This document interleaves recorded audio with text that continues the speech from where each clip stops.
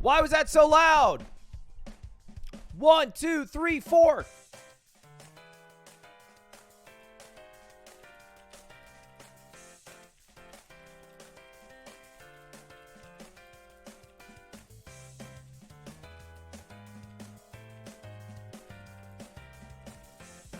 No, I got a new white shirt.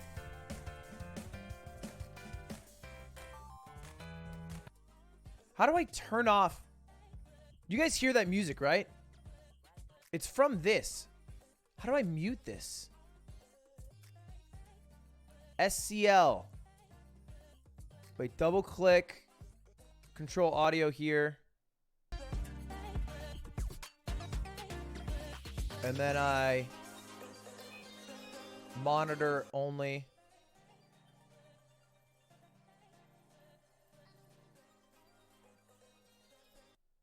Oh, perfect. Hey! What's up, chat?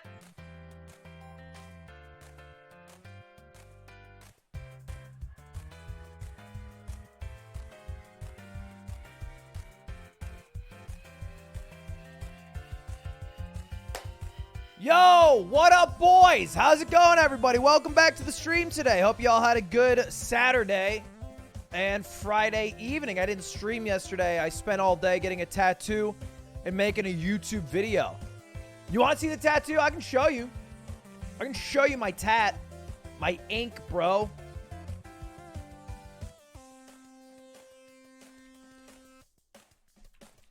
Black Parade.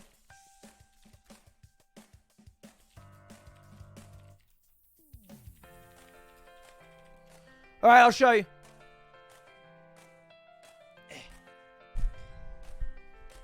This is probably the craziest thing I've ever done for a stream. Ugh. Those are some marks from the tape. They ripped up my skin, but there it is. Slime.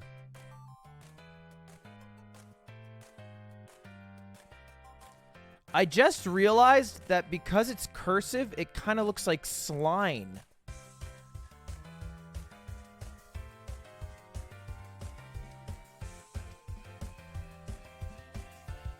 But it's not cursive because that's not the cursive S. Oh, it's fine. It's fine. There it is. Why would you get this? What do you mean? I lost a bet. Now I have permanent ink on my body. Did it hurt? Like a bitch. Holy shit. It hurt so much. I was fine. Like I didn't well up and cry, but it hurt so much. And the whole time I was getting it, the only thing I could think about was how badass Nick was for having not only tattoos, but a full sleeve. I was like, God damn, Nick is a absolute beast for doing this to the point where he has a sleeve of these. That's so much pain. I can bear it, but only because I know it's like 10, 15 minutes. Watch SCL. It's just on Leffen. It's D2. I'll watch D1. Watch D1 in a second. Anyway, what's up, boys? How's it going, everybody? How's it going? How's it going? How's it going? Can you borrow me 10? Relax, EU. Chat, do I have a mod in here? Can somebody clip the tattoo showing and then put it in a command? Called !ink, maybe? Because there's ! tattoo already. Because people are going to be asking about the tat, I think. Anyway, what up, boys? Hopefully you all have had a good weekend today. And a good Sunday will occur with some Melee. And more importantly, some juicy, pussy Marbies. Because that's what we have in store today. Pretty easy. We're just going to watch Super Smash Bros. Melee. And then watch a bit of Marbies.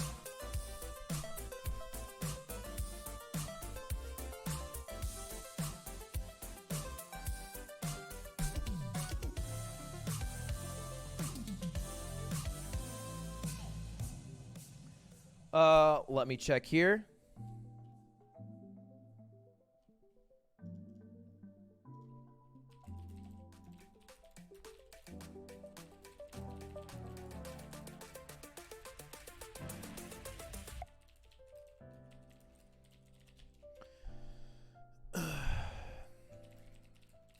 Okay, perfect.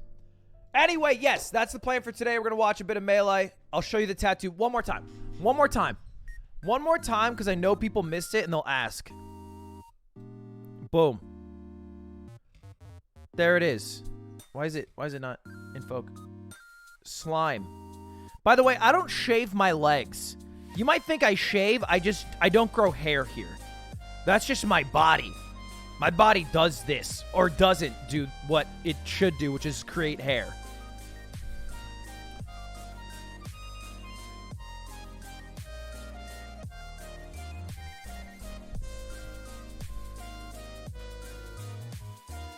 Is it real? Yeah. So basically, I walk in, right? I walk in, because me and Slime did a You Laugh, You Lose. Video will be out today for that. And the loser had to get a tattoo of the other person's name. And we both tied, and so we both got a tattoo. We decided to both get a tattoo, because I'm also down. I think it's kind of cool. I'm not a huge tattoo guy, to be honest. The one thing that stops me from getting a tattoo more than anything is how much it hurts. Not that it's like excruciating pain, but it's just uncomfortable and painful enough that I don't like it. I don't enjoy the process. I'm never like, yeah, fuck yeah. It's just like 15 minutes of pain that sucks. And so, I got a tattoo with Slime, which is one of the reasons I do get it, Like, I would get a tattoo with Nick as well. Or like Aiden, like a homie I think that's a cool thing to do, is get a tattoo with a friend to memorialize your friendship, like stamp it, seal it. I don't mind. I think that's cool. It's like even if you have not a falling out, but even if you aren't as close or whatever, I think it's like a period of your life. You know what I mean?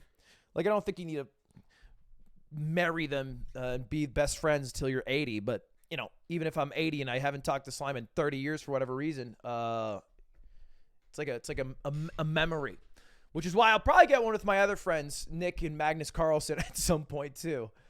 Me and Magnus were thinking of just giant chessboards on our back with the chess position from one of the games we played against each other. But we'll see about that's in the works right now. Shroud, well, he's a little bit busy these days. The tattoo's certainly coming at some point.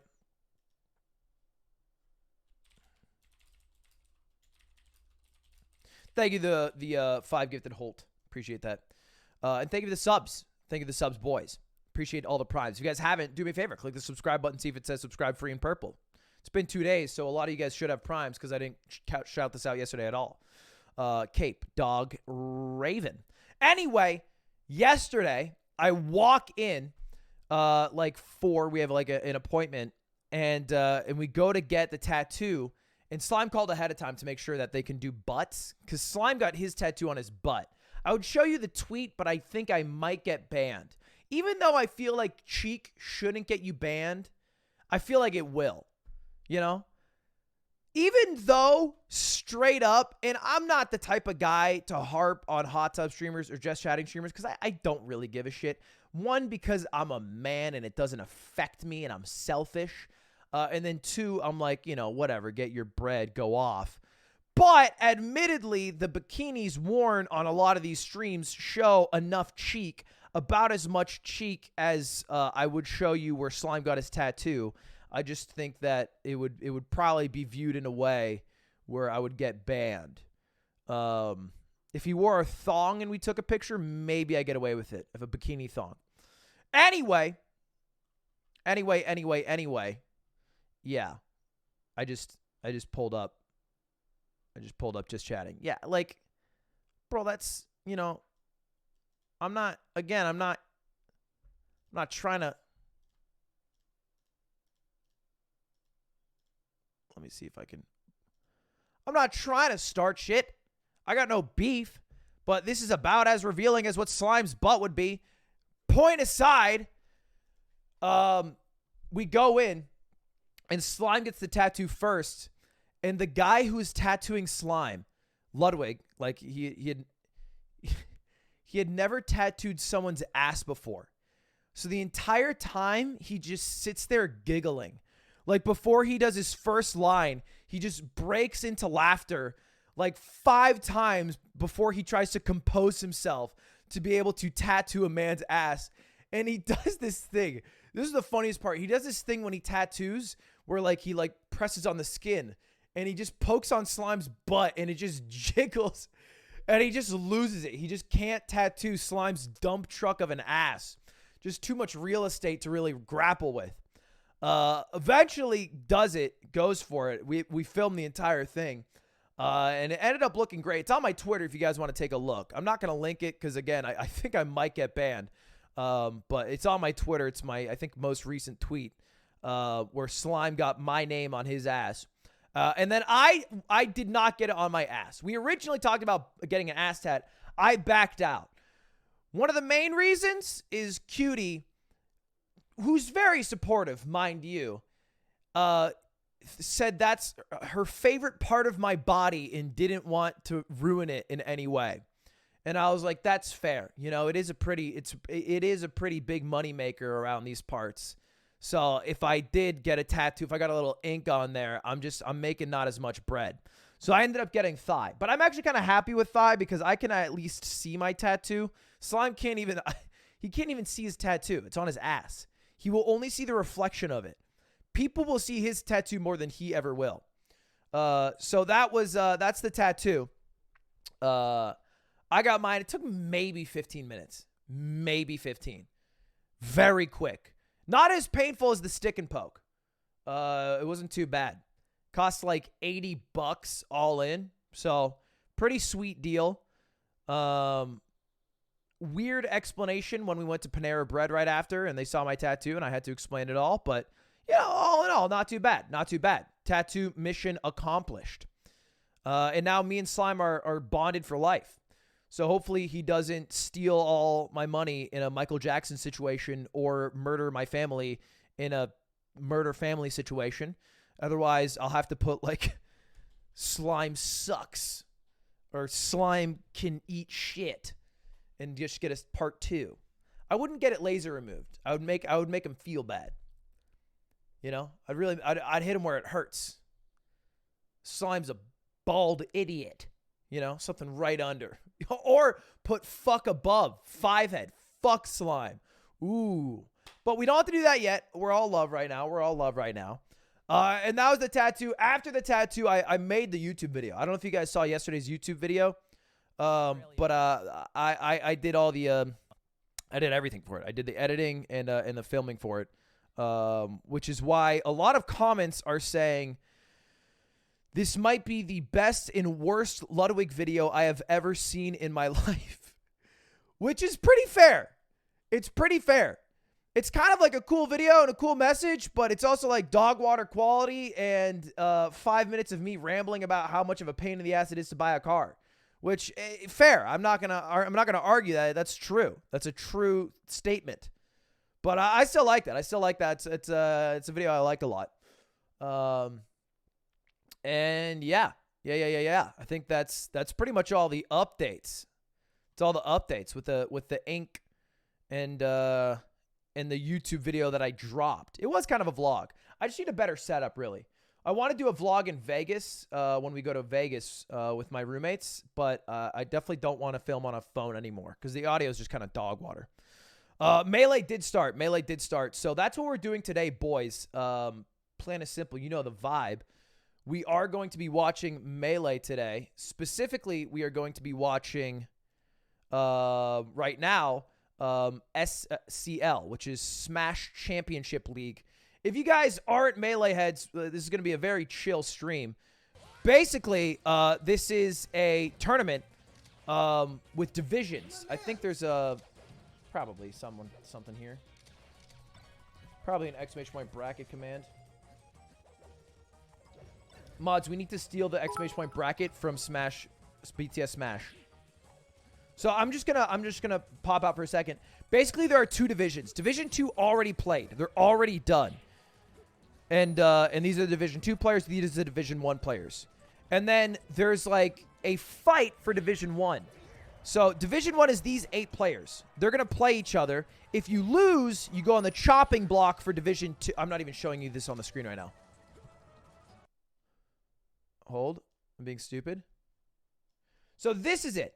This is it. As you can see, Division 1 is these 8 players. They'll play each other. If Mango beats SFAT, SFAT is going to be on the chopping block for Division 1. If he loses that, he'll go to Division 2. And so basically a Division 2 player, whoever the 4 players who won, which I think is Hungry Box, Kalamazoo, Plup, and Moki. If they're on the chopping, they're on the road to Division 1. Whoever loses Division 1 plays the winner of Division 2, and then that's who places it. Doesn't really matter. All that matters is that it's an 8-person Division 1 tournament with these 8 players who are the best players in the world. Zane, Mango, S2J, SFAT, Gatsu, Wizrobe, Ginger, IBDW. These are probably all top 10 players in the world. I don't think I'm crazy to say that. And they're basically just playing a tournament. They play every week, and we're going to be watching it this Sunday and next Sunday. And here it is. And this is, just so you guys know, I'm not like schemazing Beyond the Summit. I paid for broadcasting rights. So I kind of just get to watch the games and stream it, which is cool because that's what I would be doing if I was offline. And we can put our own little commentary on it. Let me see here. Perfect. Leffen's also top 10, but there's 10 numbers in the number 10. I don't know if I had to explain that, but yes, there are 10 numbers in the number 10. So when I say 8 of the top 10, that means 2 other people can fit in that number. Ritones, think of the 5 gifted. You're somehow ahead of the mainstream. Yeah, I think they have a delay in case someone says something dumb. But yeah, I have a direct feed. This is not like, I'm not like rewatching their broadcast. I have a direct feed to the main broadcast. Let me know if volume's too low, by the way. I can turn it up. It might be a bit right now. Maybe like that's better. Or that. No, let me do this. Maybe even we get fucking nuts. Just get a whole level of crazy.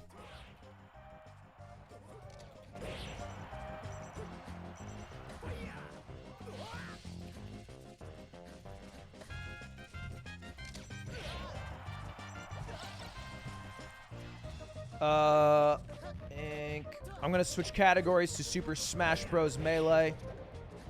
Alright, boom! Do you even know how to play this game? I could wash 10,000 people out of 11,000 in my chat right now. No, I could wash 10,855 people out of 10,856.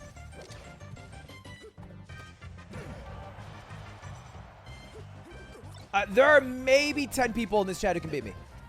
Maybe 10.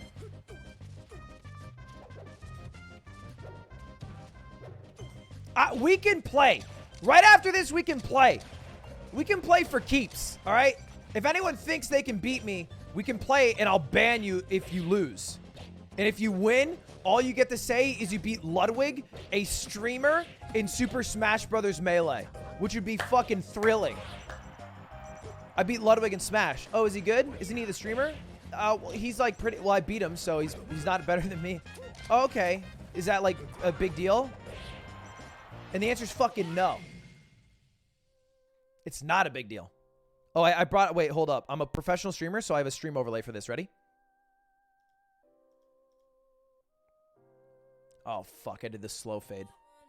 Okay. It doesn't look as professional when it... Just... Oh, okay. Now I have to go back. Fuck.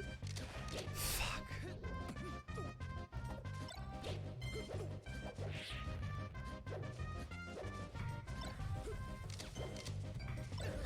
All right. Back in the action here. Woo! Big, big, big. Anyway, it's Zane versus Ginger. Zane, the best player, I think, in the world right now. He's won 2 of these SCLs. So basically, SCL happens weekly, and there's 4 SCLs total. And Zane won week 1. In week 3, Mango won week 2. Or no, excuse me. Zane won week 1, Mango won week 2. So this is the tiebreaker. Never mind, this is the tiebreaker. So likely Mango and Zane are going to make it to the finals again. Wrong again. Okay, Mango won one, Zane won the other. This week is the rubber match. Whoever wins this week between Zane and Mango is the better player until next week. And I have a $100 bet with Atrioc. And Atrioc insisted that he bets on Mango. Even though I'm a bigger Mango fan. Well, actually, Aatrox does only wear the Mango tank top. Aatrox wore the Mango tank top on a, like, $2 million yacht. So maybe I gotta give credit where credit's due. But Aatrox's also a Mewtwo King fan, which you can't be a Mewtwo King fan and an Aatrox fan. It just doesn't work. Thank you very much for the gifted. Ritones. Hold up. Let me clean up this overlay by not having notifications on the screen where the gameplay is.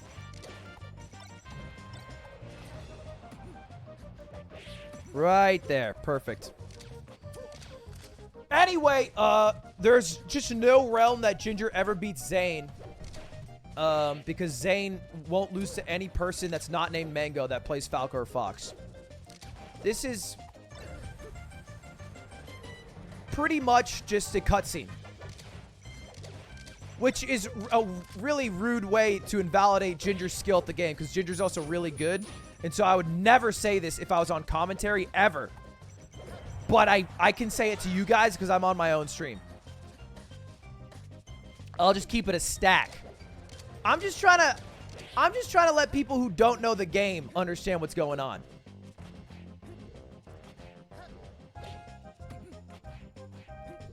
Ginger's amazing. But Marth is like every character you've ever hated. I don't know. What's the example of a Marth in League of Legends? I guess that's a good conversation to have. Marth's like Jet. Like Yasuo. Teemo? Wait, Teemo's bomb guy, right?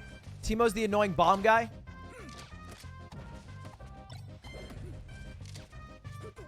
If Teemo's bomb guy, then Puff is Teemo.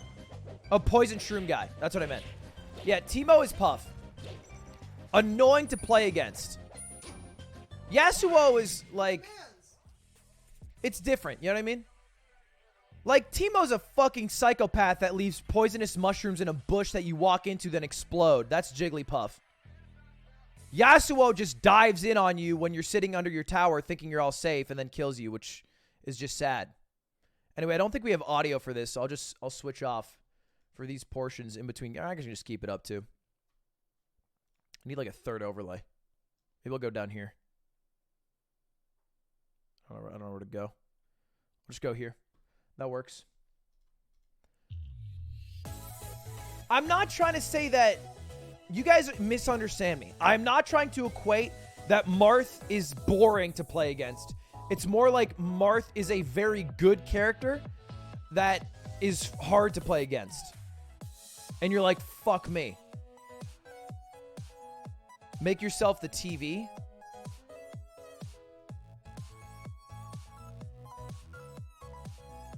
Shit. Should they go too fast? Oh, these are just highlights. I can just do this, actually. I can mute this.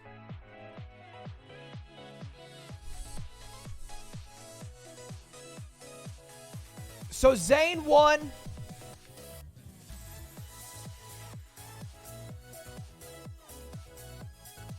This is the bracket right here. Zane plays Ginger. SUJ will play IBDW. I'll give you the rundown right now. I'll give you the rundown and Ludwig's top picks of the day. Zane obviously beats Ginger 3-0. And so now Ginger, normally brackets are double elimination, right? That's how Smash works. Like, you don't get to lose just once, you get to lose twice.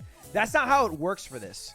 For this, well, I guess you go to D1 relegation. So I don't think you get to go to, it's single elim in a way. Like, if you lose, now Ginger lost, he basically has to fight to stay in Division 1. If he loses this match, he'll go to Division 2, and Plup will move up to Division 1, rather than being able to win the tournament. So, it's kind of a single elimination tournament, which is really weird in Smash. Usually, it's always double elim. Magi played in D2, And Magi, I believe, might have lost, I think, to Moki or someone. Sunsei? Someone. Oh, she won? Oh, she got into D2. Okay, so she wasn't in D2. She was in the relegation for D2. Yeah. Yeah, it's kind of a confusing format because normally tournaments are just double elimination, and it's not more stressful than that. Anyway, what you need to know is this bracket right here, which is single elim. So if you lose, you cannot win today. And we have S2J versus IBDW. I think on paper, IBDW is a better player because he has better wins and bigger results lifetime. And so I think he's probably the favorite. I think IBDW is like, in a layman's term, an American European Fox. In the sense that he plays super smart.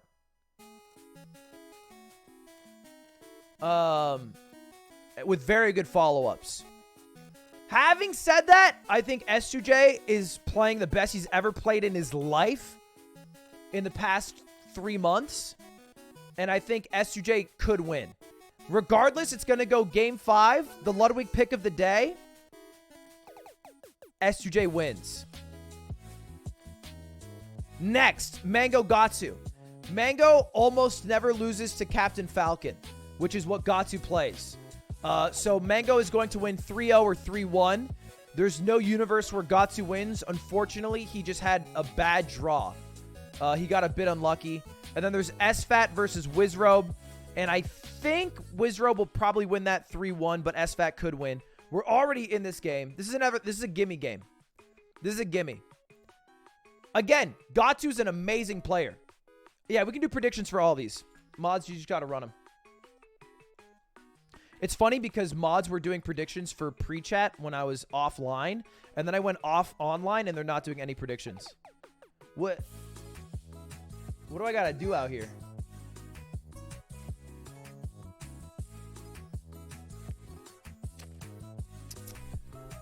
Mango, this should be 95-5 odds.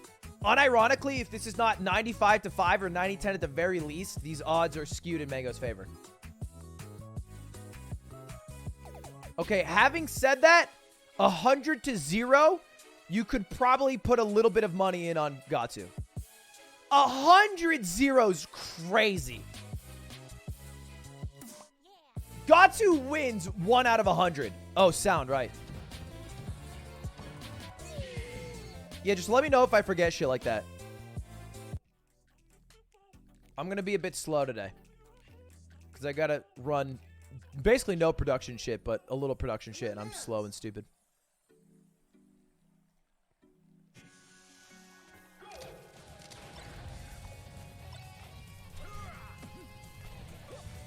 Thank you for the sub, Dala, Dre in lowercase, Cat Chats, Silo, bruh, in little 460. Appreciate that, boys. Why is Mango so good against Falcon? I don't know. I think part of the reason is because he puts so much pressure on Falcon and characters in general. Like, he's very in your face. And when Falcon shields to protect himself, he's very bad getting out of the shield. Like, shielding's a big part of the game, you know? Like, you kind of run around to move. Attacking beats moving. Like, you can hit someone when they're moving around. Shielding stops attacking. Grabbing beats shielding. There's kind of like this, like, triangle thing going on. But Falcon out of shield, like, right there, he shielded to block the double lasers and then grabbed, and then Mango just shined him. And it's not like Falcon can do that much better options because he's so slow. So if he shields and Mango's close, he's fucked. And Mango will always be close because Mango is Mango, and Mango's one of the most aggressive players in the game. So what the fuck are you supposed to do? Well, you're supposed to not shield too much. You're supposed to roll around, maybe dash dance. S2J has some good success because he has really good rolls. Right there, he's shielding, right? And it's harder when you're shielding and the person who's attacking you is behind you because you can even do less. Because if you grab, they're not in front of you. So he tried to wave dash forward out of shield, and then Mango just punished him. So 2 stocks already Mango got just because he was shielding. So the way Gatsu has to win is by killing him literally every time he grabs him, which he failed to do there. Which maybe you're like, well, Ludwig, he got 80%. Not good enough. If Gatsu wants to win, he literally has to kill him right here. Which he did. That's good. And now, Gatsu has to kill on his next opening. He's only going to get maybe 2. Oh, and there he choked it. He choked it.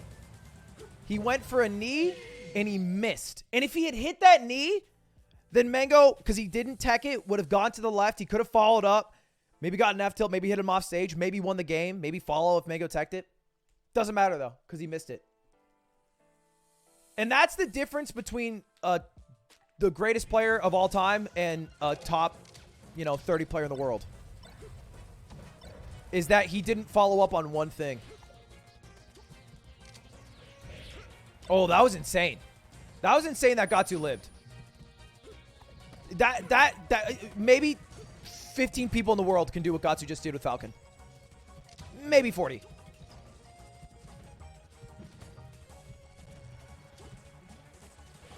Consistently. And so I imagine it'll be a 3-0.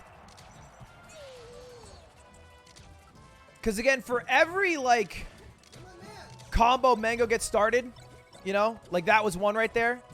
For every, 3 of those, Gatsu will get 1. And so Gatsu's 1 needs to count for so much more. And so far, it's not really doing that. Another missed knee. He's just, falling too early. And landing too early. I don't even think it's coming out. Yeah? So, 99.9% of players Gatsu would have hit there because they would have fallen off the platform. Mango somehow reacted in time and teched left. Because if he had teched in place, he would have slid off. But when you tech left, it breaks your momentum. Oh, no. That is so unfair. That poor Falcon's slow old man body couldn't make it back in time. All right, this could be a 4 stock, which is the, oh, no.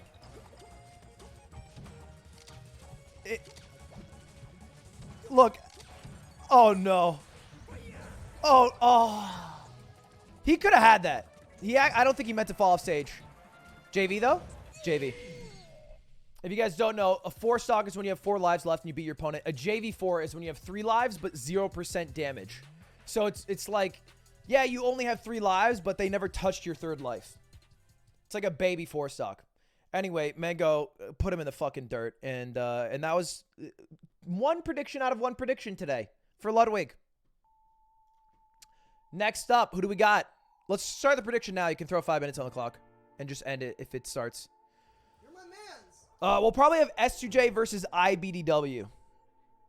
This one's going to be way closer. The first 2 were washes. Don't get used to that. It won't be like that every time. I know that was fast. The past 2 games were very fucking quick. Zane and Mango are a cut above the rest. And they also are the 1st and 2nd seed. So the way tournament works is 1st seed plays the 8th seed. Ginger's the lowest seed, meaning he's the worst player of the group. Not to say he can't beat anyone else. He's just the worst in the seeding. And Gatsu is 7th seed, meaning 2nd worst. And they're also the best possible matchups. Zane playing a Falco and then Mango playing a Falcon are probably their single best matchups. Oh, they get to pick their opponents? Wait, they get to pick? Oh, no wonder. No wonder.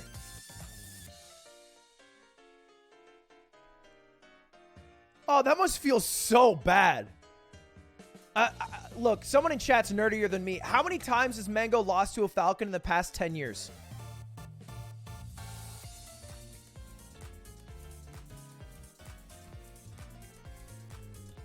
Once?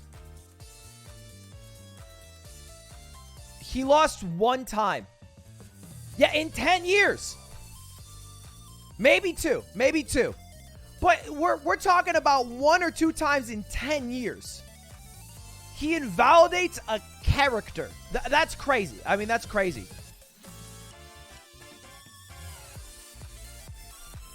That's an absurd stat. So, you know, Gatsu's chances are probably 99-1, and that's not ridiculous. Having said that, SFAT Wizrobe will be a much closer game. SFAT is, I told Slime this the other day. This is my theory. SFAT is the heart of Super Smash Bros. Melee. Because SFAT has been playing this game for like a decade, over a decade. He has never been the best in the world. He has never won a huge tournament. And yet, he still, every single day, plays this game. Every single month, flies out to the biggest events. And shows up and does really well. To never be the hero. But you can't have 100 Dekus running around. 100 protagonists. You need to have the lifeblood of the scene. The people who are showing up fighting to be one day possibly the protagonist. And one day he might get there. And that's what he fights for. And I hope he does. But until he does, he just always will be the people beat to win events. And the day he retires, SFAT, the person who chases the dream of being the best in the world, what do you have? If you don't have people chasing to be the best in the world, then the best in the world have no one to fight against. You know what I mean? Does that make sense? Imagine Dragon Ball Z, but Goku keeps fighting, fights no one. Everyone's like, yeah, Goku's too good. This is not fun anymore. He keeps winning every fucking time. This is not really worth my efforts. I'm just going to stay home on my planet. Imagine Vegeta quits. Exactly, yeah. If Vegeta quits, DBZ's over. SFAT's Vegeta.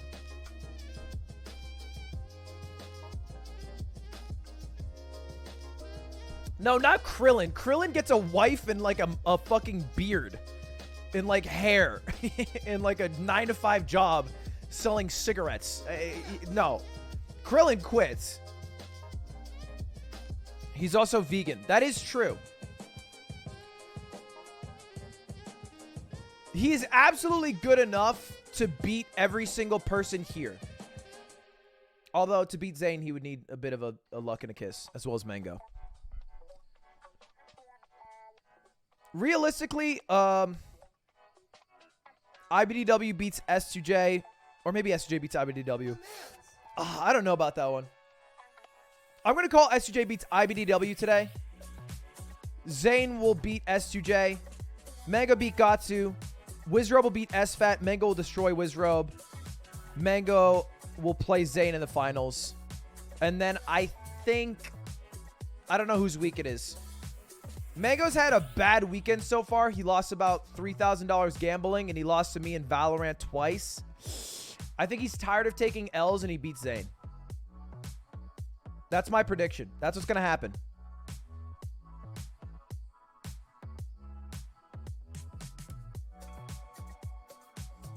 You can't lose to Ludwig in Valorant twice, lose $3,000 gambling, and lose to Zayn.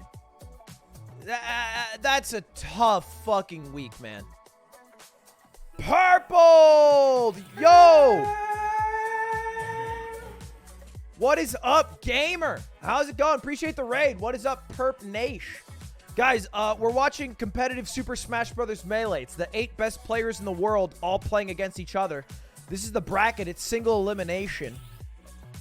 I'll walk you through it. I'm walking through newbies for Super Smash Bros. Melee. If you've never watched it before, it's a really easy game to follow because you've all probably played it as kids, if not played the newer ones.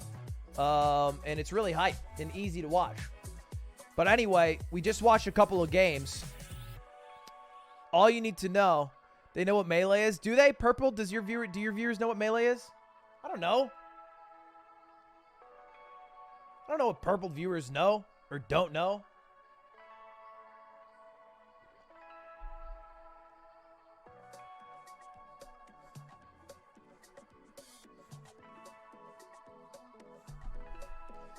Will I ever do a Mango Ludwig Friday IRL? Yeah, when I finish my shot, my COVID vaccine. I'm about 3 weeks out.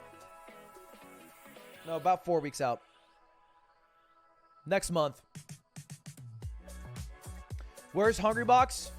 So Hungrybox, former best player in the world, is kind of dog shit online. And I only say dog shit compared to how dominant he was offline.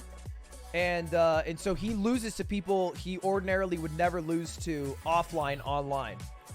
And this is not meant to be disparaging. It's just meant to be honest.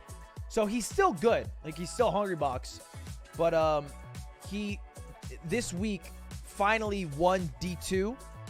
Right? So the way it works is there's Division 1 and Division 2. If you win in Division 1, you get to move on to Division... Or, excuse me. If you win in Division 2, you get to move on to Division 1. And he won Division 2 today. So he gets to move on to Division 1 along with... or, excuse me, no. He'll play Gatsu. He's going to play Gatsu today, and if he beats Gatsu, he goes to Division 1.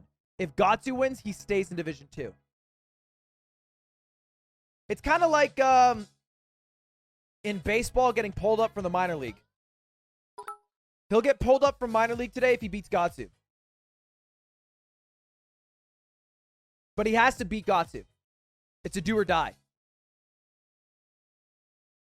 So basically, Plup, Ginger, Plup, Moki, Hungrybox, and Albert are all Division 2 people who are today going to fight to get into Division 1. They had to fight their own bracket of Division 2 players right here to get this opportunity. And then there's another level below that where people are fighting to get into Division 2. So it's kind of like this whole tiered... It's kind of like the tournament sequence in Hunter x Hunter. Or like the tournament sequence in Paper Mario. Where you got to fight to get into Division 2, and then in Division 2, you have to fight to get into Division 1, and then in Division 1, you have to fight to win it. And so there's these tiers, there's these levels.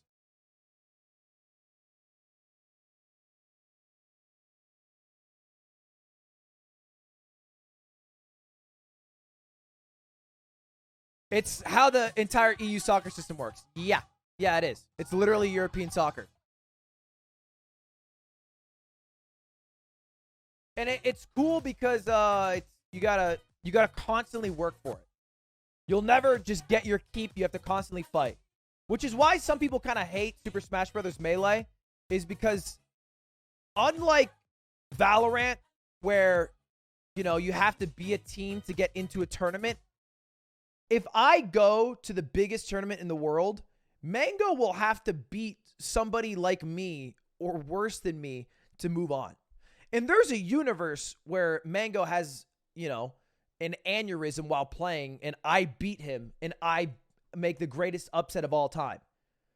It has never happened, really. At least that disparaging skill levels. But there are upsets.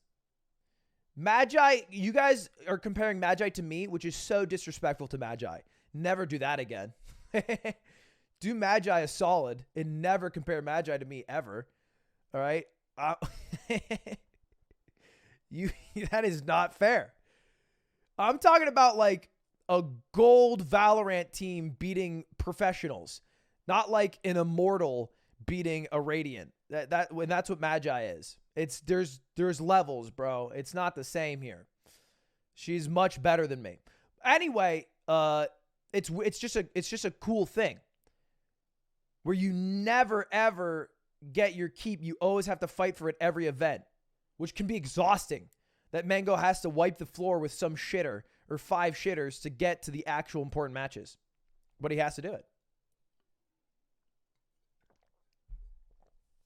And that's how it works. That's how it works in this beautiful game.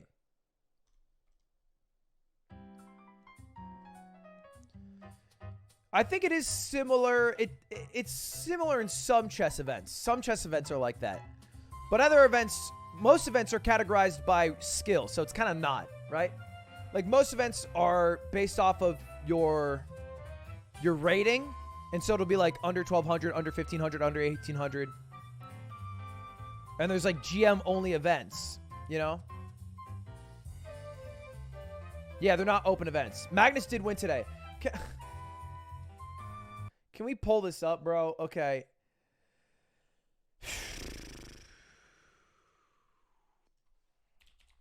So Magnus won a chess tournament today against Hikaru and other people as well. And he tweeted out, just won a chess tournament again. To which I replied how I accidentally won a chess tournament. Because that's like a Ludwig title. It's just like, I'm just trying to be a homie with my homie. And then he replies how I accidentally misspelled my best friend's name. Now, what does he mean by that? I didn't say his name there. Well, yeah, of course I didn't. Let's pull up the logs. I uploaded a video the other day on my YouTube channel that was titled, and I quote, "My new best friend." It's called Using Magnus Carlsen to Cheat in Chess, I think it was. Using Magnus Carlsen to cheat in chess. It's right there.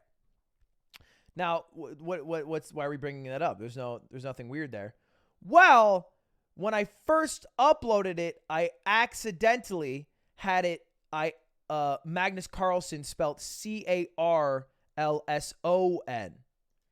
instead of Sen. Carlson, which was a typo. But here's the weird thing. All right? And I'm going to leak right now. I'm going to leak something. I'm going to leak let me make sure this is all good to leak. Okay, here it is.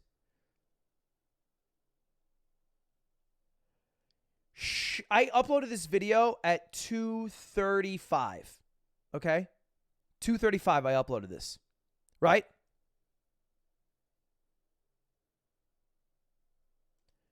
2:41. Shake Drizzle DMs me and says, "Oh God, you misspelled Carlson." I swear it autocorrected. Yeah, you got it right in the hashtag. I believe you. 6 minutes. It was spelled incorrectly. Yet Magnus somehow caught wind and called me out for it. A week later. 6 minutes? Magnus, 6?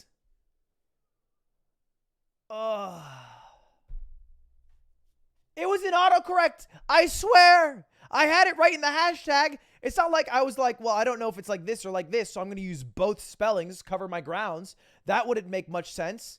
Actually makes a bit of sense, but I wouldn't do that.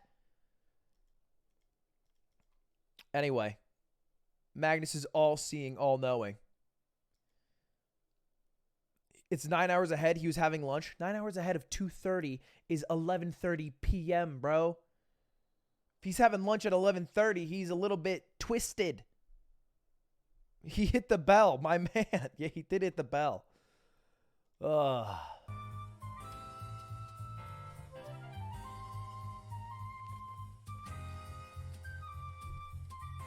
Love me some Magnus. Fire performance in this tournament. Hearts in chat for Magnus Carlsen. World champion does it again. What is this drink? Dude, it's a new drink from Starbucks called an almond chocolate shaken espresso. And it's fire. I've never had it in my life. I love it. Oh, fuck, we're in. All right. We have IBDW versus, or excuse me, SFAT versus Wizrobe. I think I said Wizrobe would win this. And Wizrobe did get the first stock. Wizrobe is better than Gatsu, right? So Gatsu's the Falcon we just saw. Wizrobe is capable of beating Mango. He's never done it, but he can kill off of every single opening. Consistently. He's just kind of nuts. And he also's... He's like... He's been in the scene for so long, and he's one of those people that joined when they were young, so there was always a joke that he was like, I think 16 years old or something. Now he's like an adult. He's like 21 years old or whatever. But he's been playing this game since he was like 14. And I noticed a lot of the people who are the best in the world started playing this game when they were kids. I think there's something about, there's studies that show this, but being young and then learning faster, also having no fucking life so you can just grind shit 40 hours a day.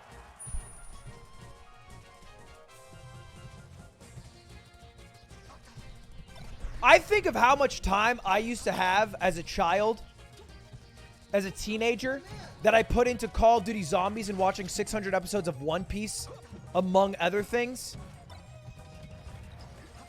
I could have been so good at stuff. Instead, I spent it on getting a somewhat cool record on Shangri-La. Am I proud of that? No. No, I'm not specifically. When I traded, no, things worked out. But I could have been an amazing piano player. And now as an adult, I realize all my mother wanted me to do was spend the time that I had as a teenager to be impressive at something like piano, sign me up for lessons, soccer, sign me up for coaching. And I failed on every single front. I get why parents do that. I will do that to my kid too. I will fall with the same traps.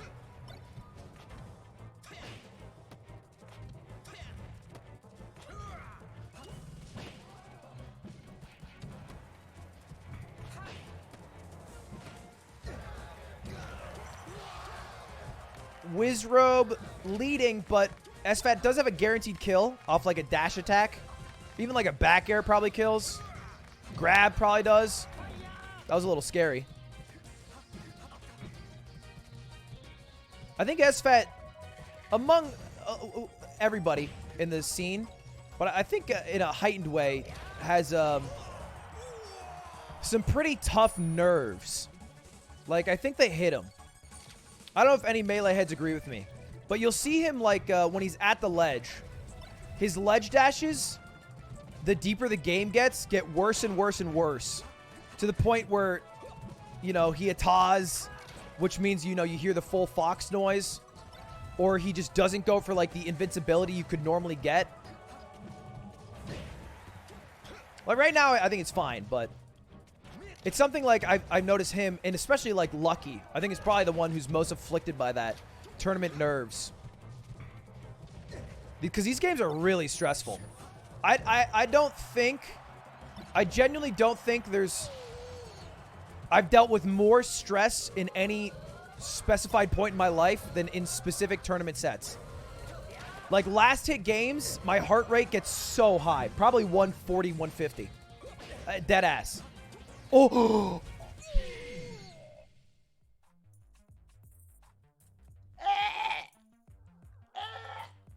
Oh my god, that was the greatest choke of all time.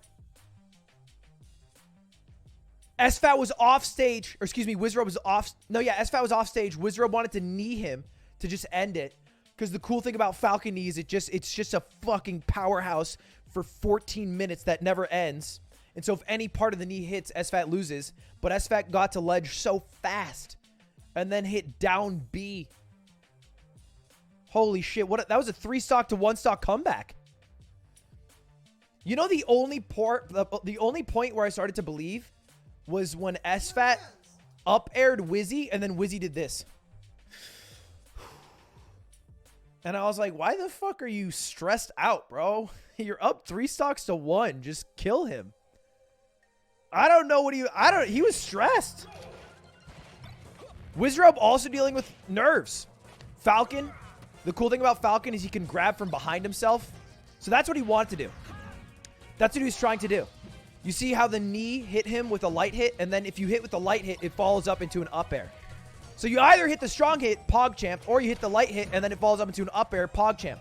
It's all Pog all the way down. Unless you miss, and then you get shined, which happened game 1.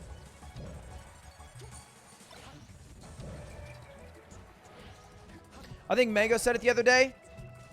Eventually, Melee is going to become just like cutscenes. Like, you're just going to watch one guy start an insane combo, get a kill, and you're going to be like, nice, that was sick. And then the other guy is going to get a hit, start a combo, get an insane kill, and you're going to be like, nice, that was sick. And that's going to be the entire game. Because everybody's punish game is getting so good. Yeah, Marvel vs. Capcom 3. It also happens in Super Smash Bros. On the N64. If you ever watch Super Smash Bros. On the N64, all they do is they run around for like 30 seconds to a minute. They get one touch, and then they kill. And that's it. Then they run around for 30 seconds to a minute. One touch, get a kill. And that's that. It's the whole game. Because they have so much lag for every hit.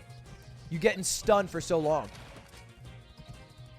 The cool thing with Melee is that it requires your fingers to move really fast.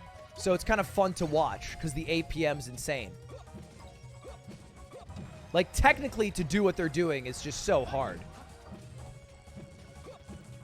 it will be optimized too much.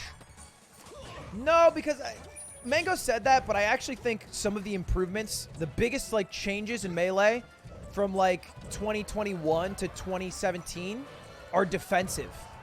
You know, it's not like a Fox comboing a Falcon. It's more like now a Fox has slide off tech, where if you get hit on a platform, you can slide off and then immediately act after leaving the platform and then do an attacking move to hit your opponent out of their combo. Or you can do an immediate tech in place on, you know, up smashes and crouch cancel it. And these defensive options are getting so sick that it's almost like that frustrates me. Because back in the day, you know, I can hit a guy on a platform and I'd be like, ooh, platform follow-up. And now it's like, no, actually they slide off the platform and then they have a combo and they 0 to death me. And I'm like, what the fuck do you want from me? And then my punish game has to get way better to deal with the defensive options getting way better.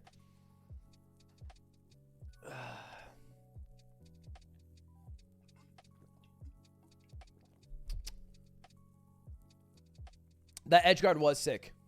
You'll notice SFAT. SFAT is a very, how do I phrase this? He's a hippie. In the most endearing way possible. He's vegan. He probably meditates 15 minutes a day. He probably wakes up at 6 a.m. and goes on a walk. He probably shits outside in an area he calls his compost that he also grows, you know, like reusable carrots in or something. He is the ideal human. If everybody was SFAT, the world would be a better place. He's holistic, yeah. He's very holistic. So, you know, in the middle of his games, he'll stretch his body. Reusable carrots. He's on that wave, bro. That's all to say he's very mindset focused. And thinks about that a lot. And although I think people like Mango, who probably struggle to express their emotions, like imagine Mango being vulnerable. It's hard to do. Like if I go to Mango and I'd be like, hey man, like what do you love most about our friendship? Mango would be like, what? Whereas SFAT would sit there, think about it for like 15 minutes and then have a 5-paragraph single-spaced essay for me.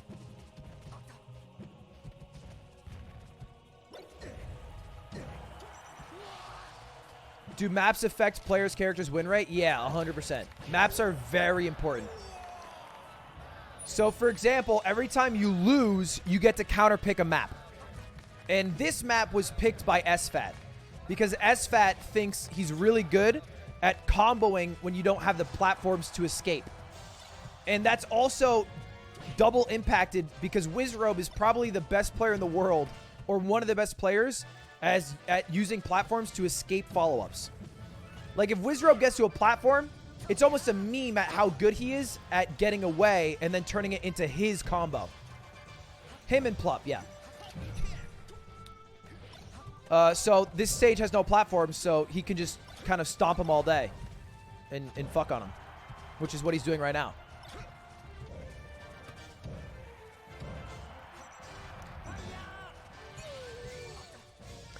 The trade-off is that Wizrobe also has the same no platforms, so he can follow up just as well.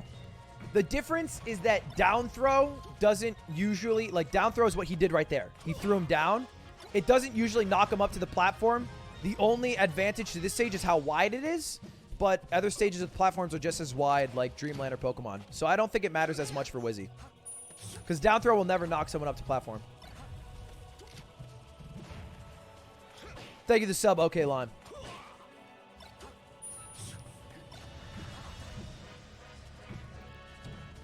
Nice. See, he's getting all these grab follow-ups into an up tilt. He just has big follow-ups. And there's no platform to escape to. But if SFAT, he should have finished that combo and got a kill. And he didn't. Like, he should get a kill here. And if he doesn't get a kill, he probably will lose this set. Or this game.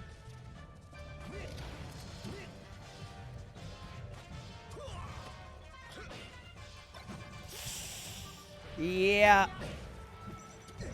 He's probably going to lose. You see that? You see the knee? You hit the strong hit, it's Pog. You hit the weak hit, it follows up. You miss it, and it still hits. What? It doesn't matter. It doesn't fucking matter.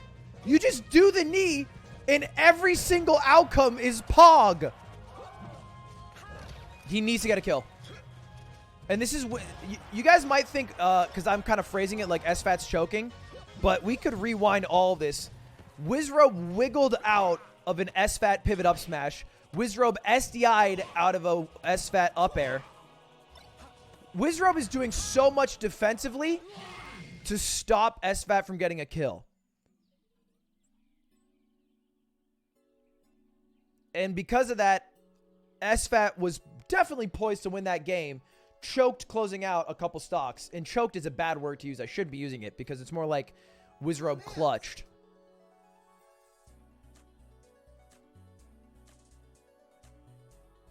How'd he not win? He didn't get a kill.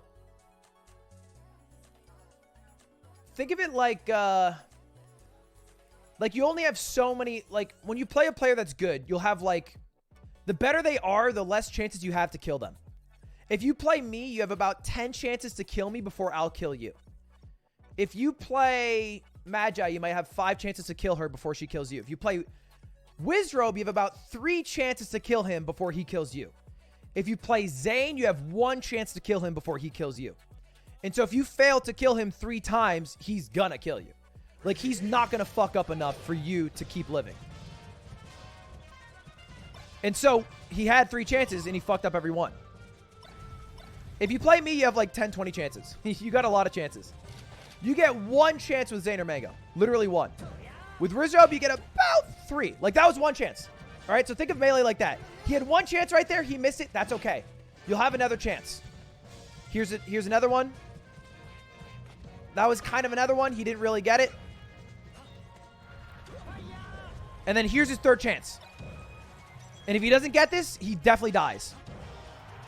And that's how you can look at Melee. How many chances a player will give you before they kill you.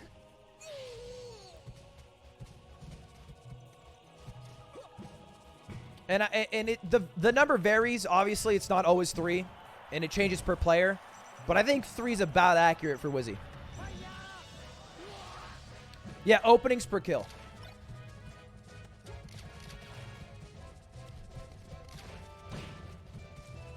Reverse knee is sexy. If you're new to the game, Falcon is a very idyllic character because he makes big, cool, sexy moves. But most people who are good at the game think he's lame because he always does the same follow-up. Because the knee is so good, it's often what he ends up doing all the time, and it gets a bit boring.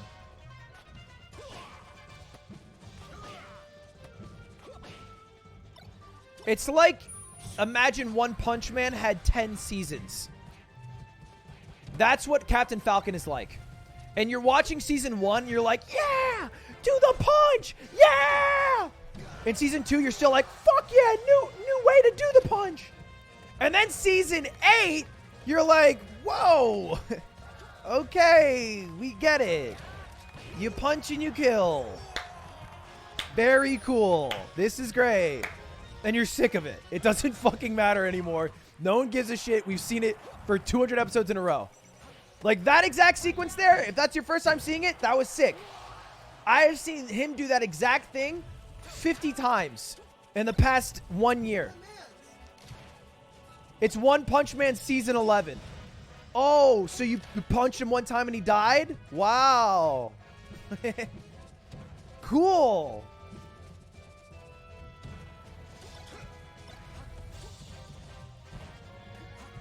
But, you know, like whatever character you like. All right. Good. Closeout. This is tournament life for SFAT. So if SFAT loses, he can't win this event. I did predict Wizrobe winning. I think 3-2, maybe 3-1. I think 3-2. Nah, I think 3-1. 3-2. I think SFAT, he could win this. He needs an opening.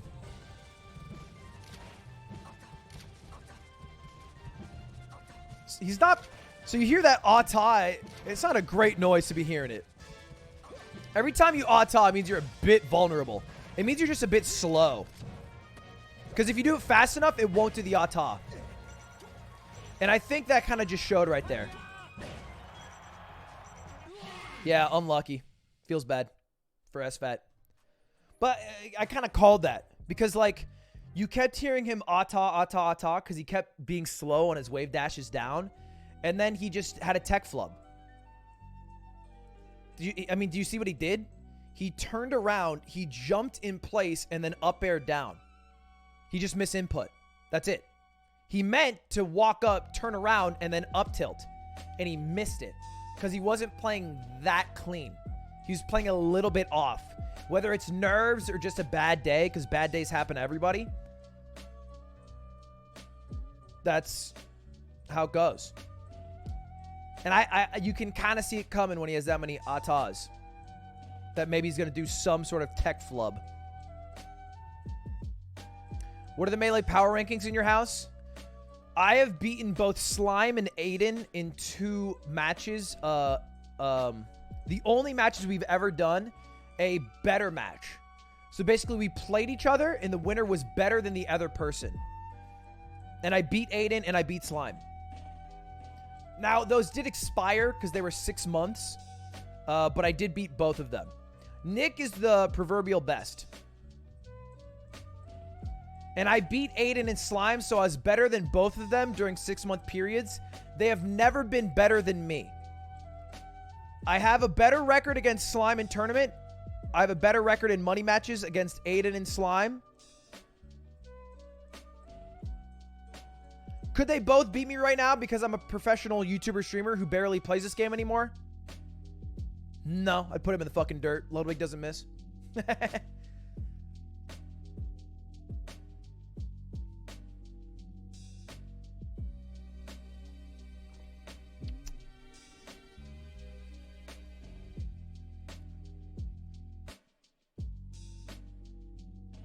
Yeah, Nick is the best.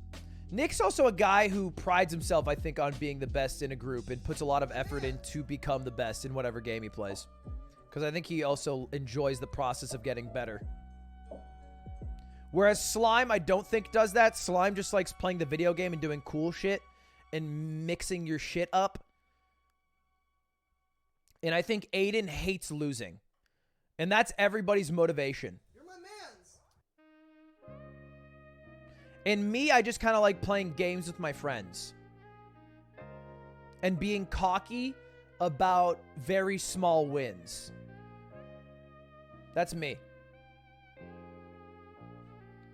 I'm the worst person to lose to. You're my mans.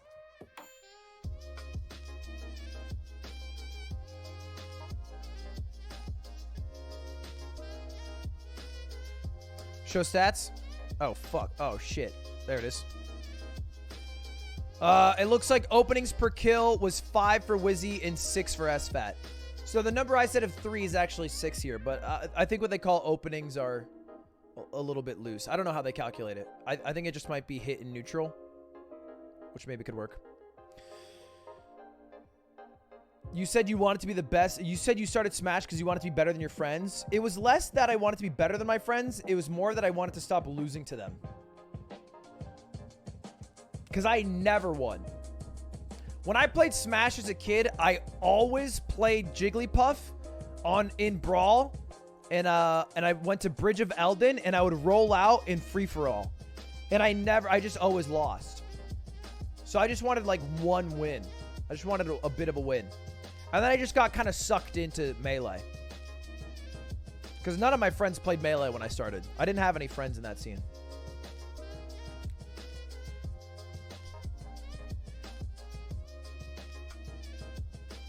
Like, I originally started JTail's videos to, like, get a little better to see if, like, I could win a bit. And then I started watching Narcissa and Retro Gaijin play Smash. And then I just kind of got into their streams. And then my friends didn't even play that much, really.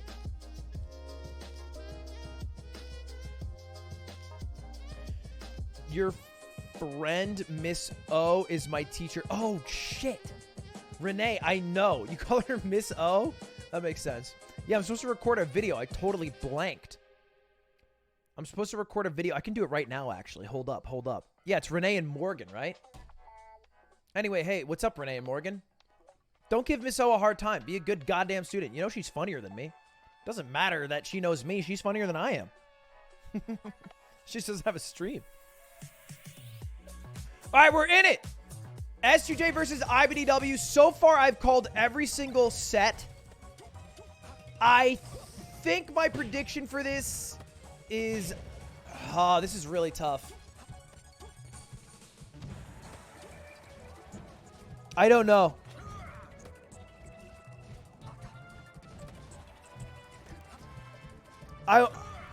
I think, like, if you look at the stats, IBDW wins. I think I'll go for S2J. I think it's probably 60-40 in IBDW's favor, but I'm going to go for S2J. I think S2J wins maybe 3-2. I think this will be a good set. What do you think about Brawlhalla? Never played in my life.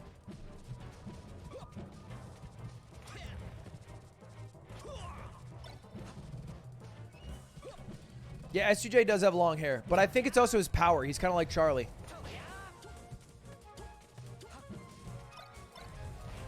So remember how I said Falcon is bad out of shield? That's why S2J is really good, is because he's so good out of shield. Although he just got his shit pushed in both times there. Usually he is. And he has sick follow-ups.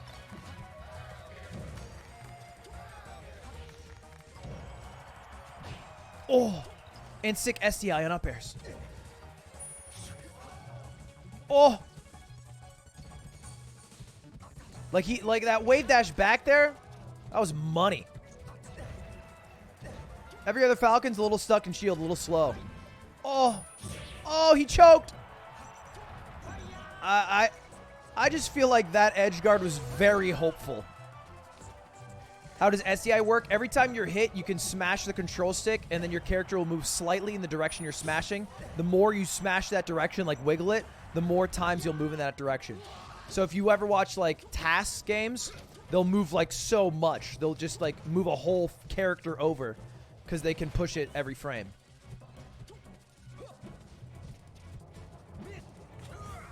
Yeah, he also does sick moonwalks. He also has sick follow-ups. It feels like he's in your head.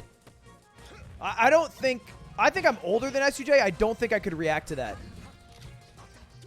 And he's reacting to everywhere he's going. And then he occasionally throws in a read with a really hard hit. Which is why S2J is so cool and badass.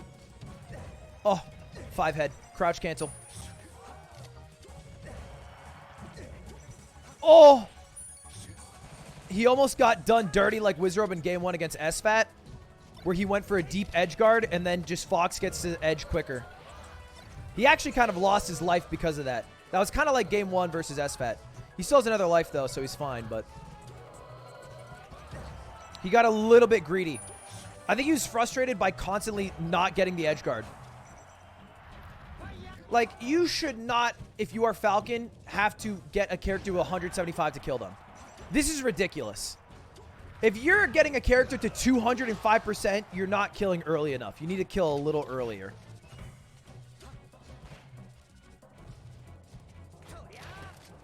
And Cody's doing a really good job, but mind you. That's probably the best thing Cody's doing, is doing so well off stage that he's not getting killed until 200%.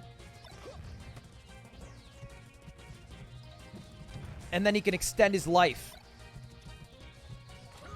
Okay, S2J needs a lot. Yeah, that sucks. Just a little slow. It's GG. Yeah. That was really close, though. I think the game-changing moment, the Doritos game-changing moment of the day is the third stock where S2J goes for that knee. He hits the light knee, and then he goes for the up air, and he misses. And then Cody just kills him off that. Because that's a really hard comeback.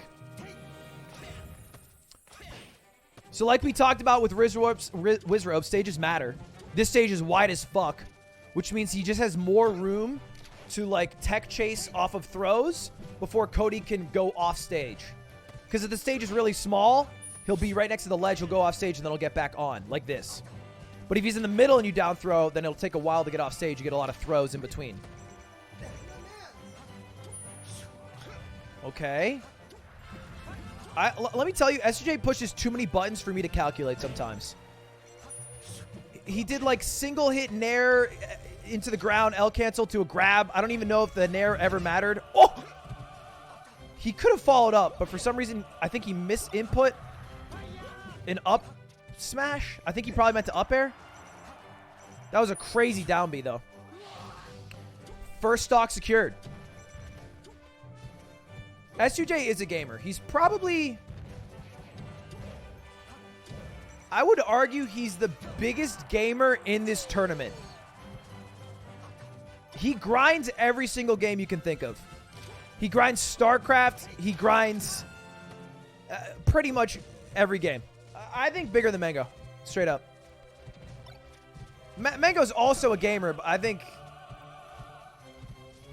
He grinds Super Mario 64 speedrunning. Yeah. He grinds Path of Exile. He grinds like every game you could think of. He's had a phase where he's gone into them all. Mango plays a lot of games, admittedly, but he also plays them drunk Rocket League with Null at 2 a.m. losing a golds. So, you know, like...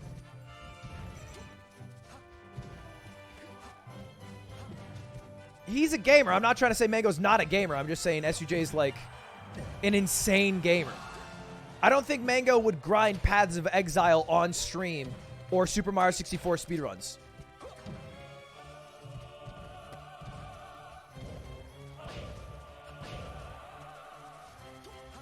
Oh, look at that air dodge timing.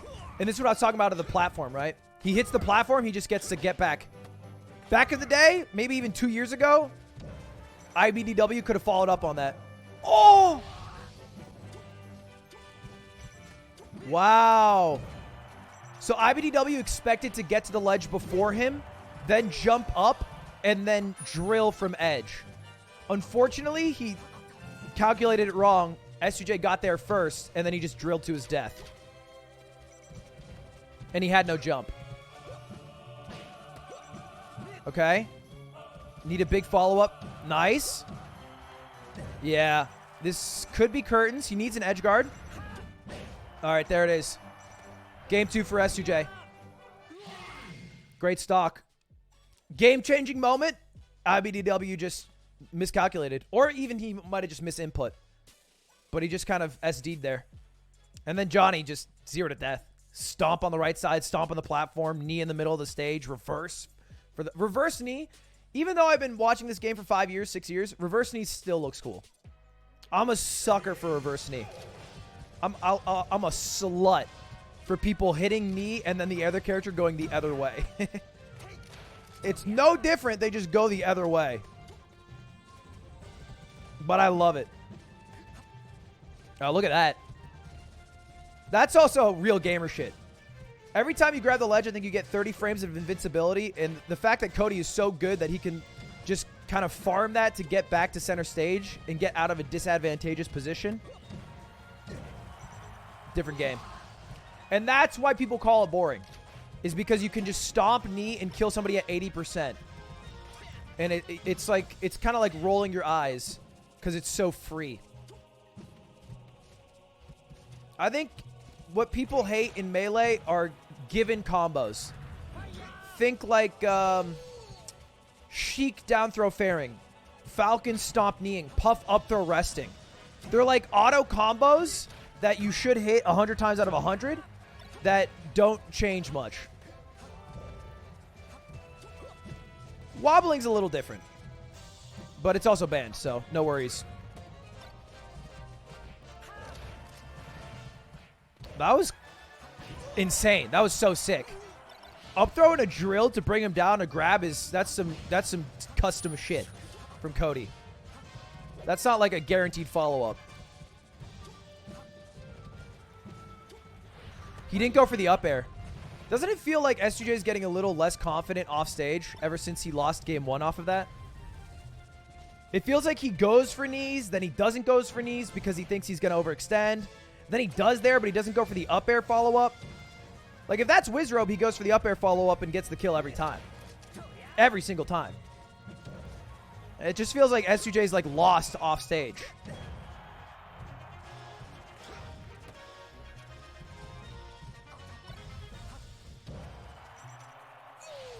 And I think part of the reason is maybe IBDW is so good at recovering that it's making S2J less confident in his ability to cover it. Because he's literally lost games because of his failure to do so. How are you getting audio without the casters? I paid for rights for this broadcast, and so they're giving me the feed with no audio from the broadcasters. It's something I specifically got. Anyway, closed out. IBDW had sick combos on FD. And that makes sense, because IBDW picked the stage. This was not like a weird occurrence. Okay? I've never done that in my life. I've never drank out of a cup and then gone, is there more in here? Or did I fuck up with my mouth? Did my mouth deceive me? Did the liquid fail to come out because it became viscous? You have to be drinking shampoo. Something as thick as that. Okay. So, Fox, I think, has 4 different side Bs. One's the big one that you know. One's the super short. There's a medium short, and there's a second medium short. If he had gotten the perfect medium short, there would have been no way for S2J to cover that, except for grabbing the edge, which he probably couldn't have done in time. And he just fucked up. It's really hard to get. I promise you, I have never mid-shortened in my life. Basically, you have to hit B after pressing side B at the exact frame or two where it's available. I have never mid-shortened ever, and I've tried. I can shorten 100 times out of 100. I have never mid-shortened once. It's really hard to do.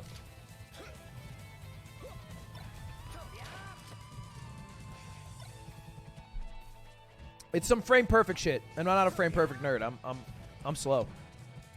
Anyway, S2J goes to Battlefield, which I think makes sense. We talked about the platform getaway options for Falcon. Let's see if he does it here. So right there, it was it. He did it a little late, but the fact that he got hit and he immediately teched and he was flying out is what he wanted. Unfortunately, the angle just sent him skyrocketing downward off stage. It was really unlucky.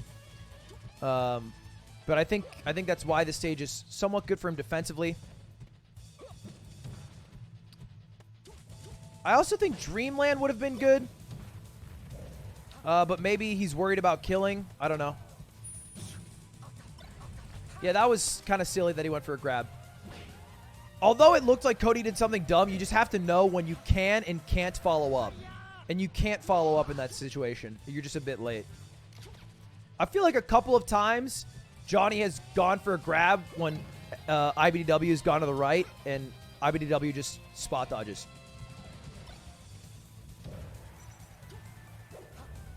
Cody is playing really well. The only reason I want Cody to lose is because I predicted S2J would win, and I want to seem smart. That's it. Side B is a fake recovery option in the sense that it doesn't grab the ledge. In newer games, it does. You side B, it grabs the ledge. In this game, you just fucking die. So, you either land on stage slowly or die. It's like a weird once-in-a-while mix-up. It's not working too well for him, though. And I think this is curtains here. Yeah. That should be GG. Oh, wait. No. Oh, wait. Power shield grab. Still good recoveries from S2J, but he's just not following up. He's had like 5 nairs in a row that haven't worked into anything, which means IBDW wins 3-1. And that closes out our round 1 matches. All of them are over now. I was 3 for 4. But yeah, this was the outcome that made the most sense on paper. IBDW is not lame. I wouldn't say that. I would disagree with that. He did some really custom shit. You might just have to learn the game a bit more.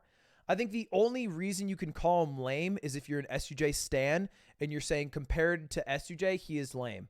Which, yeah, but also compared to every Melee player, people are lame. Because S2J is very cool. So it's kind of stupid. But anyway, hold up. Should I refresh this? Oh, there we go.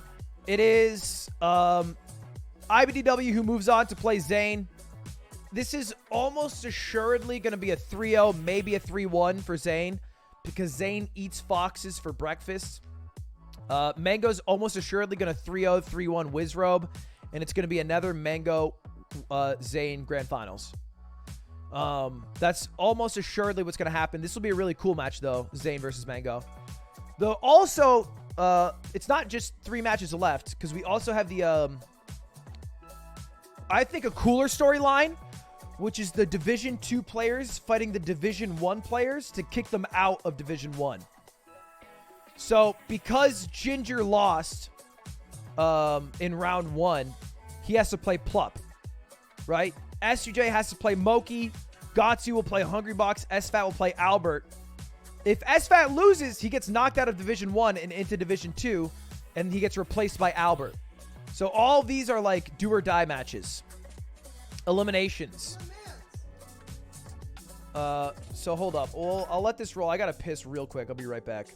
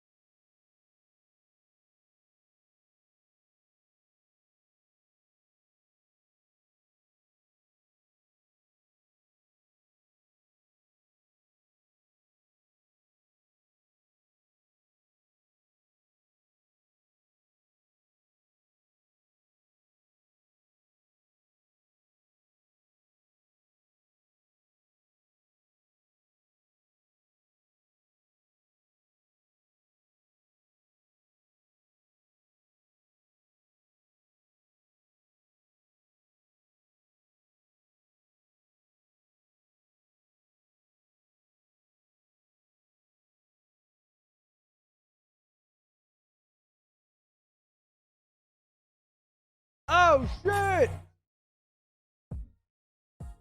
All right, Plup versus Ginger. Now, Plup... This is so loud. Why the hell did it get so loud? Plup is, how do I phrase this? How do you describe Plup?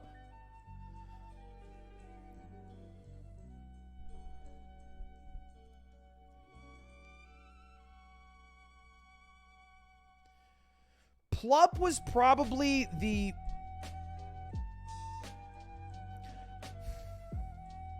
Plup is amazing at Melee. He's the only person who's not one of the gods who has won a super major. The first one, I think. Until Zane. I think he was the first one to ever do it. To win a super major.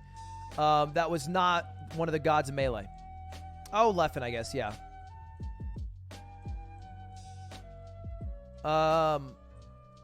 First one. Leffen true. But I guess I always counted Leffen. But he's, I guess, not one of the 5 gods. Whatever. But he's the first one to win a super major. That's not the gods or Leffen. Axe. Yeah, so I'll say it again. He was the first one to do it since the gods are Leffen. So I'll say it again. He was the first one to do it since the gods are Leffen. Okay, Wizrobe. Okay, so Kodar, I'll say it again. He was the first one to do it since the gods are Leffen. Do we want to do it again? Axe? Okay, Razzle, yeah. So he's the first one to do it since the gods are Leffen. Ooh, this is a fun thing.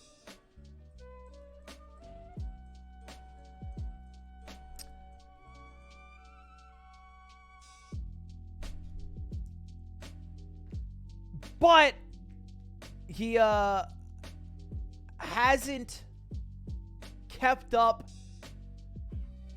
I think his passion, because I think he got so frustrated with the game. And then, as a result, also, I think his improvement. Especially because online. He was mauling at online. I watched a bit this morning. And he was playing against... I believe... Let me check here. He played somebody this morning. You're my mans. Kalamazoo, I think. Yeah, the Peach player. So Plup played against Kalamazoo, a Peach player, this morning, and he lost a game, and he was mauling at the ping, which is a totally valid concern. That's fine. But the fact of the matter is it's something both players deal with, and some people just deal with it better than others. And I think he hates online. Some people don't mind it, and they're, like, sick at it, and maybe they thrive in it in a way. And some people just don't vibe with it. And I think Plup does not vibe with it. Plup and Axe hate online, yeah. So, although I think in a regular tournament, this would be like 80-20 odds, maybe even 85-15, maybe even 90-10.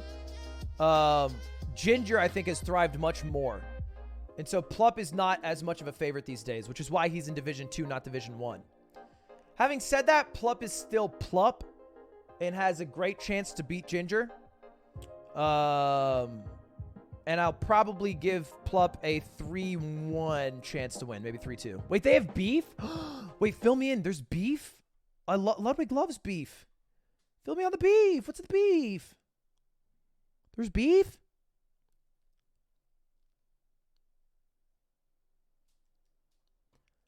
I want to know the beef.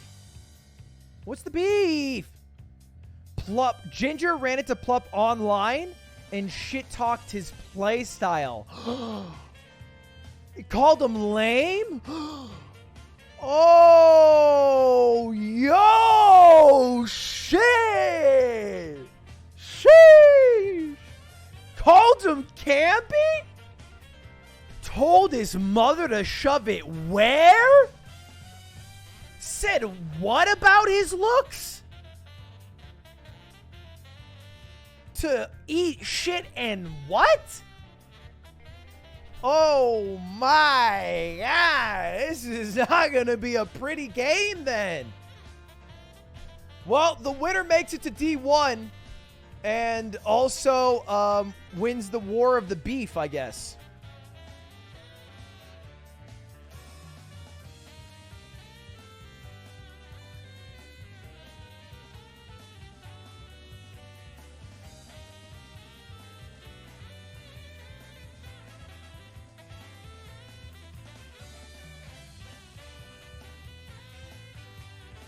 All right, we're in it.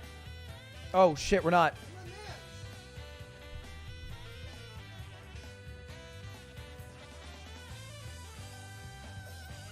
Not listening to Slime. The audio doesn't go through for that.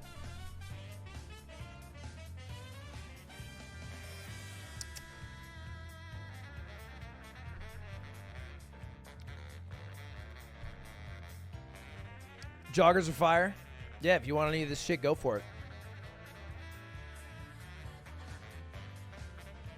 Nick commentary. If Nick comes home, he's right now he's not in the house. If he comes home, I'd be down. Do I plan on playing Rocket League someday? Maybe. Yeah, we played it the other day with Stans. It was really fun. How's my stream ahead? Because I have a direct feed and no delay. But yeah, I think Plup wins 3-1. Maybe 3-2. And here's the stakes. The winner of this match will go to Division 1 to play with the big boys next week. The loser goes to Division 2. And since next week is the final week, it means you will end this event in Division 2.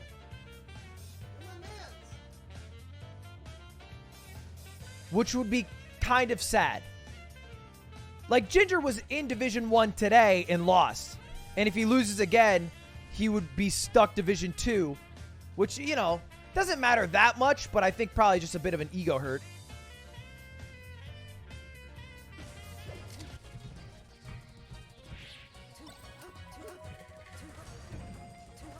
Oh, there'll be a double limb tourney next week, and they'll start in losers. Okay. Well, then that's even worse. Starting in losers. That sucks. But we got Plup on the bottom, who looking determined. He's the Sheik player. Already got a kill. Part of Plup's gameplay is he's a fast fucking man. Like, that was so fast. He faired him, and Ginger immediately side B'd, and he shield drop faired in reaction to that, which is like... Remember the human benchmark test? I think Plup goes 160 on that shit. I think Plup would be a nutcase at reaction time. Because he has to do about 5 inputs, you know, to do a shield drop fair that quick. Maybe 4.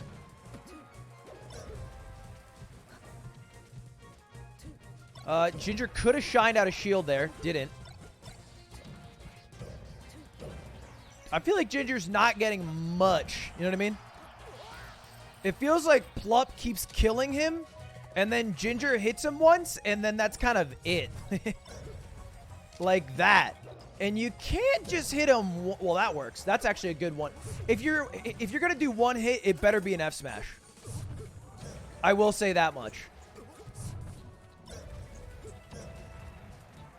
That was nice. Smart.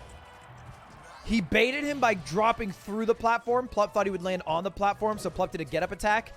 And then the get-up attack is so slow that you can just punish it after it's done and hits nobody. That's new age melee tech. He just slid off the platform and hit him in his own combo. You know how frustrating that is? And then that's the counter. Did you see that? That time, Ginger hit him off the platform and then followed up thinking he would slide off with a shine. And that's why this game gets too deep and I don't want to play it anymore because holy shit. Come on, bro. I'm getting stressed out. This is too much, bro. This is too much. Connor! Connor, what you doing?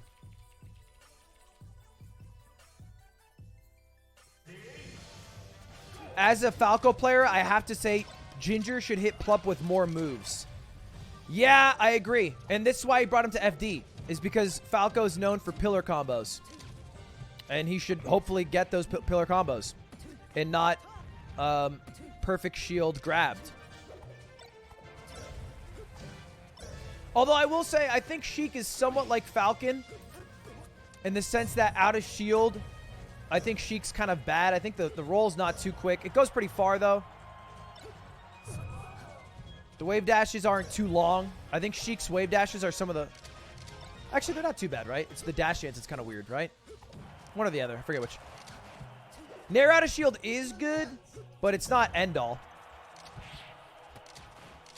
Ginger punished that.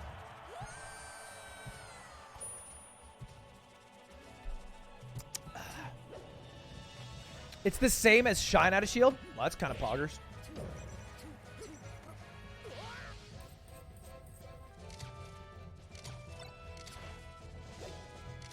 What's a wave dash? I would say you're maybe a bit too new to the game, and that it would take a bit too much explaining.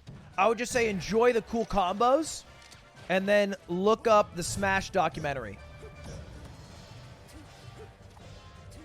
Not in like a disparaging way, like it's okay to be new, but there's probably too much knowledge to understand to get all the terminology.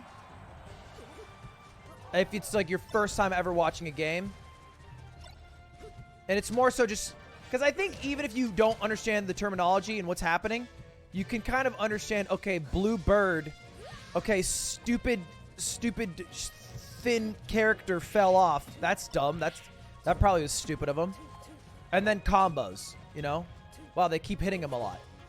And you can just enjoy that. Yeah, the ninja fell off stage like an idiot. That's probably bad.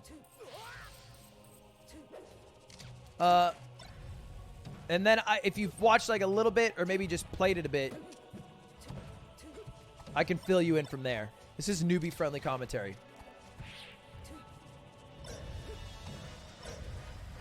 All right, that's what Ginger wanted. A pillar. Does he know how to edge guard though? Imagine. Ooh. See, for a moment, Plup got out, right? Like he got out of the combo, but then he ran back in, and Ginger predicted that. Plup could have gone to the far right side of the stage and lived a happy life, but he decided to keep on the pressure, and he got punished. And that was a pretty sick up smash. So now it's even. If Ginger loses this, I think there's no way he wins this set because he'd have to win 3 in a row. Against Plup, which seems just really hard. All right, this needs to be big. Oh, he hard read that. He charged that up smash predicting he would do that, but ooh, Falco's so fast. Barely misses the needles. Predicts the side B in.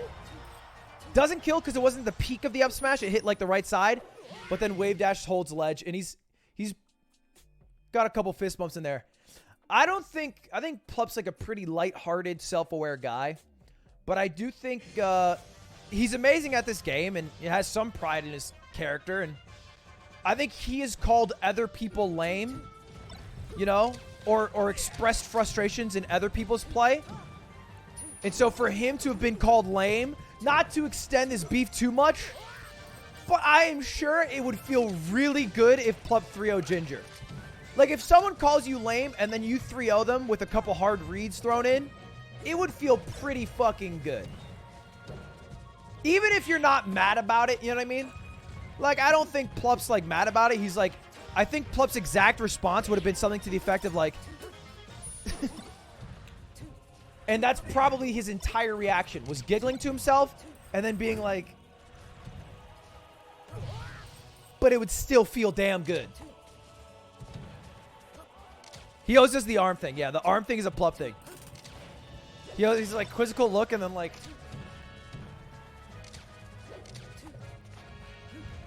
And then if asked about the beef, I bet his response would be like, yeah, dude, me and Ginger are beefing so hard. Sarcastically.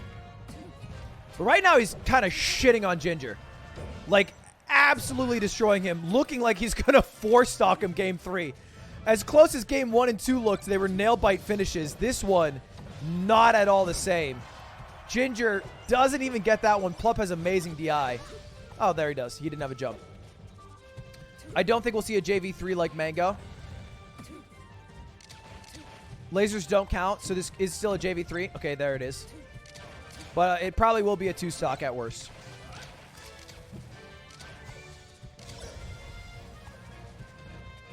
I still hold by 60-40 odds. Maybe 65-35 was more accurate. Ginger's really good. And he, like, the thing is, the game results will say 3-0. But they won't say that in game 2, Ginger had a lead and then Plup had a good combo to finish it off. Or they won't say in game 1 it was last stock, and if Ginger just had a good edge guard, he could have won. That's not how it works. It's just a 3-0. And then you have to imagine if you're Ginger and you just lost 2 games and you're in your 3rd game, and then right off the rip, Plup gets a 0 to death pretty much. and you're down 3 stocks to 4 and you're down 2 games to 0, you're probably like, well, fuck. I have to do so much work to win this game. Holy fuck. And then your mental's thrashed, and then you're just going to lose. Video games, in actually all competitive things, are shockingly momentum-based. Because on any given day, you can play better than your opponent, but momentum is a big thing. And when you get the ball rolling, it just kind of keeps rolling. Inertia, Newton's laws, they apply to games. I'm not muting commentary, guys. There's just no way for me to listen to it. It's specifically muted. Because that way I can talk without talking over 3 people during the games themselves. Yeah, it's called Brady's Law. Exactly. Is that slime? It is. It is our bald compadre.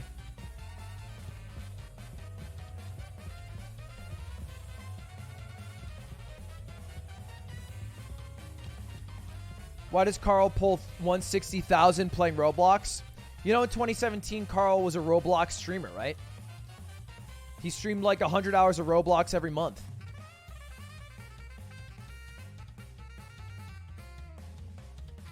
And then he stopped streaming.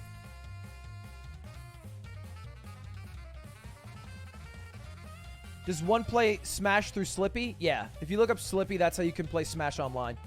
And it's actually pretty... they have a built-in MMR ranking, so if you play and you lose a lot, then you'll be considered worse, which isn't a bad thing, because it'll make you play people who are worse, meaning it'll be probably more fun overall.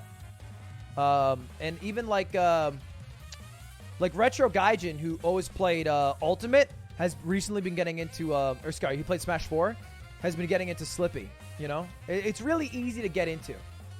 It's weird to say, but it's probably the best time ever to get into this 21-year-old game, because it just you can play on your computer against someone right now like they're right next to you, and that's the first time it can ever happen. Anyway, openings per kill is the number to look at here. Plup had to start a combo 4 times to get a kill. Ginger 8, which is so high.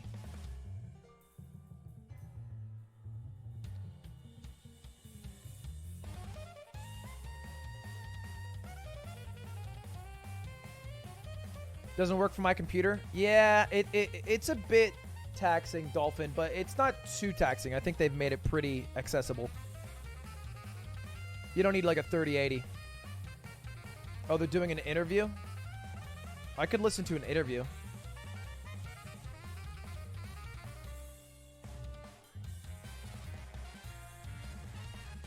Hello. How's it going? Pretty good. I'm in winners, Oh. right? Yes. So I'm just chilling now. Yes, you are. The third game went a little crazy. How'd you pick up that so quickly, and how did that change from the whole set? I mean, I just feel like I got more knockdowns that game. I just got like a couple grabs and killed him. I think I came to the realization that FD is one big platform. So Wow. The thing about really good gamers, like the best at their craft, is you can't talk to them to find out how to get to that level, because it's almost like this U curve where when you start out, you're a big idiot, and then you like learn a lot. And then when you become amazing, you're back to being a big fucking idiot, where all you say is like dumb shit because you have realizations that are like weirdly deep. They'll be like, yeah, I just figured that I could grab him and kill more. And you'll be like, yeah, obviously, but like tell us the in-depth shit. And they can't. yeah, it's quite simple. Plup, do you think the scene is going to change much when we get back onto LAN, or do you think results-wise we're pretty much in the spot that? Oh, it would be in? might, because I was thinking about that earlier too. Because like people like Ben, I don't think he ever traveled, right? Yeah, he's he's like, obviously a really good. He's a really good player, but I don't know if Yeah. he'll travel once IRL tournaments come back. So maybe he'll just disappear.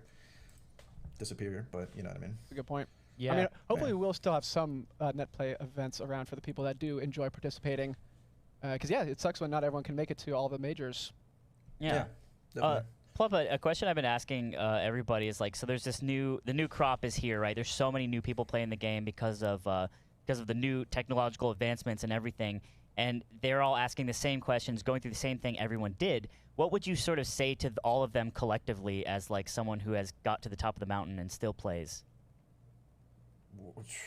I wasn't ready for that question. I zoned out. That's such a interesting question. What would you say to all the new players getting into the game as like if you had them all in a big room and you're like delivering a statement?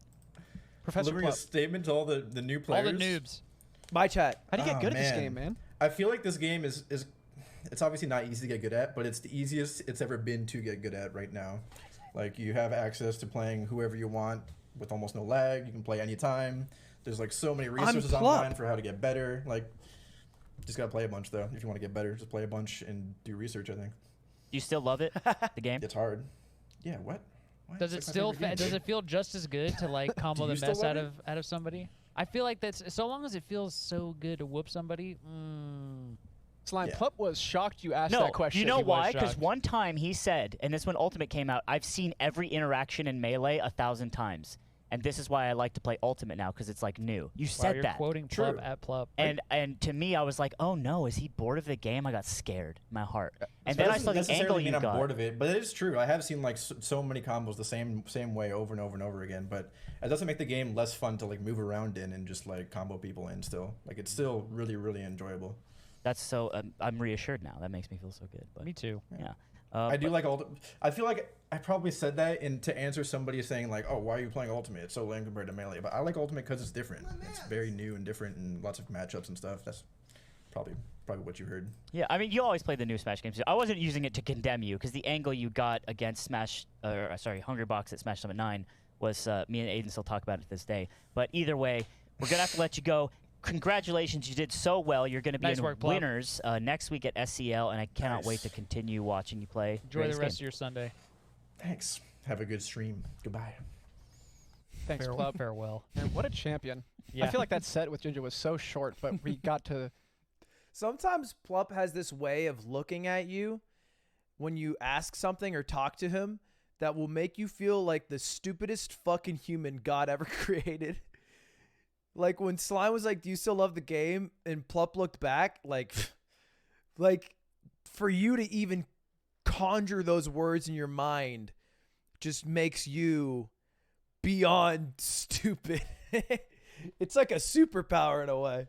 No, it's not condescending even. It's more like it's just like bewilderment of the highest degree. Like shockingly bewildered, disappointed. Yeah, bewildered to the point of disappointment is how I would phrase it. But that was good. That was good. Those good questions. It is a fair question. I think a lot of people always worry, maybe not consciously, but in the back of their minds about the longevity of what they're playing. Because you don't want to ever put time into things that are dying. And that doesn't just go for gaming. That also goes to things you watch. Like, you wouldn't want to watch a show, season 1, that you know is going to get canceled. It doesn't make sense. You don't want to watch a streamer who's going to fucking fall off the face of the earth next week.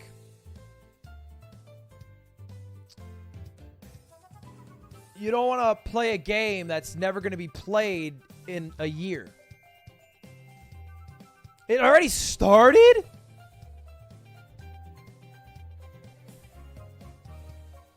What do they do? They did. Hold up. What do they? What? Hold up. My feed got cut.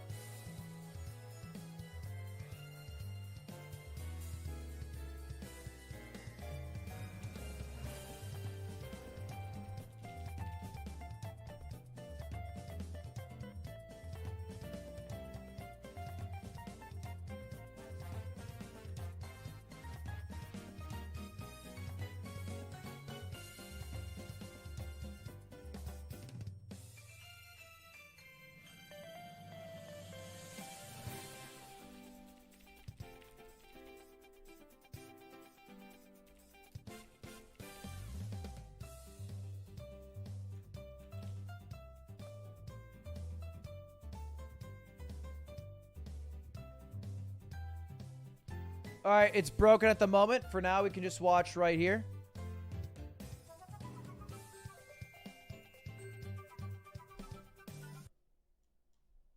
he actually succeeds quite a bit in a lot of online tournaments, grinds a lot, and he's becoming like, it used to be like the holy triumvirate of Wizzy, Nun, and S2J, but now Gatsu's like the fourth. Like, he's in the mix, and he's a real threat. And it's cool. Yeah. All right, there we go. There's like a slight audio delay.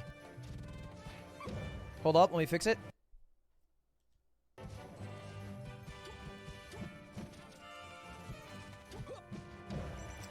It's still there. You guys hearing it? I'll see if they can fix it. All right, it is Hungrybox versus Gatsu. My prediction is Hungrybox wins this set. Although I think Gatsu has beaten him on East Coast Fridays, or at least taken him to Game 5s a couple times. Ordinarily, Hungrybox doesn't lose this, but Gatsu's kind of been beating him.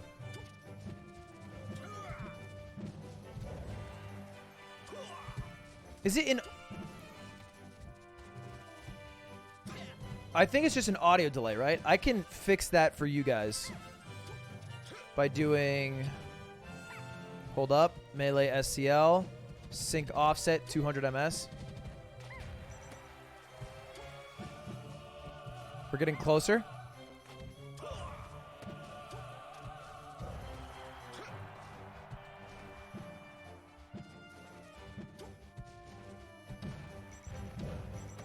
Almost there.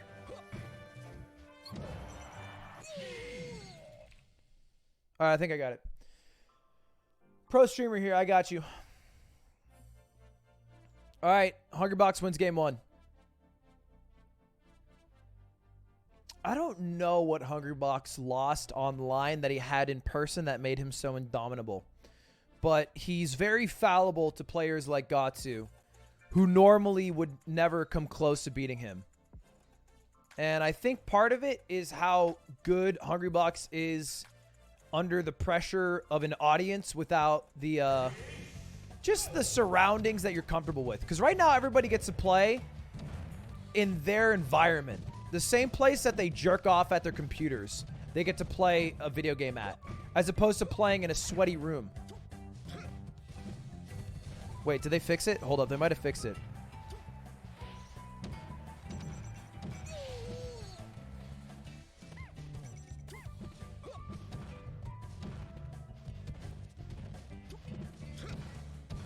Okay, I think it's like, oh, uh-oh. What are you doing to me, BTS? I'm dying out here. You're killing me, Alex. Oh, boom.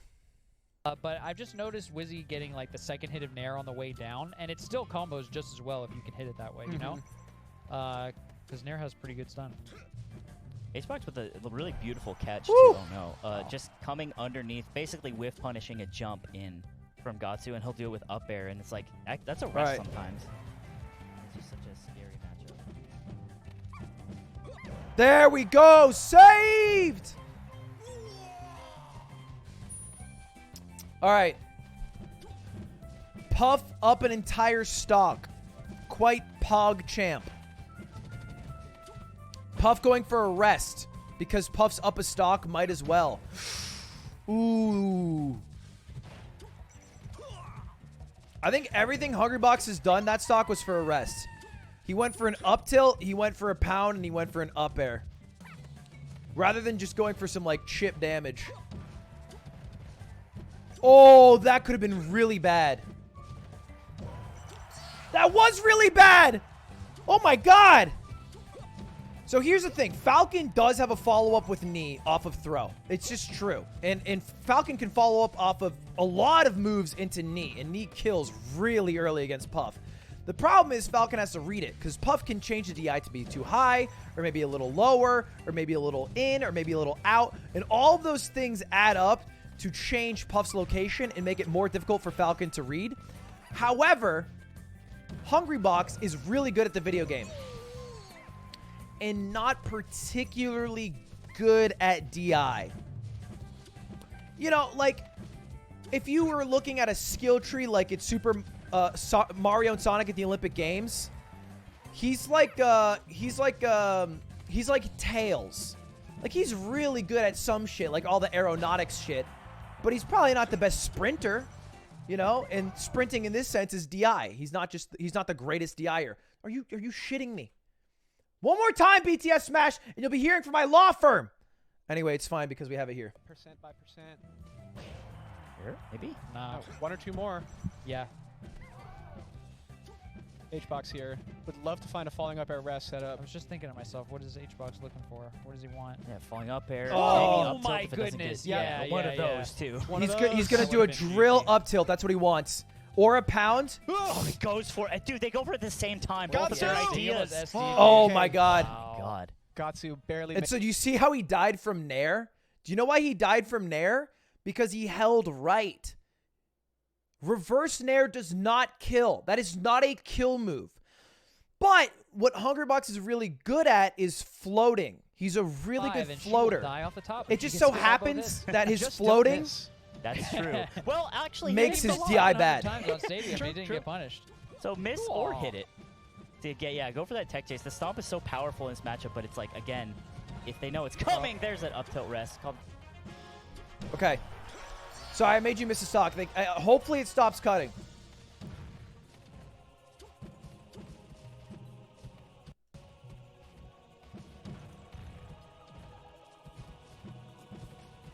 Basically, Hungrybox up tilt rested, and then Falcon need Hungrybox, and that was it. Oh! I've never seen that in my life. I've never seen someone follow up weak hit knee with side B.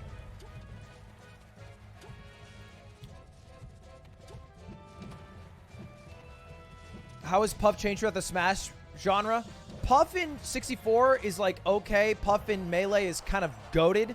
And then they basically, like, Rest still exists with Puff, but every title, Brawl, Smash 4, and Ultimate, the Rest is kind of bad. Ultimate, it's okay in. But it's just kind of bad. This is the only game Puff's relevant in. Maybe 64 a bit.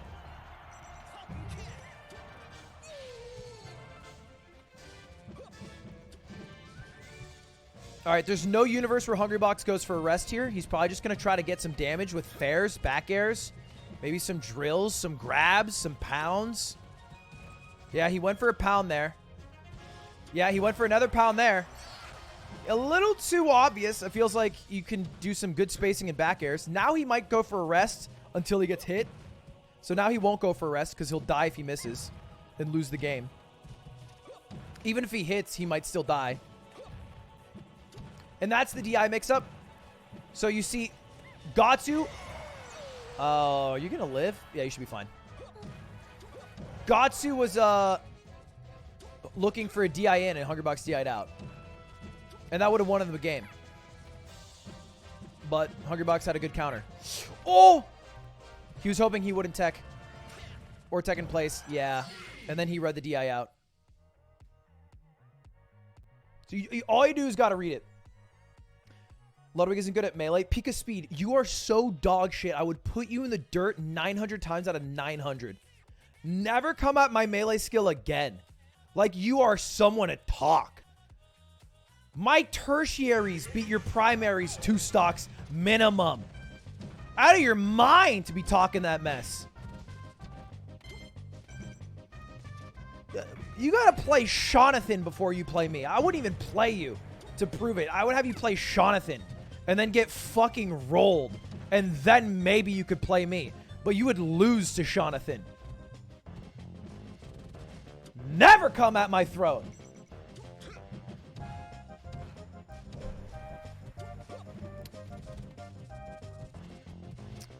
Anyway, Gatsu wins. This is what the weirdest thing is that Hungrybox brought him to FD and then brought him to Battlefield, or excuse me, Dreamland, as opposed to bringing him to Dreamland first. Oh, I think it's because of the way Gatsu plays in this stage, maybe. I wonder if Gatsu just goes top plat a lot. Yeah, he does. I think Gatsu probably has struggled playing against Hungrybox's playstyle and has decided to go more Hungrybox. Because there's like 2 ways you beat a slow, campy guy. You get in their face and beat him up, Mango, or you camp a little harder. And I don't need, it's not like egregious, but like, I think he's just going to this top platform and then like quickly falling down because of Falcon's quick fall speed to get like little stray hits here and there. Woo! And he gets caught. But you see how he keeps going to the top platform.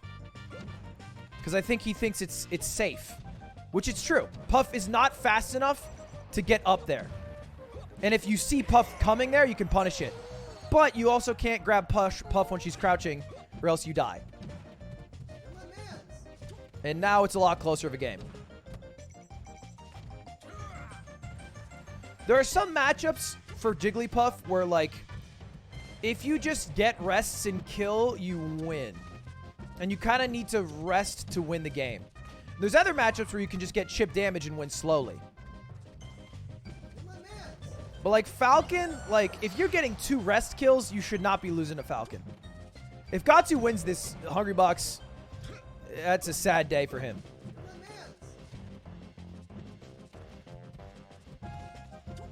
My Falco would destroy you. Yeah, I actually don't give a shit anymore. You're just doing it because I gave Pika Speed attention. I'm not even going to say your name. Who Megalo. You'll be lost into the annals of time, you Falco. You net play Falco, you. Lost. I don't even have to pay attention to it. Net play Falco number 8043. Looking for a money match, sir. Would you like to play him? No. My calendar's full. Thank you.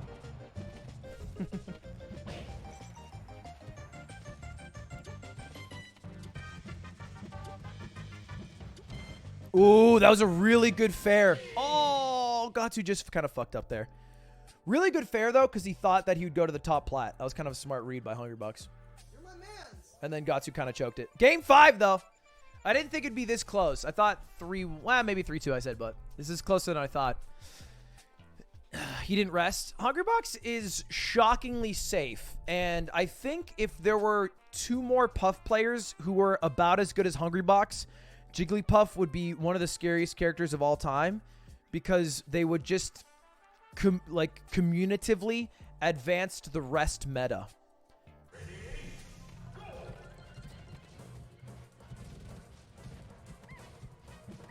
Like more and more follow-ups, rest setups. Because right now the only rest setups you see are pound, up throw, up tilt, and then off throws.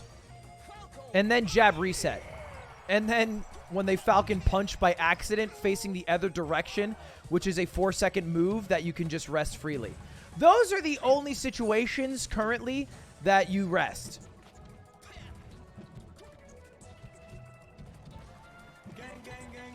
Thank you, the 5 gifted Roch the Ka. Appreciate it.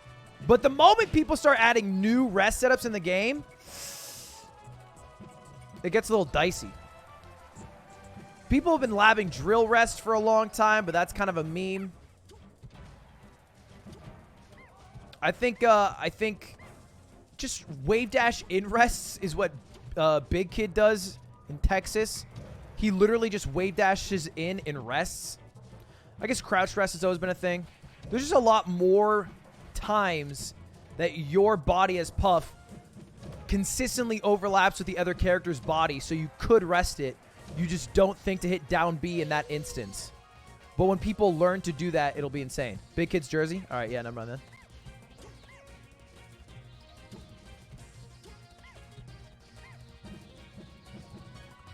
All right, Hungrybox doing Hungrybox stuff. He was sitting on the ledge and got off and immediately died. Maybe he should have stayed on the ledge. Oh, that moonwalk to getting grabbed was fucking sick. Maybe you got grabbed, but you did move fast. So in response to Gatsu sitting on the top platform a bit, Hungrybox seems to be sitting under the platforms on the left and right side of the stage. Although I do know Hungrybox tends to prefer the right side than the left. Probably for a reason as simple as he wave dashes better to the left, or maybe back air is better to the left. He did the same thing against Armada's Fox. Ooh! Ooh! That was 5-head. Great awareness from Gatsu to see he could knee out of the up smash. Great awareness from Hungrybox to see he could crouch and grab it. Oh, that pound didn't even trade. Unlucky. Yeah. Empty hop up tilts. These empty up tilts have been kind of dog water. I feel like he should be doing more empty hop grabs. I feel like he's not grabbing that much. Ooh, that was... Yeah. You see that? You see how easily Gatsu read that empty hop up tilt because it's the 17th time he's done it this game? Yeah, bro, you can't go for the 19th empty hop up tilt to get the rest to get an easy kill. Gatsu's seeing it now. Go for the grabs. Oh, there it is. That looked weird because Falcon's dare is a meteor cancel, meaning you could just jump out of it. And so he immediately jumped out of it and then up aired, which is it's actually also a rest setup. And that's what I was talking about when I was talking about rests. You can, and this is a true combo or guaranteed, if someone dares you as Falcon, you can jump rested. Guaranteed, because they'll be in their end lag of dare. It would be nuts to do, but that's just because it hasn't been labbed enough. And then they usually don't have a jump when they do that. This game 5 is getting real tense. Not a lot of interactions between the two. Hungrybox, a very greedy move to center stage. Gets an up throw up air. Ooh, that was a greedy up air. He's going to drill back maybe. I feel like he's going to try to drill back in somehow. Oh, that's actually a really good maneuver. Very committal though.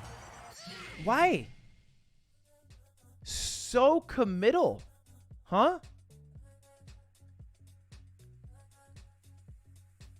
Yeah, it wasn't a great bear. It felt like Gatsu was just kind of sitting on the right side, and then Hungrybox was bearing on the left platform. And then at some point, he just said, okay, I'm just going to go in and bear. And he just got grabbed for it. I don't know why he made such a committal move.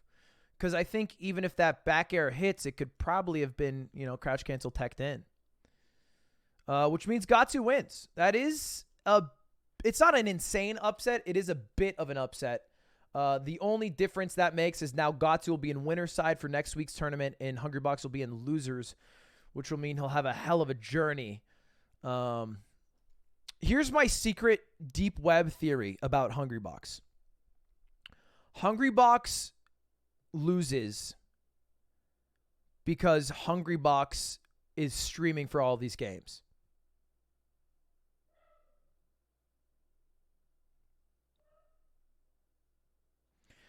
I saw Hungrybox playing an Ice Climbers character, and it was really close, and the Ice Climbers couldn't wobble because it was illegal, and then losing.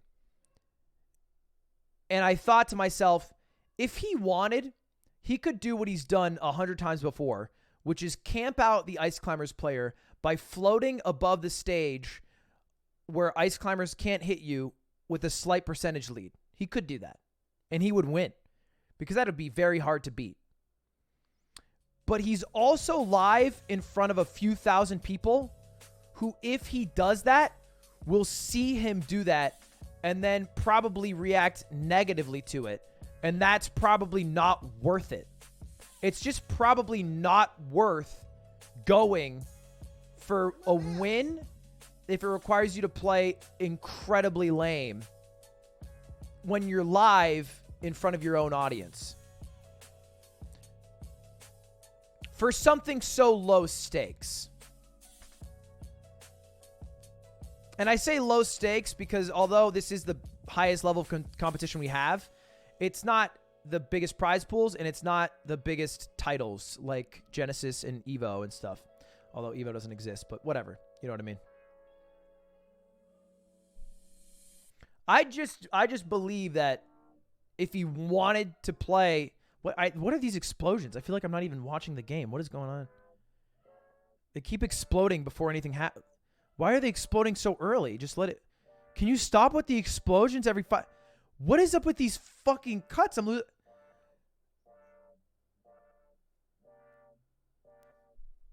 All right, here's the stats. Openings per kill were very even, which just goes to show how even this entire set was. Damage done.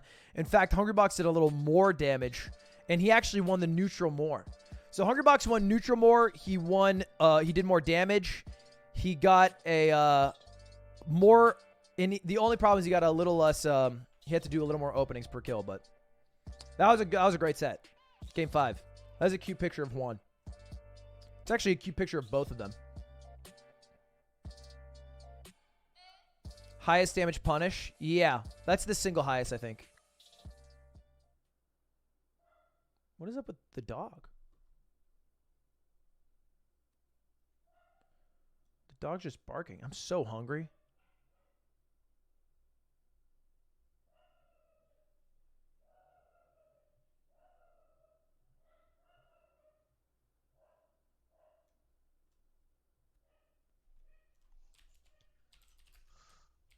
What's up, guys? How's it going?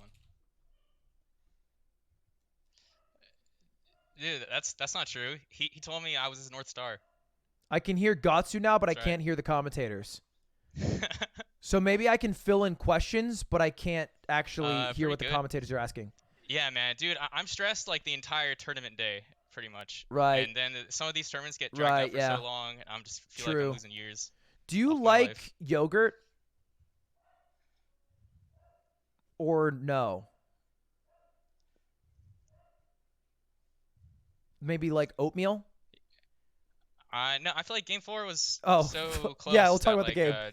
Me My just bad. missing the ledge was kind of whatever. Just like, all right, I could have closed it out. Let's just do it again. Yeah. Yeah. How do you feel about your job today and your chances tomorrow? Yeah. I mean, I don't know the count. but okay. I'm sure. Oh, sure. Tons. Yeah. Yeah. Do you think that you're gonna really kill it and just come out there and hit him where it hurts, or not? Maybe not so much. A little bit. I always felt like I never did too terribly Right. versus him. Right. In general. So Right. I was always like never really that scared of H-Box. But, Yeah. I mean, when he hits you, he destroys you sometimes. Okay. Let's talk about God for a second. What are your Yeah. what are your thoughts on the Lord and Savior? Yeah. If you have any maybe just any thoughts on that generally? Yeah, it works, of course. Yeah. Okay. But you want to do it like when it kills her, right?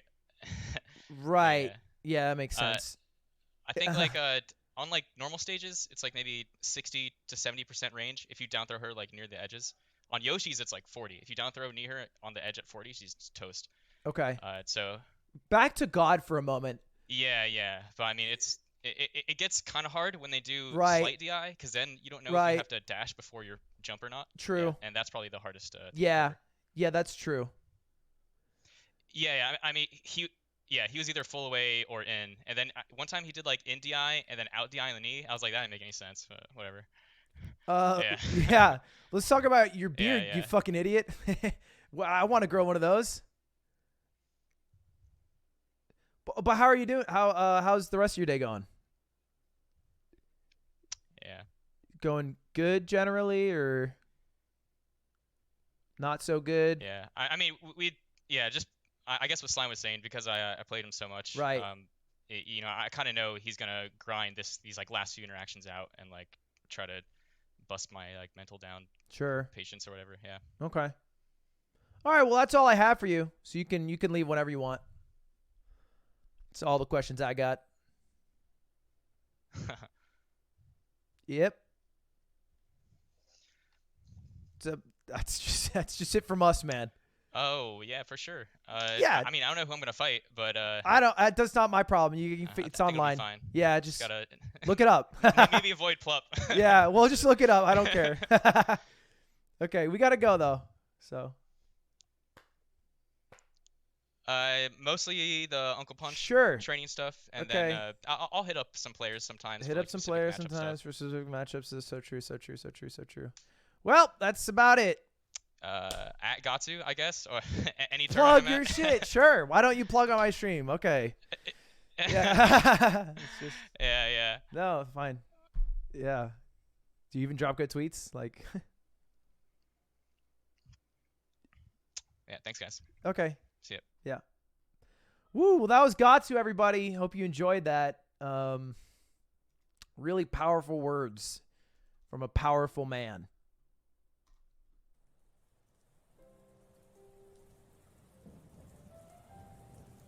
Oh, I'm hungry, chat. We're going to have Albert versus SFAT. All right, hopefully it doesn't start off rip. I'm going to grab a quick bite to eat. I'll be right back. Dude, my dog needs to stop barking.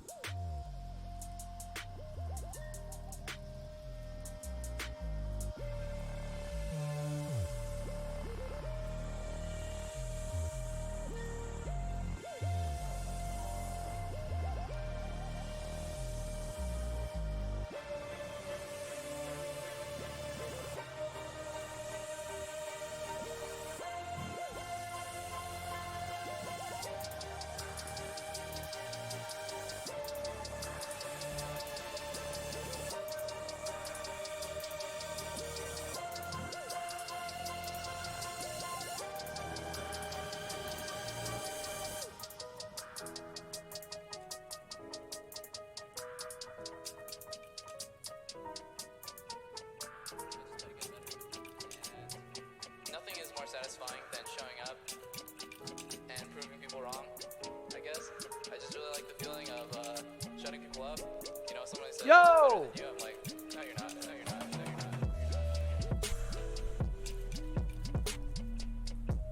not. Next match is Albert S. Fat.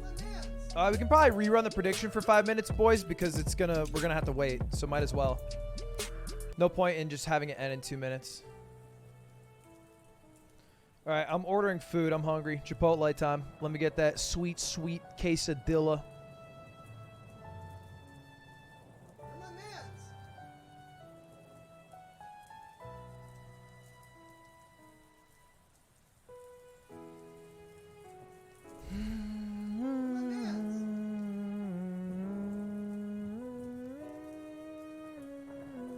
Song's fire. A whole case of Dilla? Yes, sir. Hold up. I asked Cutie what she wanted, and she said just reorder what I got last time, but it's not auto-populating, which makes this so much more stressful than I hoped it would be.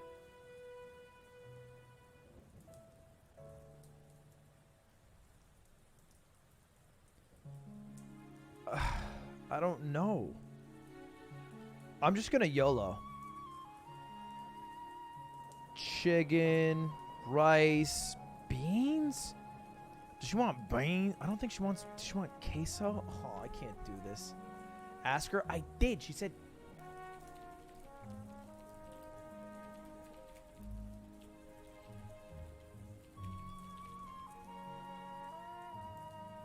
I'm gonna ask her again. Me, on the other hand, a simple chicken quesadilla with a side of that sweet, sweet, fresh tomato salsa, the tomatillo red chili salsa, and some sour cream, and then chips and guac for tonight. I could just guess what she wants. I should be able to know. I think she gets chicken bowl with rice, no beans, fresh tomato salsa, lettuce, cheese.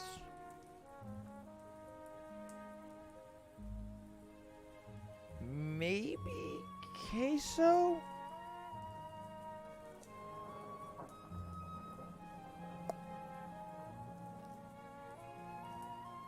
I asked, she's not answering. I'm gonna get her a side of queso and I'll get her a side of queso. 5 head.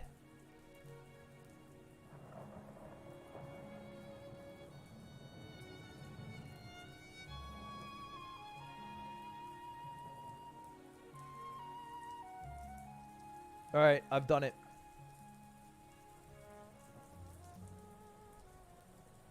I think as long as there's no sour cream on it, it'll be fine.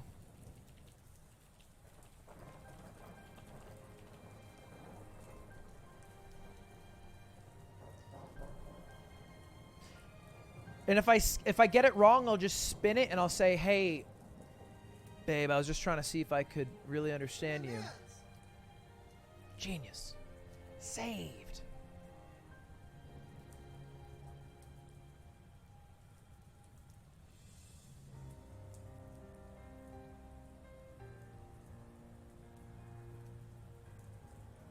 Ba-dum, ba-dum.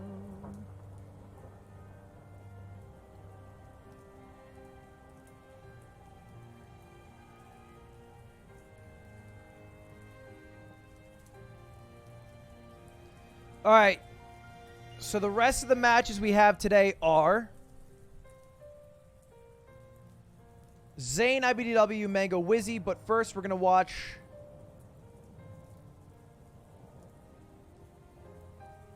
Where are they? Where are the other ones? Oh, here. SFAT, Albert, S2J, Moki, and then we'll see those. So there's only 5 more games, and then we're done with Melee for today. And then I think I might do Marbles. 5 more games left! No, Magi's done, I believe. Who's Albert? Albert is a Falco player from Texas. I think everyone is from Texas in my mind. But Albert's he's just a player from Texas who plays Falco, who's kind of nuts. He beat Hungrybox once upon a time.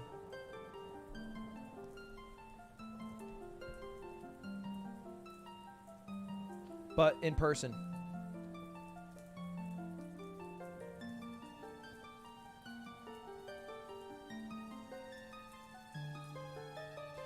Back when beating Hungrybox wasn't a fucking freebie for an online player. No offense to Juan de Biedma. I patiently await the return.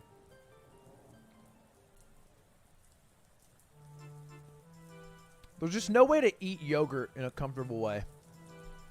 Hold up, let's do this.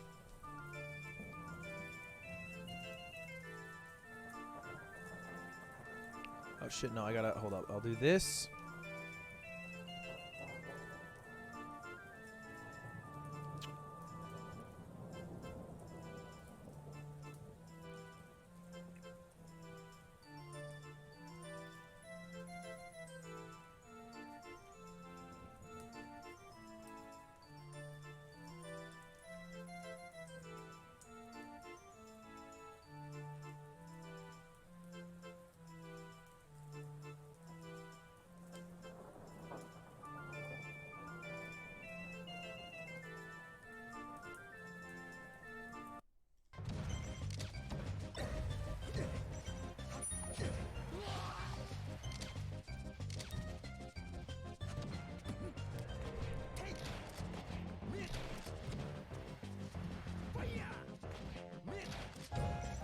fucking love yogurt.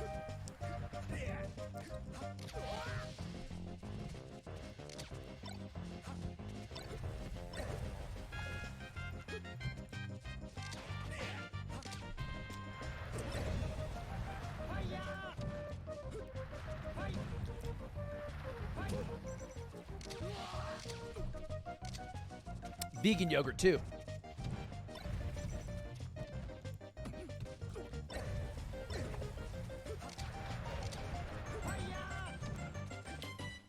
I was making a tier list of the biggest pussies in the world, and I put Albert at number 1.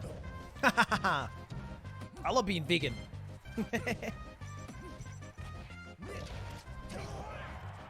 That's my SFAT impression. All right, SFAT versus Albert. Woo! Okay, on paper, SFAT should win this. SFAT is a bigger brand name. He is known to succeed more. He's been here longer. He's had a higher peak. He's been more consistent. Having said that, Albert is sick, though. It's kind of like the Pokemon versus 1 billion lions argument, where you can say what you will about SFAT and be very educated and smart, but all you have to say, like you can say, oh, but a billion's a big number, you can just say, but Albert's cracked. And that's all you... No one brings up stats when they talk about Albert. They just say, but Albert's cracked. But Albert is sick, though. Albert's a bit nuts. So I can sit here talking about how successful SFAT has been, how dominant he is, how great he is at this matchup. But Albert is sick, though. So we'll see who actually wins the set. I put my money on SFAT 3-1, I think. I think after SFAT demolishes him on FD in Game 3, after Albert wins Game 2 in maybe Yoshi's story, Albert will probably check out mentally because he'll say, fuck this nerd. I'm going to go back to playing Valorant. That's my hard read. I think SFAT definitely wins this game, loses next game, wins Game 3 on FD. So right now, look at I want you to look at Albert. Nodding. He's into it. He's like, okay, that was a good game. Good game. Yeah. Now it goes Yoshi's, maybe Pokemon. I think probably Yoshi's. I also thought perhaps Battlefield was my third guess. It's just a bigger Yoshi's. And Albert wins this game. Oh, unless he doesn't understand how far a fucking up B goes, bro. Oh, that was great. Great laser. This is an iconic matchup. For a lot of people, it's the matchup they think of when they think of Super Smash Bros. Melee. I think of Fox and Marth. But this one's like a close second, maybe third. SFAT is kind of nuts with it. I don't see Albert doing really cracked shit yet. Okay, that was cracked in the sense that, like, he got dropped as a baby and cracked his skull open. I'm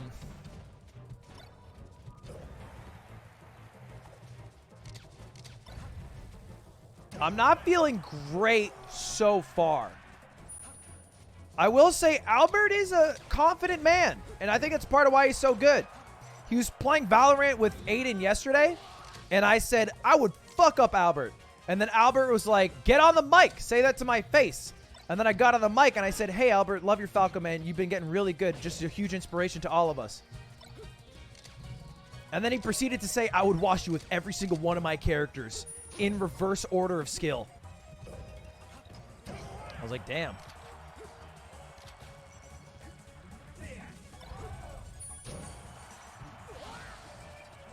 Fucking hurt my feelings out here. Shit. All right, my prediction was wrong. This is a dirty 30 from SFAT. Oh, wait. Prediction needs to end. Hey, mods! What are we doing out here? Oh, you did end it. Never mind. Fun Candy. Thank you for the 2 gifted. And Torimo. Thank you for the 2 months.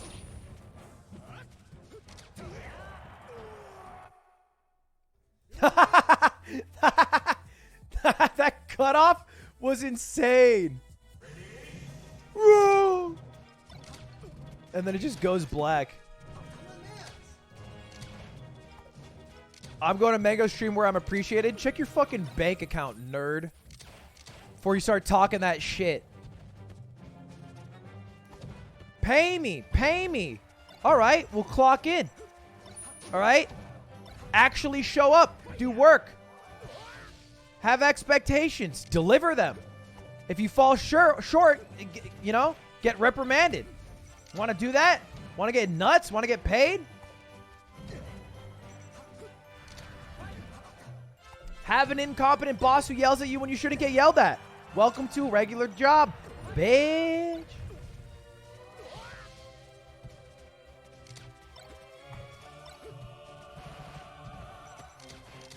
All right, this is Gigi's. SFAT looks like the fastest player of all time.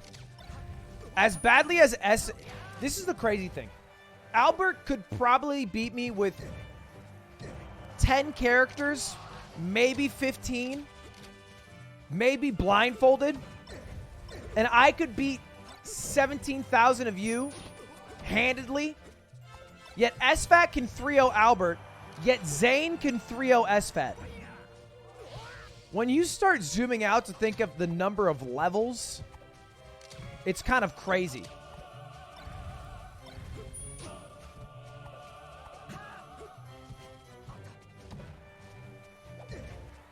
You can zoom out to like quark size, or zoom into quark size.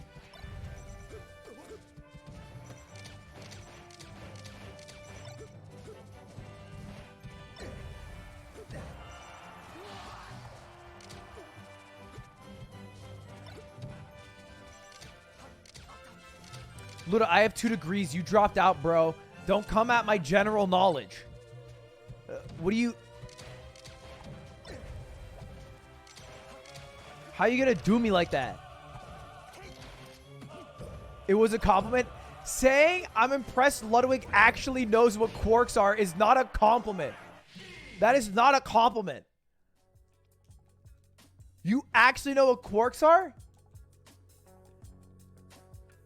That would be like me saying, damn, I can't believe Luda actually knows what a retake is. You'd be like, yeah, bro, I know what a fucking retake is. I'm silver, not brain dead.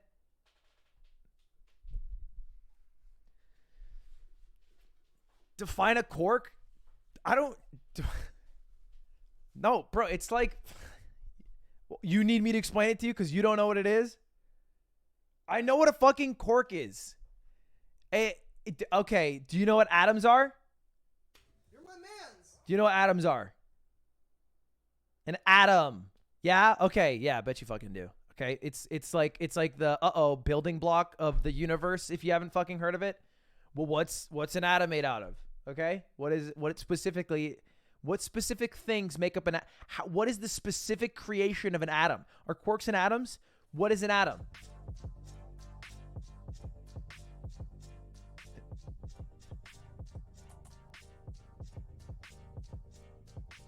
Neutrons, electrons, protons. Yes. Okay? Think of it like this.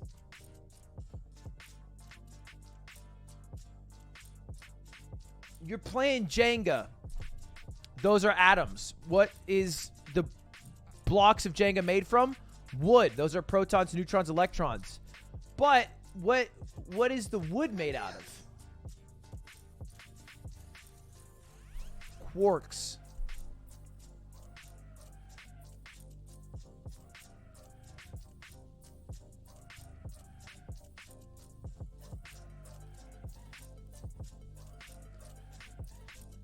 I don't need to sit here and take this from you guys. I know what a fucking quark is.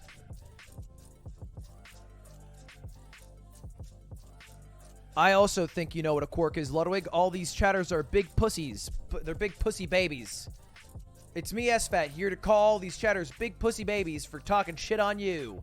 You smart, sexy son of a bitch. Thanks, SFAT. Appreciate that. Wow, look at this. Openings per kill, 4.5. Looks like I'm way better than Albert. This is like the Snapchat filter if he had a smile this big. Anyway, a quark is the smallest known building block of life that we know, along with gluon and some other things.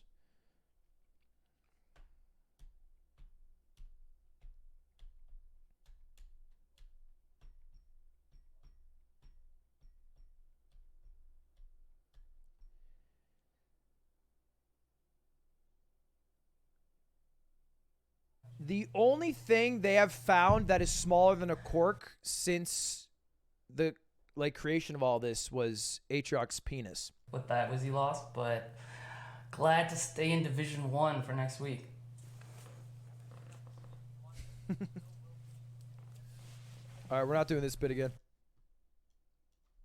Traded with that Wizzy loss, but glad to stay in Division 1 for next week. Yeah, man, maybe not the seed you wanted, but you still will be in winners. And of course, you just have to make top 6 next week to be invited into Summit. So how are you going to prepare for this coming week? Same as always, you know, see who's in my path and then focus on those matchups. Hopefully I get a good draw. Although I'll take Zane, Aiden. I'll take Zane. You hear that, Aiden? That's a money ball too. That's the 20th one. Sorry to keep bringing it up, dude. You brutalized Albert. What happened? He's lost to Zane 20 times in a row. I don't know. I mean, you know, he didn't play his best, but been working on the matchup a lot, and I think I've finally breaking through the Falco hurdle. At least Nobody beats internally. SFAT 22 times in a row. I wanted a shot at Mango. Offline, I'm 21 pretty upset online. that I lost to Wizzy and I didn't get to play Mango, but you know. That's cool. For I guess for the Fox nerds in chat, me and Ludwig were talking about how that you got to study that set to watch the up tilts to learn how to use them because it was really great. You did such a good job. But what specifically, I guess, is helping you break through in the mechanics of Fox in the matchup? Yeah, go on. Trade secrets. Trade secrets. Live on air. Live on air. I mean, it's really just a mix-up heavy matchup. You know, it's probably one of the most mix-up heavy matchups in the game, and playing in that middle space around the laser mix-ups is really important. And you know, knowing your knockdown percents, like what percent. Doesn't it feel like is he's up kind token of? on knockdown, what Doesn't it percent feel is like he's knockdown on talking to a knockdown, baby? And then playing around those. What percent's near knockdown, Zach? Quiz you. Well, you can look it up on I Need Data, but I'll give you that one. For No, I free. want to know No, that you know it. yeah. You just told me that's a big part of it. 32%. There you go. 32% I for wanted to hard give you a nair. chance to show off. For hard nair, there's a different percent for soft nair. What's the percent for So. soft nair? It's got to be 45. You better know. It's got to be 48. You look like you don't know. Insane. I can't believe That's you bad won. shit. He's just hitting with the hard nair. See, that's the. Well, I guess All my nerves I don't know. are You down. tell me Don't next worry, time. don't worry about it. Next Rock week, hard you nairs. tell me. You tell me next week. Okay, I got you, Zach. Shout out to I Need Data. Sounds like a useful website. It is for actually a players. You sick can see, like, website. trajectory and all kinds of. It's really important tool. But yeah, Zach, I've been asking this to a lot of the players. What would you say, I guess, to the new crop of so many new influx of players who are starting to play Melee, really get into it, really enjoy it, but you know they're 3 months in, they're terrible, they have to be. Oh, What this would is you kind of Melee. tell them all if they were in a big room in front of you? Where's the shit? You're in for a long journey, my friends. Where's the You're in for juicy a long shit? journey. Take it one day at a time, and you know it can be overwhelming with all the information that's out there, like all the different knockdown moves and their percents, right? Yeah, But I mean, just- some people don't just- even know those, and they're like, you know, top class best players ever. They don't know them. But you It's stand true. to learn some of the most important lessons in all of life. It's Is that- true. Yeah, I think so. Melee. For me, how much have I learned from the game? I have not learned what the knockdown percents are. I'll tell you that right now. But I've learned some other things that are incredibly important to functioning as a human in society. That's real. It's true. And that's Take what it one day at a yeah. time. Take it one, 1% at a time. 1% at a And- time. Yeah, one foot Friday, you know what I mean? 1/4 mile at a Fucking, you time. put your 1% 2 at a cents time is a in, you little get 4 less cents hardcore. out, though. At the end of the day, it's about well, the journey, yeah, not the thank destination. You so much. Yeah, congrats, Zach. Congratulations. Yeah. You got into Division guys. 1. You're being winners next week, and who knows? Maybe Aiden will fulfill your request. Maybe. We'll see. We'll see. Thanks so much. Take it easy. Everybody's reply to that question. What do you have for advice for upcoming players? Yeah, man, you know what I mean? It's just a long journey. It's one day at a time. You gotta love the grind, hate that goal, you know what I mean? Because if you get there, you're done with the grind. The grind's the joy at the end of the day. You just gotta keep putting your time in, time out, baby. Time to money out, baby. You know, my money makes money. It's kind of a mogul mentality thing. Life's a quarter mile at a time. I love my family. S2J versus Moki up next. Whoa! S2J versus Moki. Big fucking big game. I think S2J wins this 100%. What are they going to say? Just quit? No, I think when people ask, though, they hope for a unique answer. I think when people ask, they hope that you'll reply like, hey, the best thing you can do is never play against your friends and always grind against new people. Like, you know what I mean? Not that that's what it's true, but some wise shit. I'm not saying that you can expect that. I'm not saying it's easy. I'm just saying that's what you're hoping. I don't think you ask hoping that they'll hit you with a fucking, like, the Tom Brady post-Super Bowl interview. Tom, how did you feel after grinding back 28-3? You know, every play we just fucking went out there and I said to this group of guys, if it's going to be today, it's going to be tonight. And we just got to do our job out there. We just got to throw the ball and catch it. And it starts with one play, and it starts with us. And this is a great group of guys. I swear to God, it's the best group of guys ever. And we're moving on to the next one.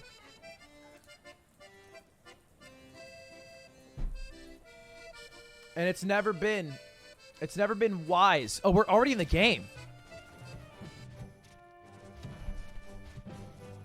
All right, oh wait, wrong scene. We're in it.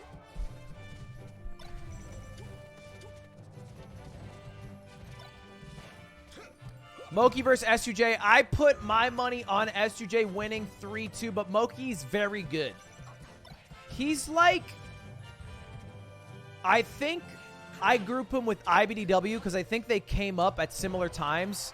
Although Moki is more custom and IBDW is more successful.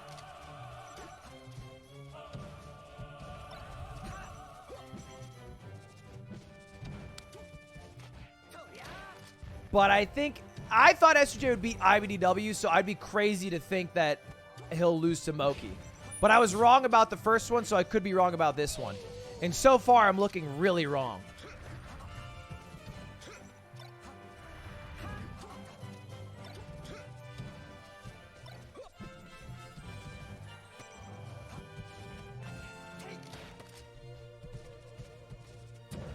Oh. Yeah, this is looking like curtains right now. Everybody knows Fox knocks down Falcon at 30%, 32 specifically with a nair. So you can see Moki going for some hard nairs here.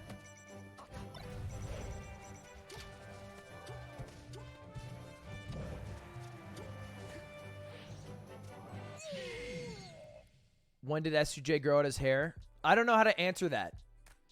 Because the only time period can be every second up until now, right? Like, it's not like he grew it out 3 years ago, then stopped. It's constantly growing out.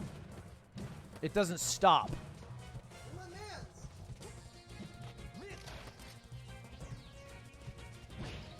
A while. Hair growth is not slow. All right, game 2. Best color Fox is green because he has red boots. He's like a little Santa. That was so weird. Why did he not just hold ledge? Moki should have just held ledge and didn't and died. I disagree with every decision he has made up to now in his life. Ooh, good reverse bear, though. Ooh, way to get out there. Get active. Ooh, way to get her another bear. Oh, my God. These edge guards are phenomenal.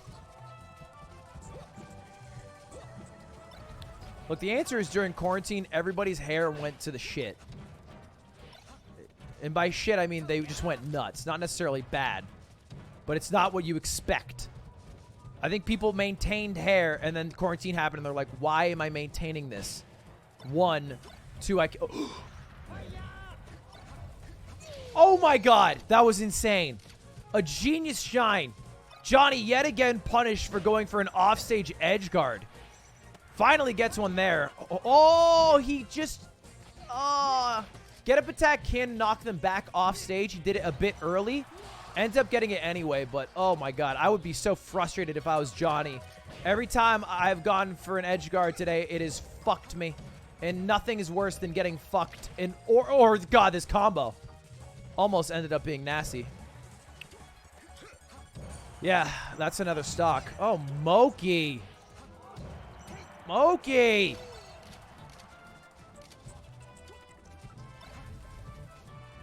I was wrong. I put too much bread into my S2J stock. I still am a proud supporter of S2J's dream, but it's not a great day for him. But I also like Moki. I was Moki's sub-sound for a while. I don't know if I still am. Knowing Smashers, I don't think he ever changed it, if I had to guess. I doubt he changed it, even though it's been 2 years.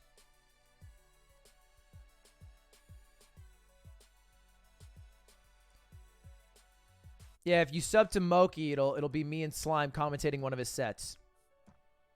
This could be a 3-0. I would be surprised if he got a 3-0 here. That would be kind of shocking.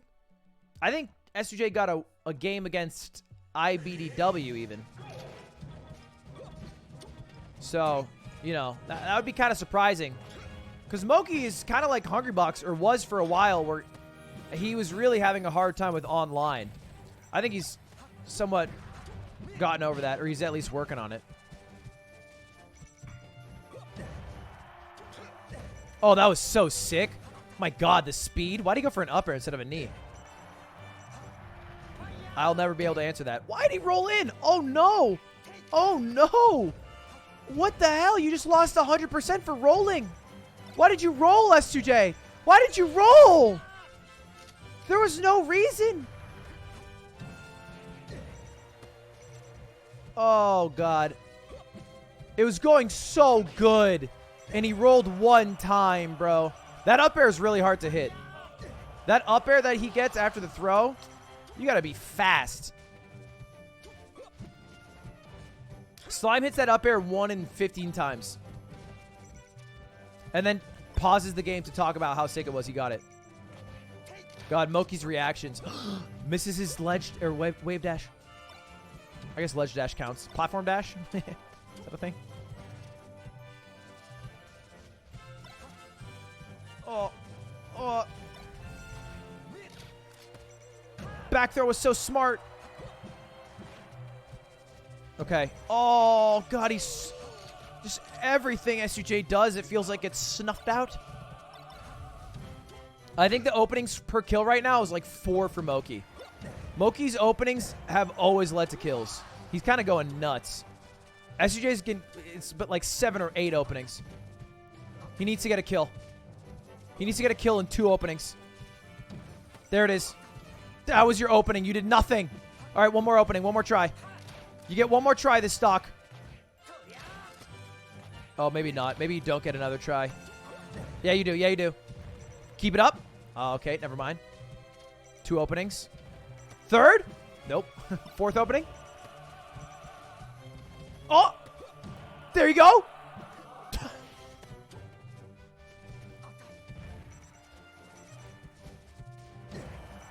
I mean, that's just about as bad as having the football hit you in the chest and not catching it. Doing a full motion for a spike in volleyball and then whiffing. It worked out for him, but goddamn, if he's missing that, bro, how are you going to beat Moki? He's too good.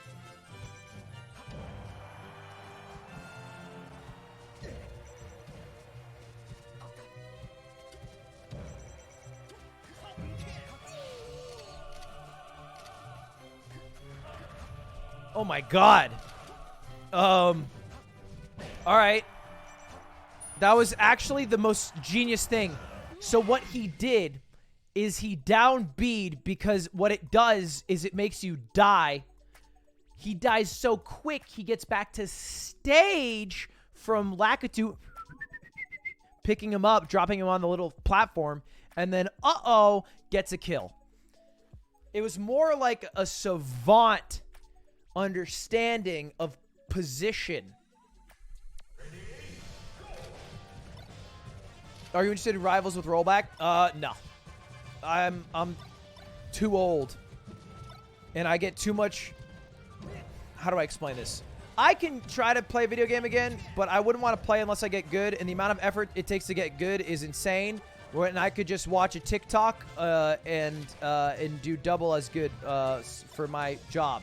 So I'm not incentivized to get good at video games.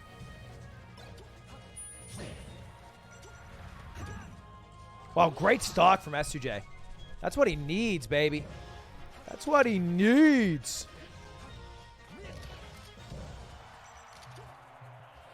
Mid, I don't disagree with you. But I also think that it's just because I beat out 4 million people.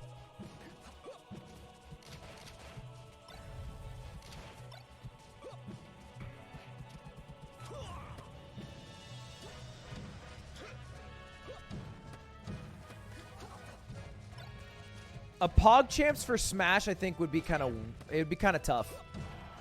Maybe it would work. I don't know. I could try it. Oh, that was sick. Oh my gosh. Oh my gosh.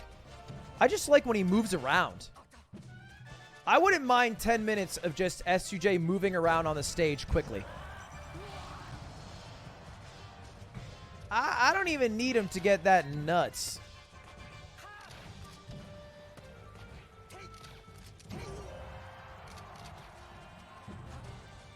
I would only do it for melee. I wouldn't do it for ultimate.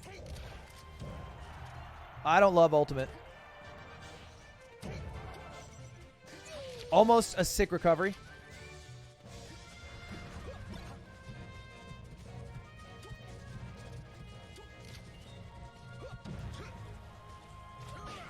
Okay. This is a must-win scenario for Johnny. I can't believe Moki followed up on that. That down air was amazing, or down tilt. Moki's the greatest player I've ever seen.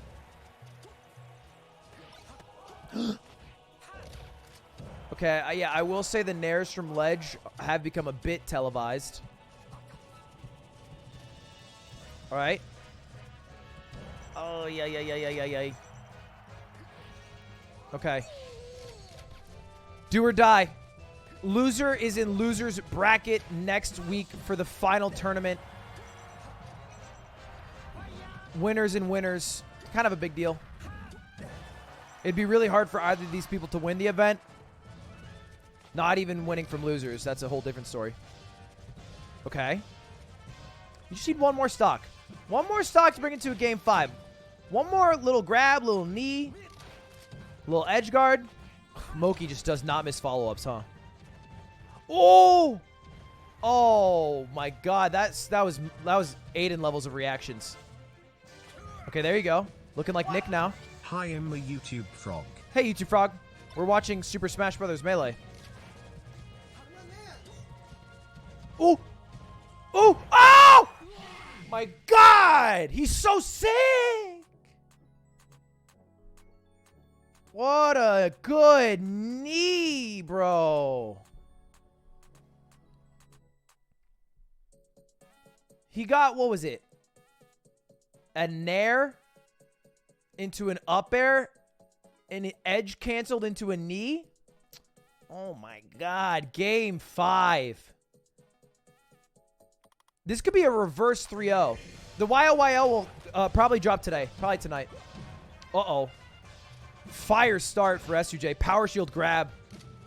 He's playing a little more reserved, which I like. I like it. Oh, I love it. I actually love the... I love the reservedness on stage. Oh, what a great bear. Just slowly falling. Now I don't care. I'm a man who roots for Game 5s, but after the Game 5 comes out, I don't care who wins. Oh, that was so well synced. Ooh, goes for a read on the left. Okay. Goes for another Tekken place read. Hasn't been super right. He's also committing these reads with grabs, which I feel like are... Like, if you're going for read, why not throw out a knee? But maybe there's some logic. Probably is. He's better at this game than I am. Moki. Oh. Oh. In tournament. Single hit up air. Up tilt. Reverse bear. Reverse bear god in the building. With not 13 frames of invincibility on his ledge dashes. And got punished for it. Gotta work on the ledge dashes, Moki. Oh my god. Falcon and shield. Oh. That was the latest possible up air you could do while it was... Oh no. That was by accident. 100%. Do not for a second think SUJ is sick for that, because that was a mistake.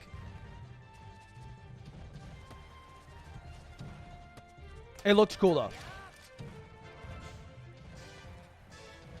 Oh, he ended the crouch cancel too early. Unfortunately, you can crouch cancel get up attack, but you can only crouch cancel... well, he only crouch canceled one of the sides. He got hit by the right side of it, which was a little weird. Knee? What did you do? He missed his dash. He missed his dash. Oh, smart. Smart from Moki to know that he's playing a good enough player who's going to tech that. Oh, good start. Moki always follows up here. Trying to get him off stage for a cheesy kill. Gets an up smash. Oh, that's so crazy. This whole game, they've had this weird fight where Moki throws SUJ. SUJ wiggles out, and Moki reads the wiggle out with an attack, whether it's a grab or an up smash. But that time, SUJ beat him. Doesn't end up mattering too much. Last stock. This is everything. Winner goes to winners. Loser goes to losers. As it should be. Hot start. Hottest start possible. Ledge is a good safe place. Nair in place. Smart. Another Nair in place. Probably going to be a few more Nairs in places from SUJ. That's how he gets his ball rolling. Oh, misses his dash back. Is he going to die with an up smash? Oh, he just waits. He lives that. Stomp. Oh, no, just lands. Smart. I thought a stomp was coming. Gets the ledge. Oh, that's dead. That's dead. Yeah, GG. Unlucky. Dang. I mean, he just got outplayed. Frankly, on that last stock. Moki played way better. SUJ missed a backdash. He just missed a lot of stuff. So, you know, hey, great set.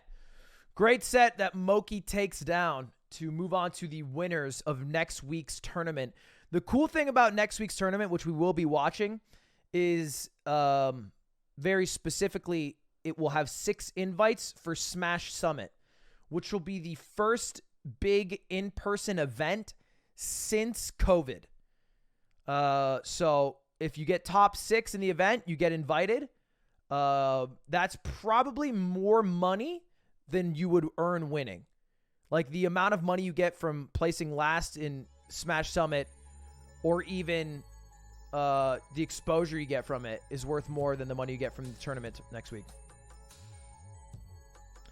What happened to your 100% win rate? To be fair, I was only wrong about SUJ because I am a bit of an SUJ simp. And I said that. I said IBDW had better odds, and I said Moki could definitely beat him. And Game 5 is close. You can't get mad at a man for Game 5. There are now 3 more sets today. We're going to be watching Zane IBDW, Mango Wizzy, and then Zane Mango. Most likely. I would put all your gold wigs on Zane, all your gold wigs on Mango. 100%. I believe that firmly.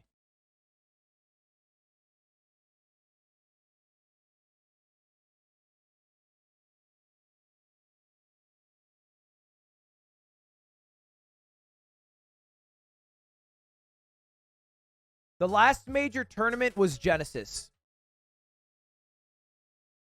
Or was Summit after Genesis?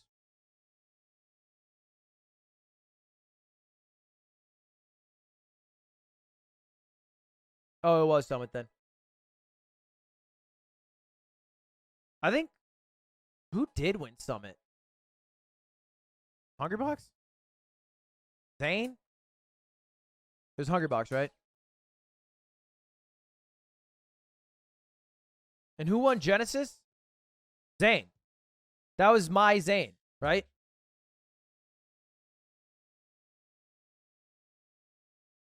That's so long ago.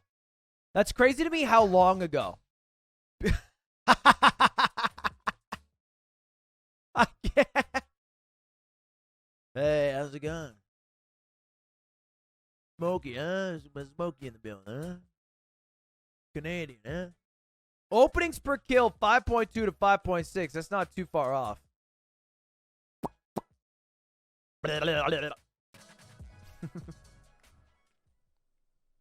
Interview? Ski at, I believe, Genesis 5, me and Ludwig commentated him beating Chudat, which at the time was a huge upset. Chudat was pretty successful player. Moki came out of nowhere and beat him in a great set. So ever since then, I've like, oh, Moki's sick. And, you know, he's just going through like these ups and downs with like life and melee and stuff like that. And when he succeeds, it makes me really happy because I know how much he wants it and I know how sick he is too and how well he plays. So great stuff. It's going to be in winners. SUJ going to be in losers next week.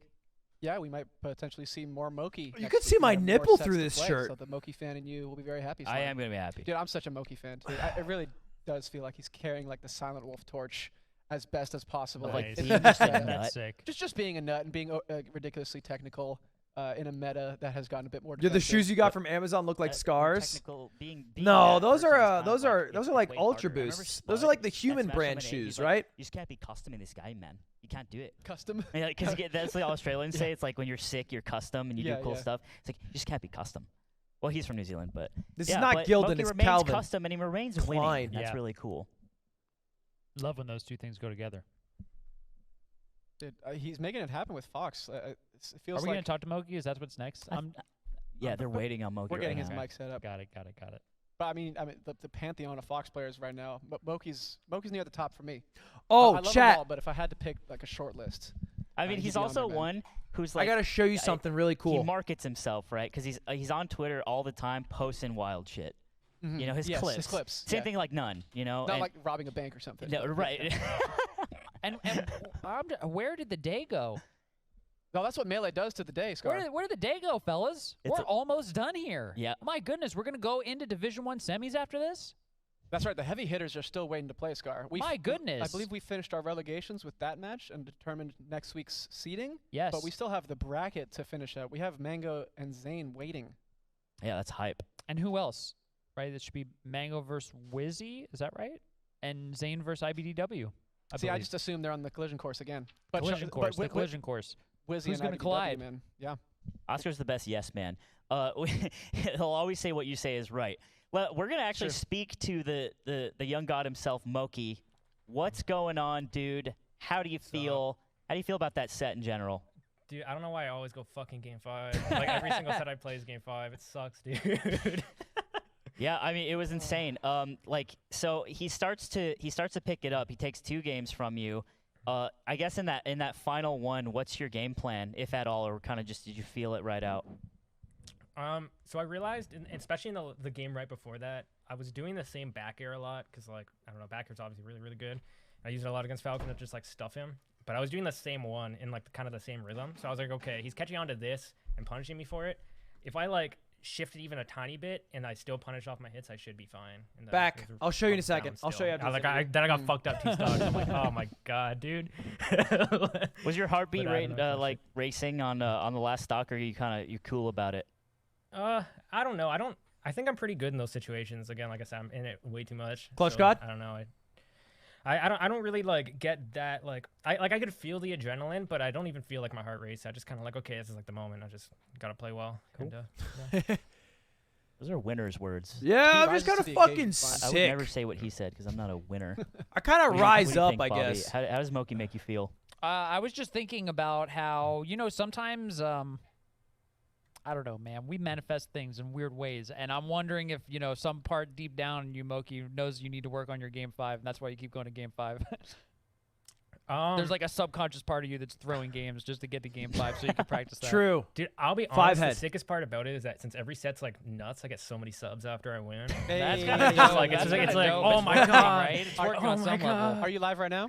So, yep. Hey. That's actually genius, right? Maybe HBox all along Maybe. has been going to game 5 to make sure that the funnel of viewers go into his It's all chat. about the content, Slime. Come on. And that's It what is all Moki about the has content. discovered Better as than well. everybody.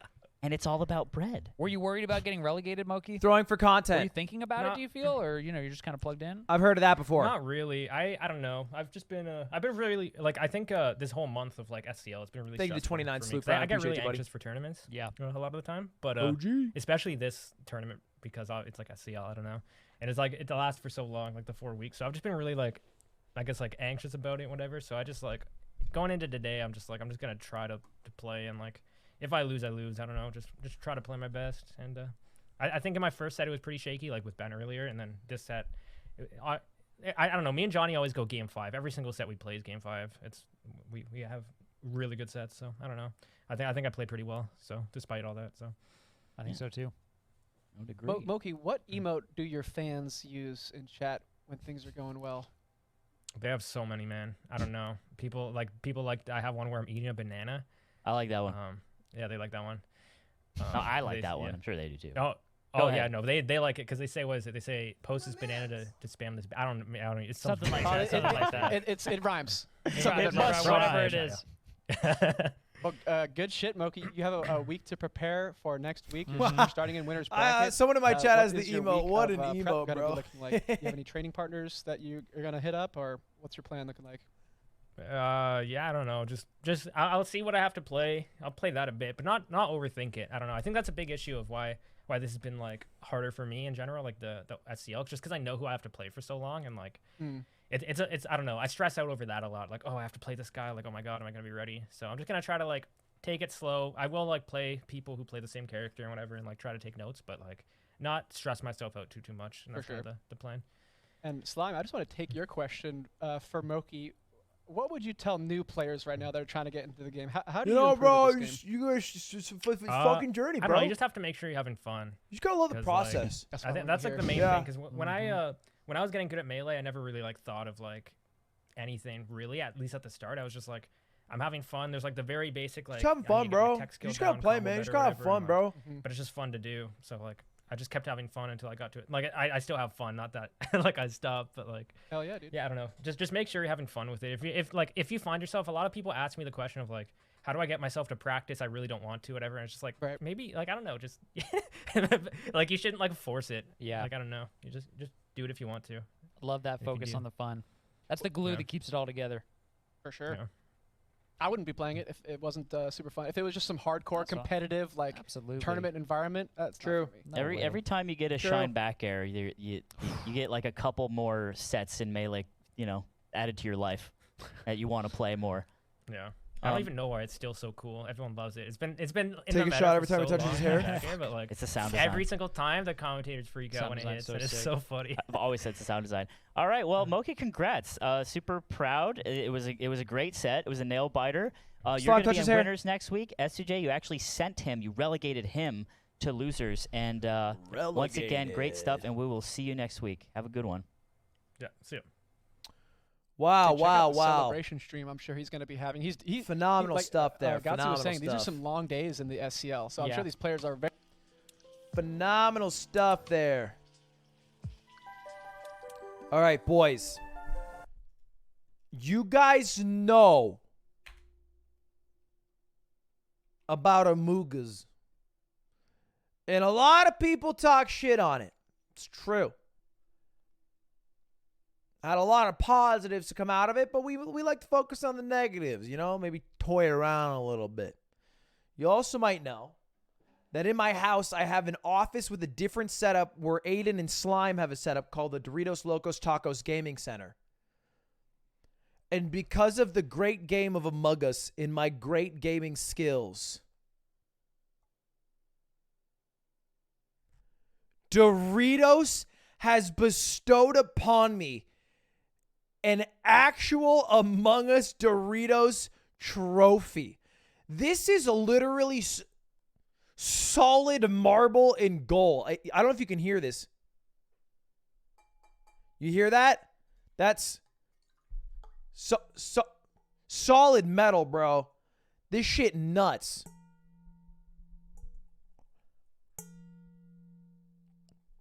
All right, straight up gold, bro. And as a tribute to my great successes, A toast to thriving. A lot of dust in there, turns out. A bit drier than I thought. Anyway, that's about the coolest thing I've ever received. Because now I actually have a trophy for my Doritos Locos Tacos gaming room.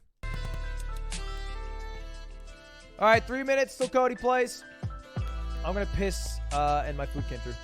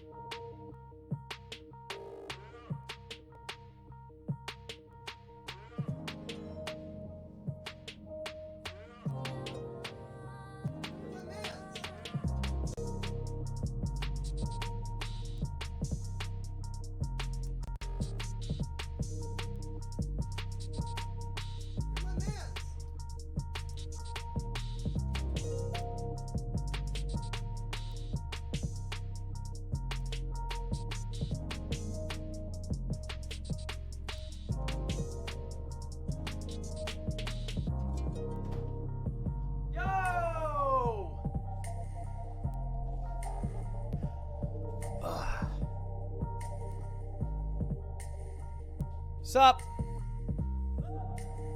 Bean King Aiden, thank you for the sub. What should I make for dinner? Shit, bro, what you feeling? I'm getting a quesadilla.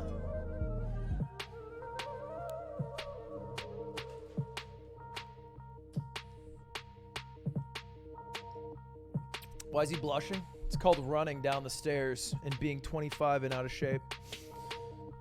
Thanks for bringing it up.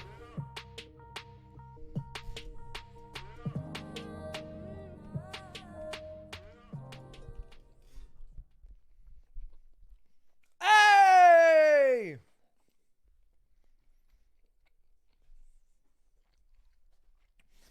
Big T!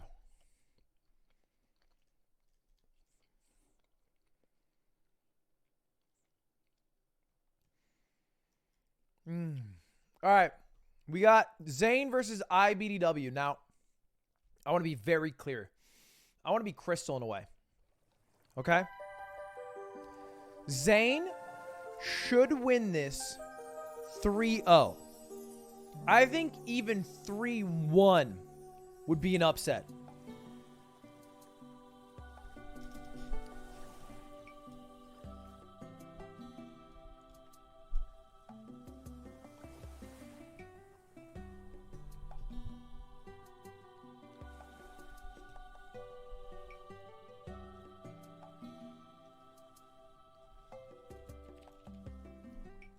The current prediction is 89-11.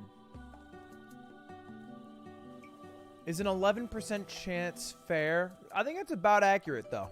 I will say. I think it's a pretty accurate. I think he does have an 11%. It's not like a 0%. You're my mans.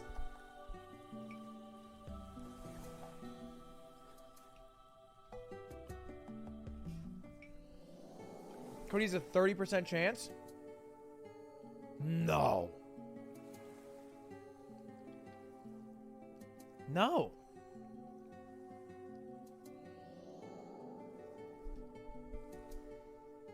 What is their history? What is their record lifetime?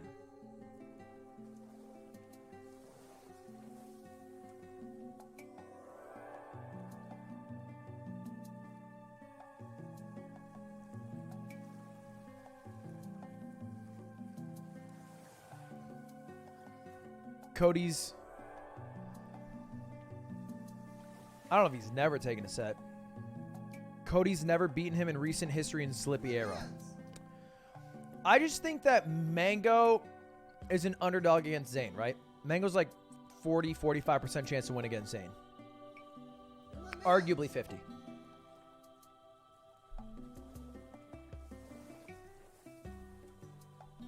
And I don't think Zane is 8-0 on IBDW. Yeah, bro. 30% chance he's 8-0?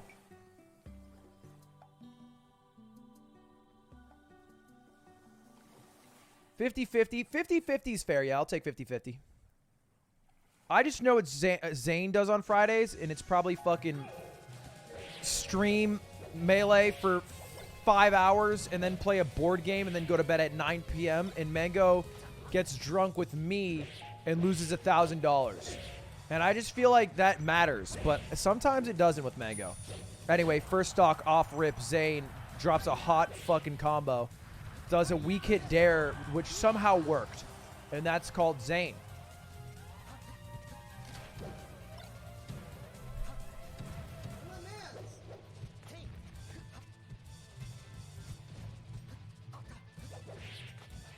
Okay. IBDW gets a nice back air in. We like that. Dash Jansen goes for a run up smash. Doesn't get punished too hard, though. That was shocking. He should have been punished a lot harder for that, but Zane kind of messed up. This might be IBDW's time to shine.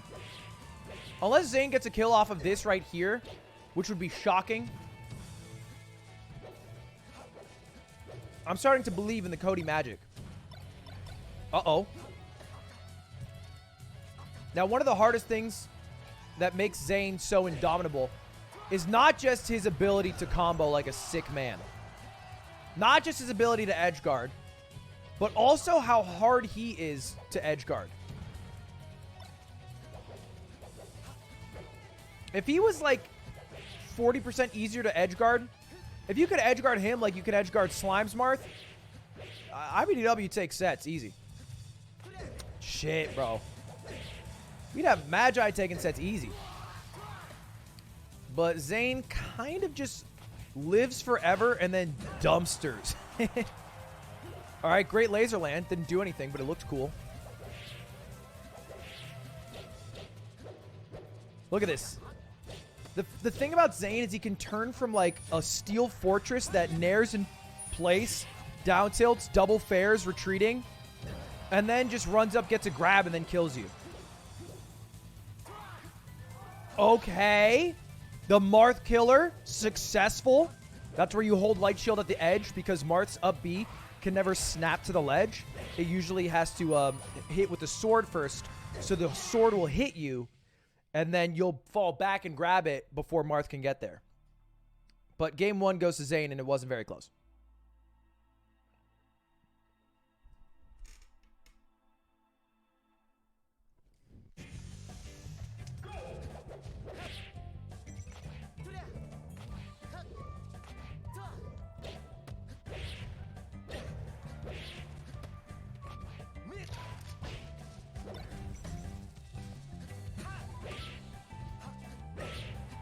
Hate to talk about problems, but Carl Jacobs has 150,000 viewers after the ice problem. Yeah, Because he apologized and acknowledged it and moved on. Who gives a shit anymore? Isn't that what you expect from humans? From them to learn from their mistakes? Just because you woke up in a woke culture doesn't make you any better than anyone else. You just grew up in a time where people happen to be more progressive. Could have been raised 300 years ago during mid-slavery. And if you were, I don't think you would have been like, hey, we should worry about transphobia. Because you wouldn't know it fucking existed.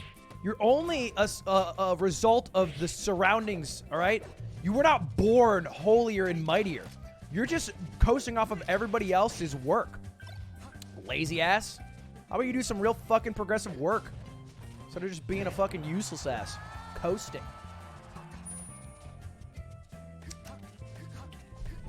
Godspeed, you were born in the fucking 2000s.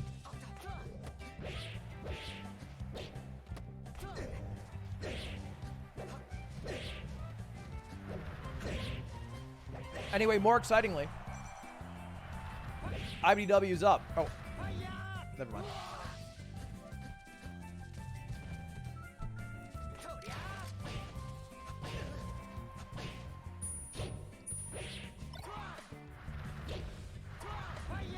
I would Alt F4, I would go to Zane's house, and I would punch him in his throat. I would never... Oh, if he rolled, it would have been so good. Cody. Up air. Ooh. Okay. This is a winnable game. If he doesn't win this, it's GG's.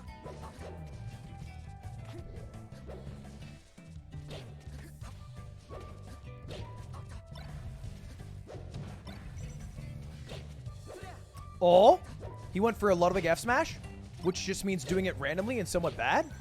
Oh, that tippered. Okay. Wait, great ledge dash. Oh, Cody. Oh, your ledge dashes are so crispy. Oh, your nairs are so bad, though. That's my Zane. You guys want to see my Zane impression?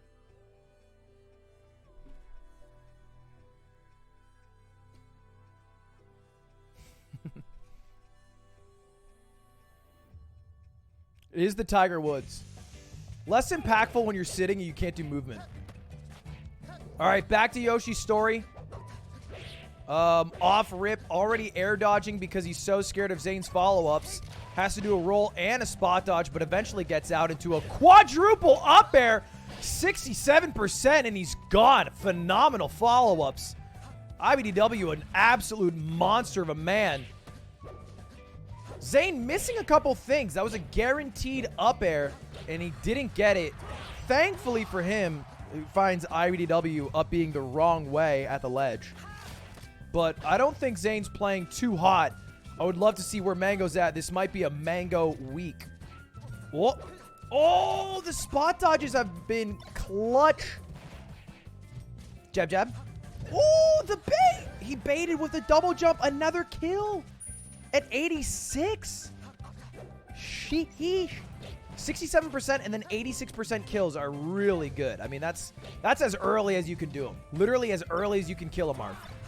Oh my god, I lied! You can kill him slightly earlier! What the fuck? 36%, bro! That's as... I mean... He's working... This is the definition of working smarter, not harder. He's done a collective 200% and gotten 3 kills. I mean, that's the dream. That is the absolute dream. As long as he gets out of this stock, if he can live and then apply 30% more of damage, like one more back air, maybe a nair, he wins for sure. He just needs like one more good hit. So that way, any up smash, up tilt. Oh, beautiful. There it is. And a 2-stock. Cody wins. Now, here's the thing. Someone asked this question earlier. They were new to the game. They said, Ludwig, do stages matter for character selection and win percentage chance?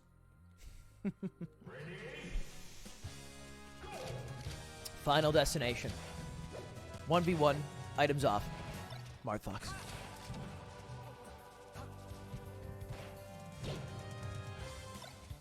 Although I will say IBDW is a zoomer, and zoomers are good at this map. Marth, up throw. Okay. Oh, regrab. Okay, up tilt. Or, yeah, up throw. Okay, up air. Okay, F smash. All right, cool. It's probably over now. Okay, another F smash, right? You're right. And then, oh, you just killed him. Okay. Cool, cool, cool. So when does the other guy get to play? Is this a one-player game? Oh, so the other guy grabs you once. Oh, he gets to play there. Okay, that was actually kind of nuts. That was kind of nuts, though. Okay. Oh, he gets out. That's the dream. Only 18% taken. Oh. Okay, 1 grab. 2. 3. Up tilt. 4. Up tilt. 5. Up air. Nair. Oh, he misses the F smash, but he air dodged. No jump. Faired him. Fair again. Up air. What? 18% to 145. What do you do as Cody? You just feels bad, man. Oh, my God. And he barely misses the shield. He did everything perfect, right? He did everything perfect. He shield grabbed. He had a great combo. He saw the get-up attack. He tried to punish it. And for his efforts, for his bounty of accomplishments, he gets 1 death. Okay. Up throw, up air. What are you doing? What are you doing? Okay, I blame IBDW for that one. Wait. No way he follows up on that. Oh, he actually didn't. Oh! That's actually a new tech that's been happening a lot. You tank the side B because it barely moves you, but it also, the only bad thing is it turns you, but you can just shine. It hits them. I've been seeing it a bit more in the Slippy era, actually. It's not something I used to see offline. Okay. Great roll, ledge dash. Unfortunately, it will lead. Oh, he was inches away from stealing a life. Just slightly missed the shine because Zane choked. Well, he's at a high enough percent where there's no way to follow up outside of up throw nair. But up throw nair will be enough to knock him off. And there it is. 3-1. Good performance from Cody, but FD did not look close for any second.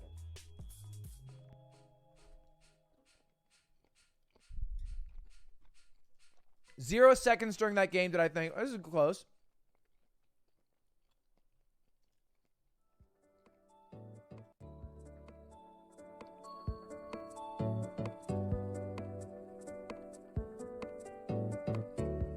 A good set, but game 4 was not close.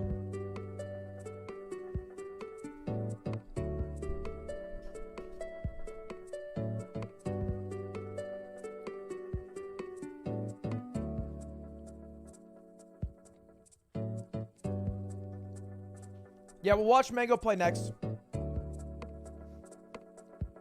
No, this is the internet settings song from the Nintendo 3DS.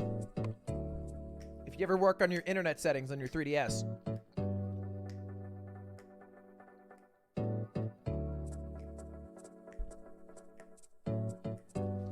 Just a little backtracking. A little backtracking for like a bossa nova beat.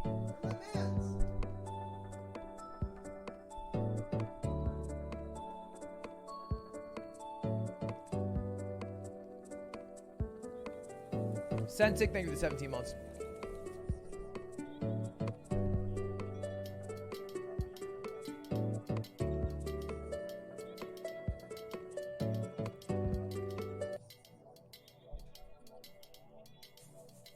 This game was not too close, I remember. I thought Cody was in it until Zane did this and then got 2 more frees. Yoshi's game 1 was super close. Cody should have won this game. This was a sad one to lose.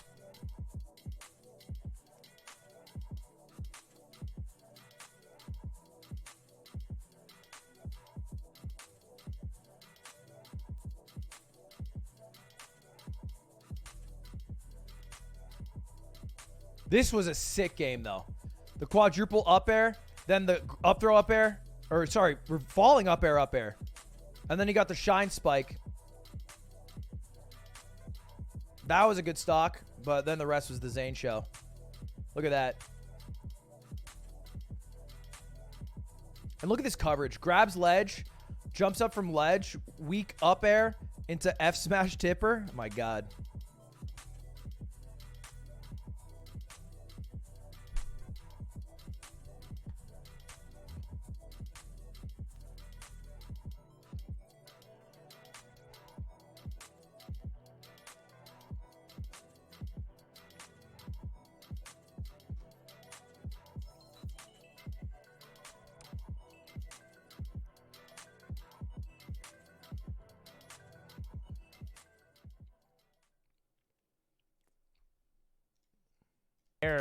When Martha's throwing you up and down, that's bad. But if you're on the ground, that's also bad. And it's like Zane's second chance to just completely fuck you. You know? My goodness, I don't know if y'all caught this, but the duration of those games, not a one, was at 3 minutes. Minute and a half, 2 minutes and a half, 2 minutes 40 seconds. PB pace. Yeah, and I feel like that's just to me it just speaks to the punish game and how optimized things are at this point. Yeah, for both of them too. Like Yoshi, exactly, Yoshi's was for a quick time. Yeah. Cody's openings per kill was not bad by any stretch of the imagination. No, it was like 4.6, 4.2 or something. That's actually so cool because the data can let you see like how close they are, and then it's because it tells so much more of a story than like 3-1. Right. And it's like it's right there. Yeah, openings kill. It's like damn. That's how the edge is coming out from Zane, and it still looks bad. You know, sometimes it feels so oppressive. We got Mango Wizzy coming up. Speaking of matchups that we kind of can predict the outcome of. All right. Here's the stats. Mango has beaten Wizrobe 20 times in a row. Wizrobe has beaten Mango is not a sentence that is true. So all roads lead to Mango winning.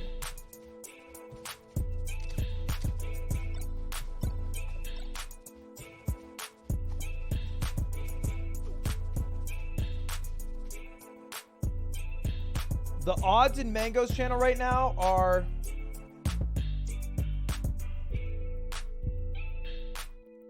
$100-0. 9.6k points on Wizzy. I'll put 10. Because then I'll win 1k. Actually, no, I'll win all this 4.4 mil. Share it up amongst us. But I'll probably walk away with like 1k then.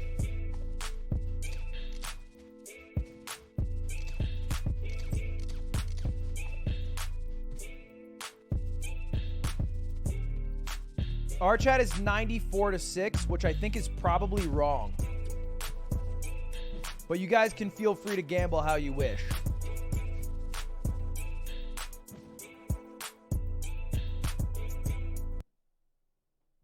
And this may sound really bad, but he was dying. So I wrapped him around in a towel to try to stop the bleeding. And I lied him down near the fence.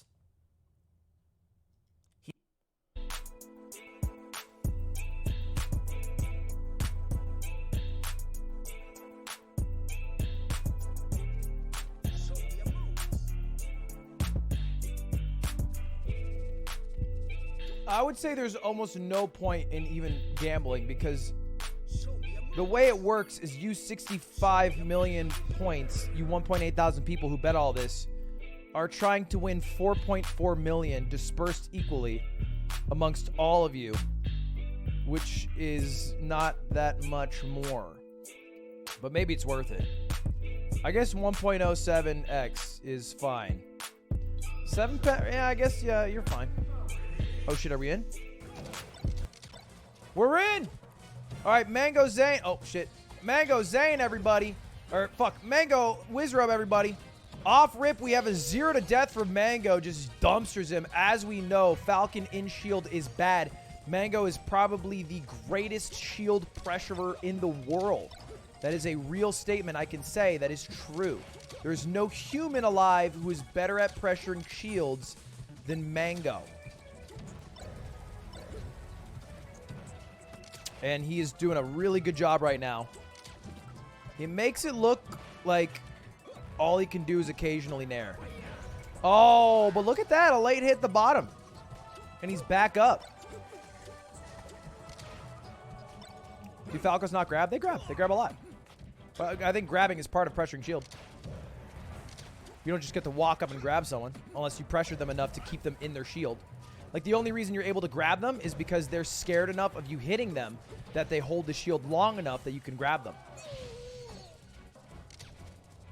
Mango doesn't grab a lot? You guys are smoking Reaper. Mango grabs a lot. I mean, maybe, like, comparatively, but he'll grab... You guys are saying, like, he doesn't grab in a game. He'll grab it many times in a game.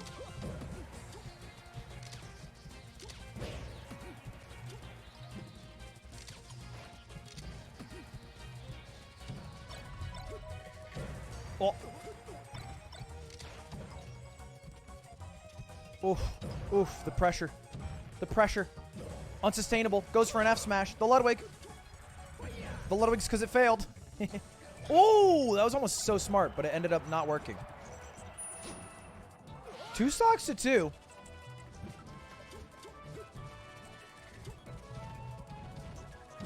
Oh, no. Oh, no. Wait a second. Is this going to be the greatest upset in Channel Point history? Well. He had a chance. He had him off stage. For some reason, when Mango's off stage, he just gets back. I don't know how that's possible. It's not supposed to, but... Uh-oh. Wizzy needs a kill here. Oh, that is not a kill. That is very opposite of a kill, my gamer.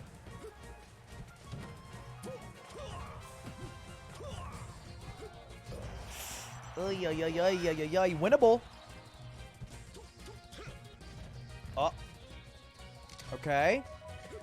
Goes to ledge because he was a little scared. Rolls in. Gets a grab. Chains it. 3 in a row. Misses the 4th. Goes for an in place. But a knee. Oh, what the fuck? How did he grab him that way? That made no sense. Got a knee. Ah!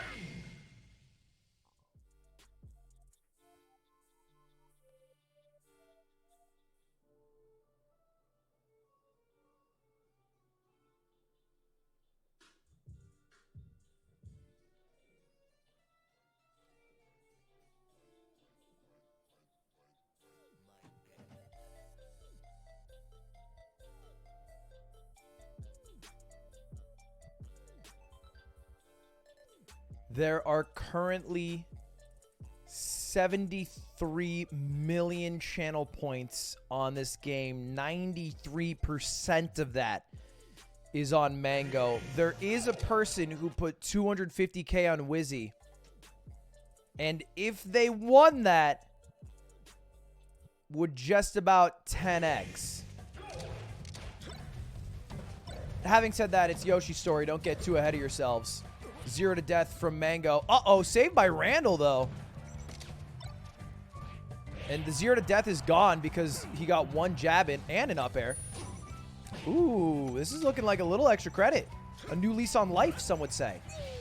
29%. That's you can't be upset because you were meant to die, and Randall saved you. Okay, couple good lasers. Gets in there with a nice deep shine. Shielding. You know what I've always said? Mango never grabs. Of the top players, he grabs the least. And it feels like he has a lot of grab opportunities. He just never does it.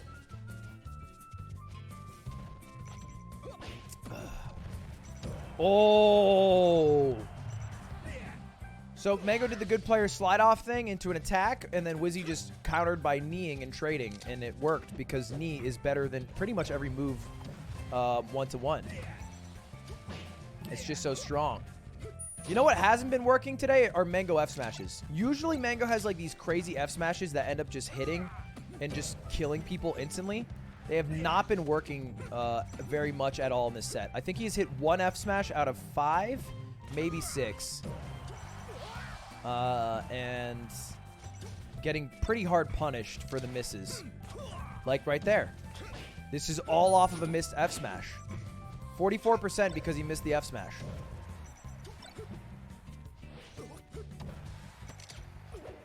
Oh! Okay. Scary situation for Mango. He finally gets out, gets a back air. That's pretty big, but that was a little dicey.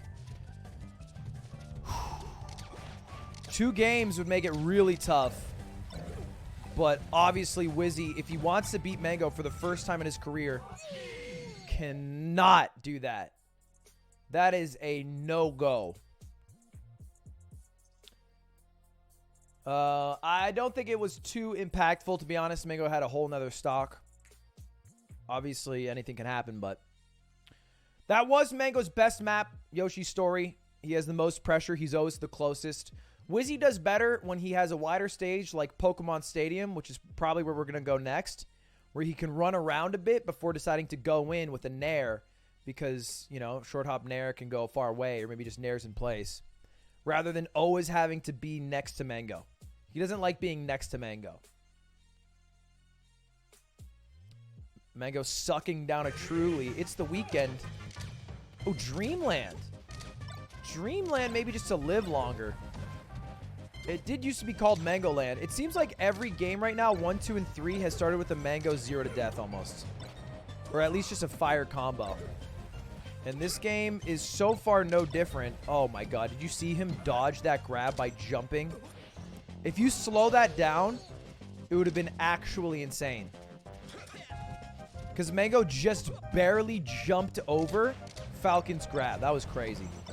But much like Game 1 and 2, Game 3 starts with a Mango kill early Gangster Laser. Not the best move. Oh, he's dead. What a... That was the worst Wizrobe has looked in 4 years. I've never seen him look worse than that. That was the most pathetic thing I've ever seen in my life. He went for a weak falling knee and was way too late. Didn't fast fall. Didn't think he trade. I don't know what. And ends up just dying. He should have been up a clean stock there. So that's a bit sad. Or at least tied stocks. Does some cool shit to make up for it, though. Oh, I feel like he could have gotten out there. Oh. You see how good Wizrobe was there? He got the knee, ran all the way up to jab where he would have teched, and was just like a 1/5 of a second late. Because Mango had already gotten to ledge.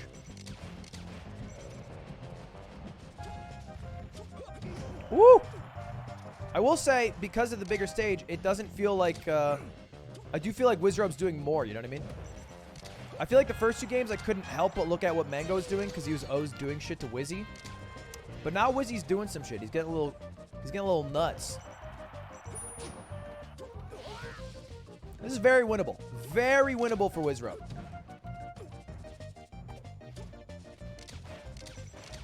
He's not doing super well with the lasers, and that roll-in was a little televised. Getting something started is the hardest part. And then after that, it's smooth sailing. That's a start. Ooh, where's the sailing? Where's the sailing smooth? Ooh, this is bad. Oh, he gets up so high. Oh! And unfortunately, if you get up-beat by Falcon, you get your jump back. So Mango's able to get back to stage. A pretty smart move, like good game awareness, but it doesn't end up mattering. Up-beat in 64 is like kind of a sick kill move. But in Melee, you just get a jump back, so usually you make it back. You can kill with it occasionally, but he loses on Dreamland. Honestly, you know what Wizzy needs to do? Is for the first minute of every game, or first 20 seconds, just dash dance. Like, stay away from Mango. Because you lose the first interaction every time. It feels like the producers cut over to the game, and I see Wizzy getting his shit pushed in. And that needs to stop. I can't keep cutting to Wizzy getting his shit pushed in the first 20 seconds. All right? Maybe light shield on platform for a bit. Maybe power shield some lasers. He goes to Pokemon. That's where I thought he would have gone game 3, but he went to Dreamland. Just stay away. Stay away. Stay away. Yeah. This is good. Just don't start losing. You know what I mean? It's hard to win when you start out losing. That was... If it's not obvious. Peepo G. Do not start losing if you want to win. Also, don't shield grab because Mango's not bad enough that you're going to get a freebie shield grab. Unless you're Hungry Box, in which case you go for 15 shield grabs and at least 5 will hit. All right, Wizzy recollecting. Goes for a raw knee and just fucking gets it. And gets a kill. Wow. Wow, wow, wow, wow, wow. That was a well-deserved 3-second rest on the platform that led to a direct kill. Okay, goes back. I like that. He's strong on the ledge. Ooh, good. That's the Wizzy slide off. We've all come to love. Almost something big there, but Mango's defense a little too good. Nair somehow not trading. I'm a little upset on Wizzy's behalf. I feel like the Nair should have hit, but it didn't. Ooh, good recovery, though. And get-up attack just isn't what he wanted. That must be a misclick. Nobody wants a get-up attack. Because when you're over 100%, there's a slower animation. I don't think... can someone donate to Wizzy and let him know that you're not supposed to get hit by the lasers? I don't know if he knows that. They actually hurt you.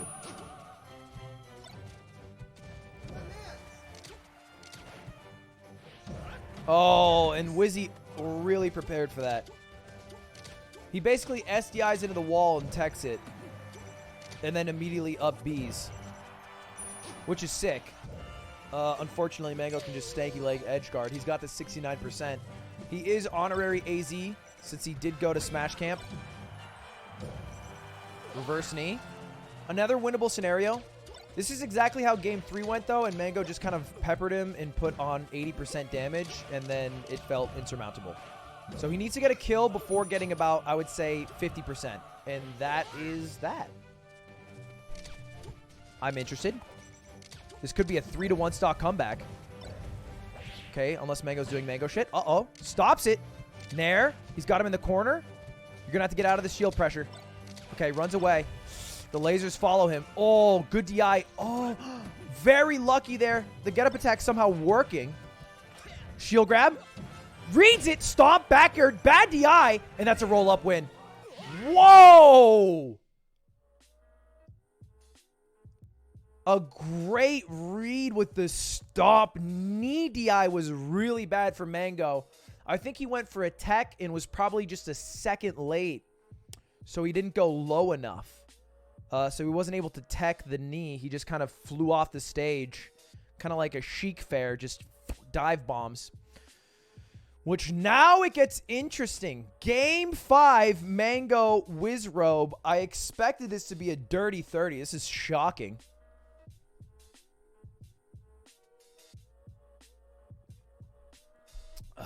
Now, it's Mango's pick. He has to wait until Wizrobe is ready. Wizrobe, a notorious staller. Not taking too much time, but a little more than the rest of the competitors. About a minute or so to collect himself. Get his adrenaline out of his body. And start playing how he's used to. You can see him exasperating a bit. And they're starting it up on FOD. This stage notoriously was bad for Falcon. Now people talk about how it's actually good for Falcon because the platforms let you stomp a lot. But Mango knows better than any commentator who says things that they've heard before. Because he's the greatest player of all time. Off rip, though, I don't think he's... Okay, good shield pressure. Look at that absolute skittle of a shield. But it doesn't matter if your shield's a skittle if you're able to get out at the very end. F smash? Yeah. Oh, and Wizzy thought he could time it. Wizzy knew that was coming. Wizzy was not at all surprised that a crouch cancel F smash was coming on the get up attack, but he just mistimed it. He's getting a bit old, I suppose. Side B, that only works because side B has a bit of pullback. And then he gets a knee. That's a pretty standard follow-up. Mango holding him at bay. Okay. Maybe throwing a grab. Mango, I don't think has grabbed once this entire set. That's the Mango. Somehow... Oh!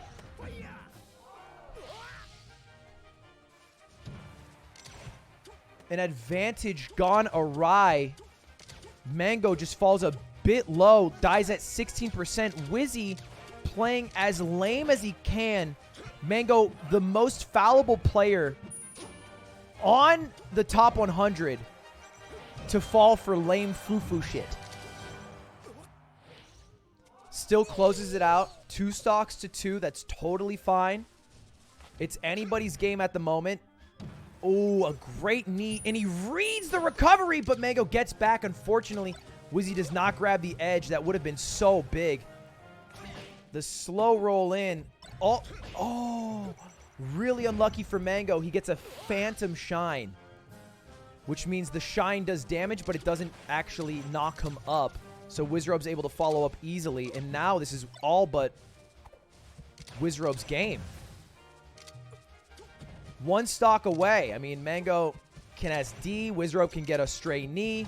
There's a lot of ways to win this, but holy fuck, that was the sickest thing I've ever seen. Dare Bear. Oh, but he doesn't finish. You need to finish that. Okay. One fair. And there's the F smash finally connecting. He's thrown out 17 this set. That's the second one to hit, though. And it's last stock. Game 5. Winner plays Zane. Grand finals of this event. Loser will go home a sorry puppy. Oh! Oh!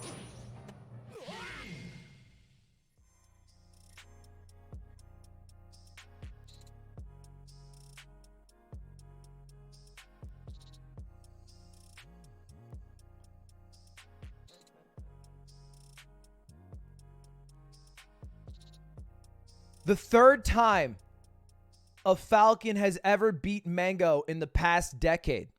The first time Wizrobe has done it in 21 games played together. And there it is. A really good edge guard. Two good edge guards, really, game 4 or 5, excuse me. And that's an economy crashing Gomble. That's an economy crasher. 68.2 million points lost to 800 people that will be dispersed amongst them. That is a big fucking win. We're talking about 5 million channel points. Some people winning just millions from one set. That is crazy. And it's shocking because Mango, it felt like at least the first stock of first 3 games was just kind of crushing. He just had a few weird deaths. Game 1 went fine enough. He kind of ended up, I would say, getting a bit fortunate. Wizzy, that is. With that way that worked out. Game 2 was a stomping. Mango doing what really should have happened game 1 because I think he was up 3 stocks to 1.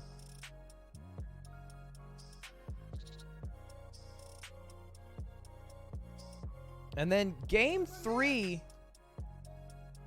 yeah, a slow shot of the Truly sip. Hashtag ad.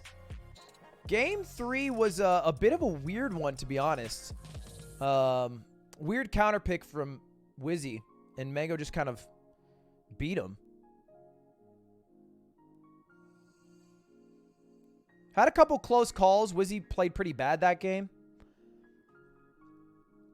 Another big sip of the Truly. Game 4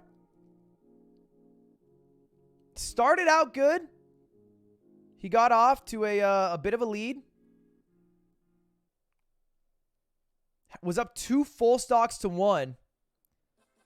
And then Wizzy got this. Grab, down throw, stomp, back air, and then got an edge guard. And then this game, just a couple of good edge guards from Wizzy. Couple good edge guards in a really unlucky stock. Specifically right here. Where that Nair knocked him off stage. He jumped a bit late. He got clipped by Wizzy. And then the uppie wasn't enough to bring him back. That right there, that Phantom Shine, lost him another stock. So 2 pretty unlucky ones. Then he makes a really good comeback. With, just good pressure. But unfortunately, he crouched the first part of the get-up attack and then hoped to F-smash it like he had done so many times before and got clipped by the second half of the get-up attack, which made him lose the entire set. 3 pretty close, unlucky situations is all it takes.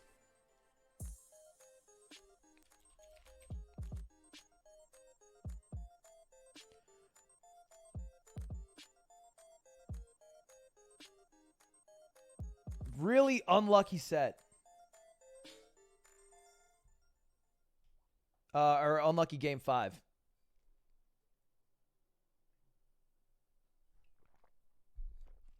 But sometimes you need a bit of luck to go your way to win. How many points in Mango's channel did I get? Like none. I put 10 channel points in. Just for the meme. I won maybe 1,000. You're my mans.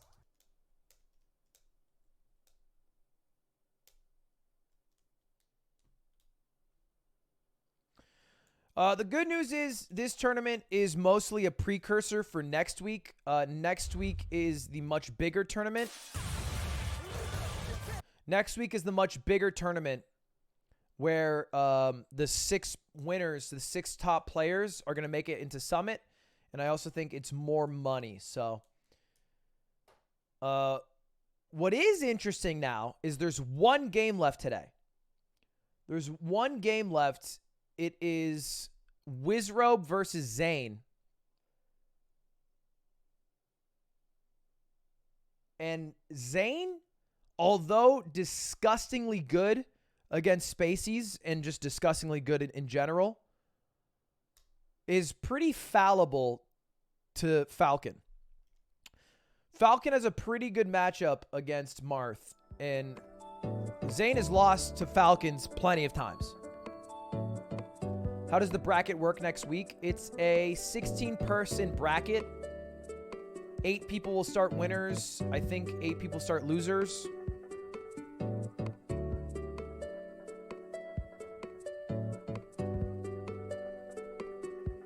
We'll be watching next week, yeah. Why wasn't I in the couch? Well, I wasn't asked. But I also would rather just stream it, if that makes sense. I can just stream it from my house and then get like subs and stream and have viewers. This is ideal for me. Rather than getting paid like a few $100s to go into a studio and then stream for their broadcast, I can just stream from my house. The only thing I'm sad about is that they poached Slime from me. I wish that Slime would be commentating with me, but they asked him, and he agreed to do it. But I don't mind too much. Do I pay them? Yeah, I pay them. I'm literally giving them money for the rights to broadcast the gameplay so I can just have stream content. Think about this. What's the video game you love the most in this world? Like, think of whatever that video game is. And then imagine that you can get, if you pay a little money, you can get paid to just watch your favorite video game and talk about your favorite video game. If I wasn't live right now, I would be on my sofa watching what I'm watching. Now I'm just paid to do it. It's pretty hype.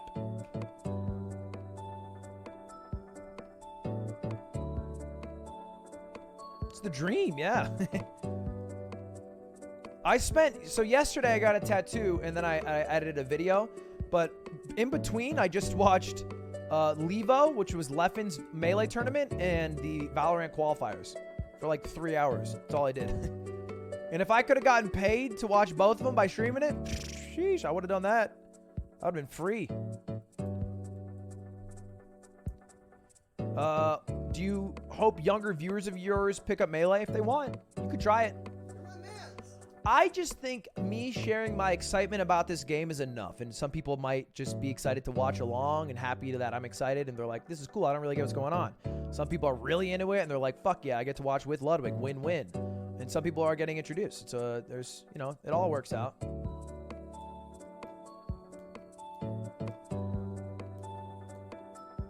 There's one more game right now. It's going to be Zane versus Wizrobe. That's for the winner of Week 3. So far, Week 1 was won by Mango. Week 2 was won by Zane. Week 3 could be a new winner. I would say that this is a closer matchup than you would think.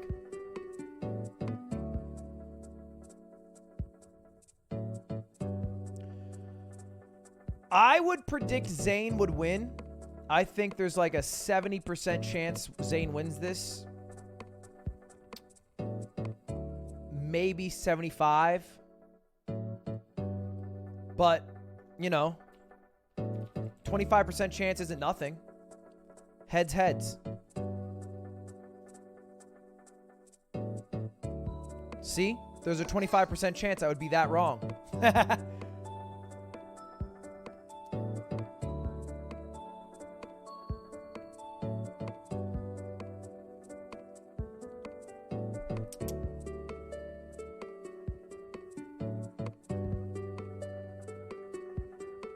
Right now, the channel points are 68-32.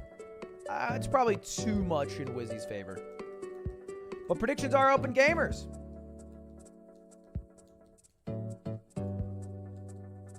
When's the last time I played Melee? I played Melee against Aiden a couple nights ago. After Mango Ludwig Friday. Drunk on Trulies, and he took advantage of me. And then bragged about it. Is it healthy to eat PB&J all your life? It's vegan. Got some protein, got some carbs. Got some fat. Probably a bit imbalanced, sugar-wise. It's not too bad, though.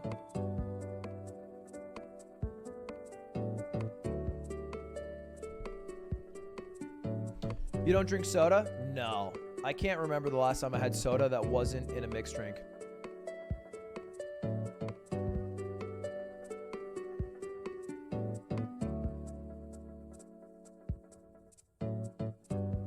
It's my favorite drink. It's a lame answer, but water.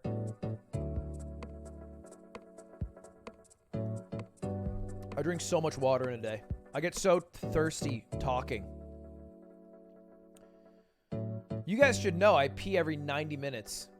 Although I fucking love coffee, I will say. I'm a bitch for some coffee with some milk and chuggy in it.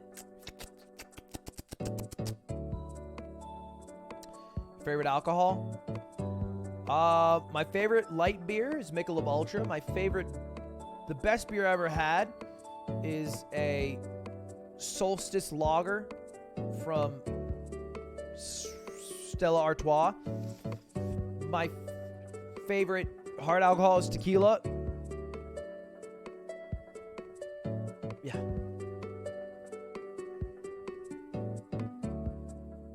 There's one more set. We're just waiting for it. Oh, wait. Is this a trailer? What did you give?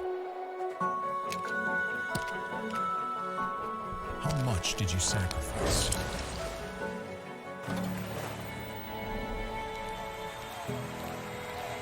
Was it worth it? Melee! Melee, yeah, Melee! Woo! Let's go, Melee! Woo! We might... I'll see if it's possible, but I might try to get the rights to stream that. Some new information has been bestowed upon us. This is next week's losers bracket for that we're going to watch. So again, next week, I know this week was kind of confusing. There's D1, there's D2, there's single elimination. It's supposed to be double. Next week is a normal 16-person tournament. 8 people will start in winners, 8 people will start in losers. The top 6 players will get an invite to Smash Summit, the first offline major event since COVID started canceling events 18 months before the event will start. So we'll see Albert, SUJ. We saw both of them today. We'll see Polish Sunsei. We didn't see either of them today, but they're both very good. Polish plays Peach. Sunsei is a nasty fox. Ben is the Sheik player that makes Hungrybox go goo goo gaga. He has beaten Hungrybox's butt many Fridays. He's a monster of a Sheik. Ginger is obviously the Falco that lost to Plup. And then Magi will be playing Hungrybox. Which all I gotta say is Godspeed, Magi. That sounds really tough for your elimination, really, for your life. And that is the loser side. Winners hasn't been fully settled yet because we still have to watch Wizzy vs. Zane. Predictions will be open till the end of game 1. Magi plays Falco. She's got a nasty Falco. Why is H-Box seated low? Because he loses a lot. Can you ask Mango why he never grabs? Yeah, but asking a really good person why they do things is never a fruitful endeavor because it almost always ends with, yeah, you know, I don't grab. It's, so I always just think that I want to have them feeling stressed out, and I think that I can put them in a situation they don't want to be in. And that's like, he'll say something like that. Or he'll just be like, yeah, I should probably grab. And then, and either one won't be very fruitful.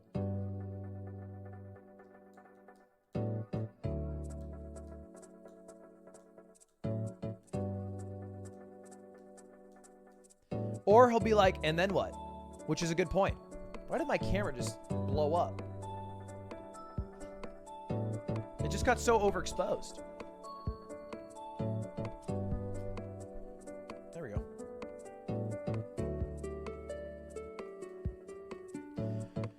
Mango says he doesn't grab because he doesn't want to use his grab tokens and he wants that one grab to come out of nowhere and it wins him the game.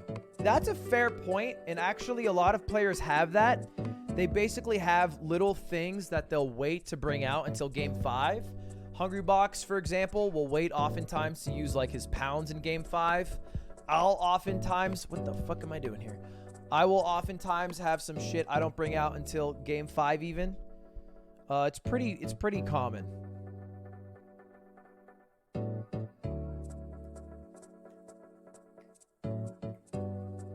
Did I watch Magnus Hikaru? I did watch a bit of it, yeah, this morning. Yeah, like Wizzy might have been saving his edge guards until the last stock. Like and by saving it, it's not like he necessarily could have guaranteed a kill, but perhaps he kept covering ledge, kept covering ledge, kept covering ledge, and then when it mattered, he covered a high side B or something. What did Daniel say? Wizzy stall online. Classic. True. What is a grab token? He's saying, like, you only have so many tokens you're allotted at the arcade. And he doesn't want to use his tokens in a non-impactful situation.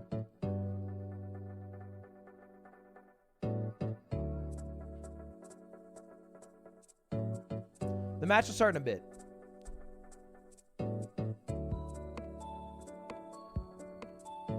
We're just waiting on Wizzy. He just played. Wizzy's Marby's tonight still. You know what we might do after this? I think I'll make a schedule for the next week because I kind of liked having a schedule.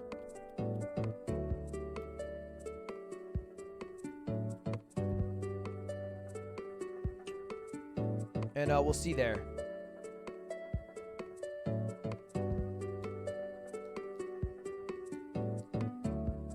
Ryan, I see you. Maybe I'll pull it up later.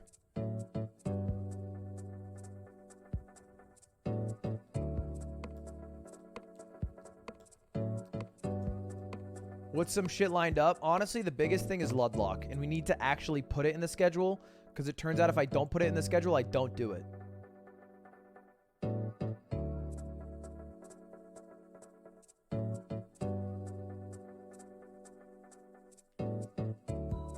But I have a couple ideas. I'll share them in a bit. If I'm left to my own devices, I mod check the Ludlock. I look the other way. I can't find it. I don't know where it is. I don't know. I don't know how to open the software, I guess.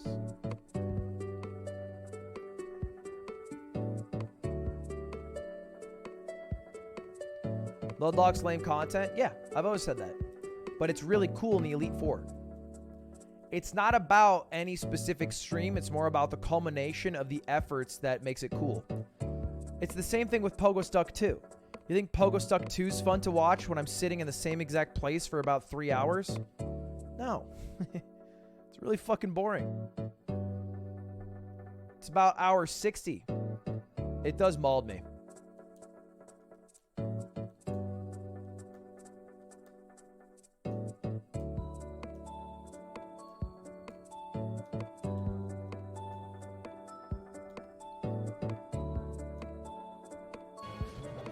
Oh, we're in.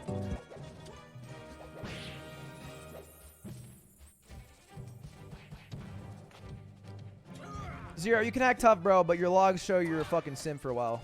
Asking for a sub. I finally got a sub, poggers. Was you, and you have logs. Just show it. But you can be a big man now. It's alright. Live your life. Be a big man. Talk that shit, big man. Don't be scared that you were a little simp boy one time. Change now, you're big man. Mango versus... Wizrobe versus Zane. Grand Finals. Here it is. Now, Zane is still nasty even against a Falcon, but a Falcon can kind of toss a Marth. And I've always believed that ever since I saw Scar put Ken in the dirt and Crimson Blur in the dirt. And also, well, Crimson Blur again. And Fendi. Scar put a lot of people in the dirt.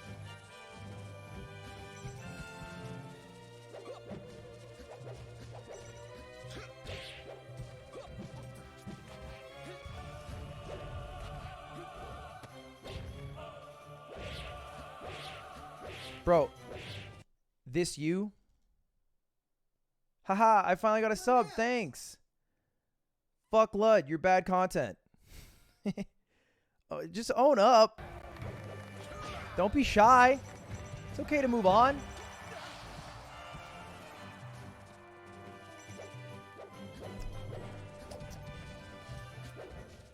Look, at least you had a good month out of it, being Tsundere.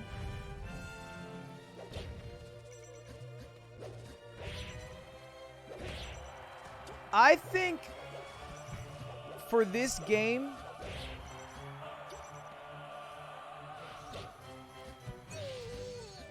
Wizzy kind of needs to win game one. I feel like if he loses game one, it gets real tough. Although I don't even think the FD counter pick is as bad. I just think Zane doesn't choke a 2-game lead.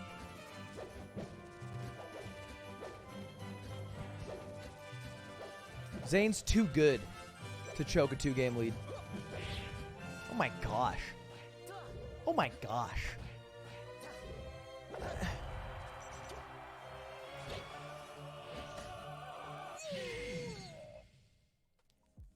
I feel like sometimes Zane plays the game the way it's like list-like. I don't know how to phrase it. Like he's going through a checklist. Got the weak hit up air. Then I grab. Then I up throw. Then the F smash is going to tip her. And it feels like he's never ever surprised about any situation he's in. I wouldn't even call it robotic. I mean, he reacts to everything. It's more so that like it never feels like a situation surprises him and you can catch him off guard. The only way I was able to catch Zane off guard when I beat Zane was because I hit him with shit he had never seen before because it was so bad. And that was it. I had to play so bad that he's never seen it. He's never played anyone as bad as me. And so when it came down to it, he had no game plan prepared.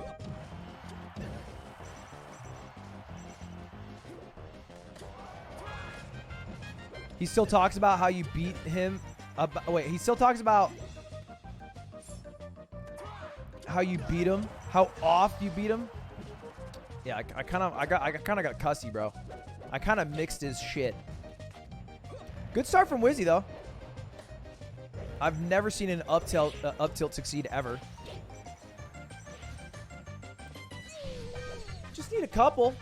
You need to win this game, that's for sure.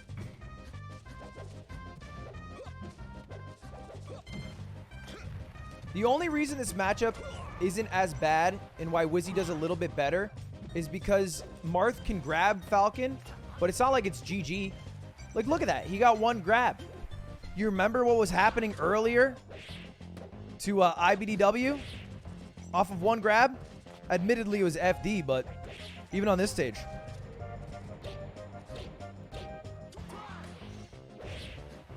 Oh, no. No way. He's got a... Okay, he does have a follow-up. I was going to say no way. Oh! 7 head. Genius.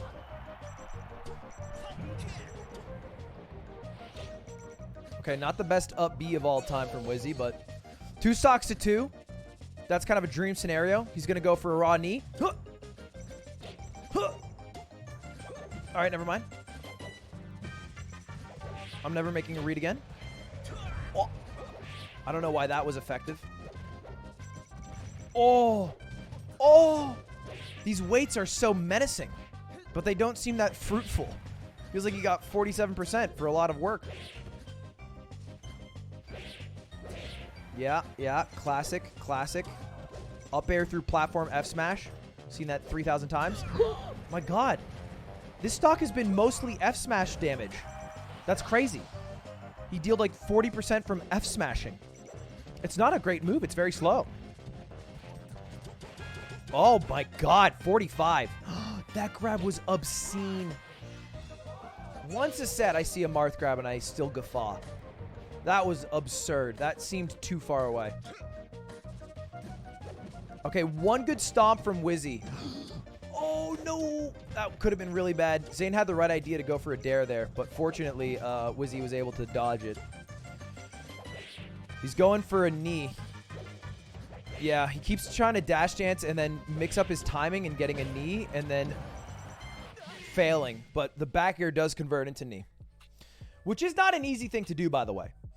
To back air and then you have to instantly back dash to get the knee so you have enough speed, really, to get there. I mean, if you're Wizzy, you get it every fucking time, but it's kind of a hard thing to do. Yes, Wizrobe is stalling for game 3. He is someone who does take his time. And this is no different. I assume that they probably have kept him to a certain allotted amount of time. They've actually started introducing rules to curb the amount of time he can take in between sets. It applies to all players, but I think was put in place mostly because of him. So he'll take like a minute here, 90 seconds, and then he'll probably have to go.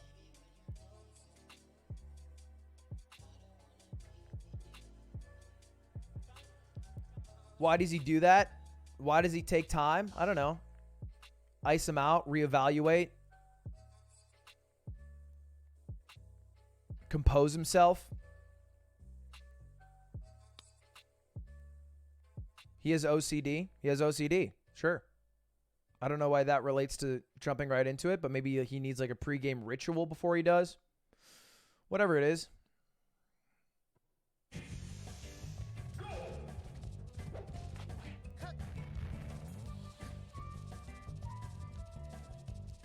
Zane seems sleepy. No, he's just focused. It's only like 7 o'clock where he is. Actually, it's like 10. So it is an hour past his bedtime. It still gets a nice 0 to death. The lotion did not help too much. I keep mine just crackly dry when I play Zane.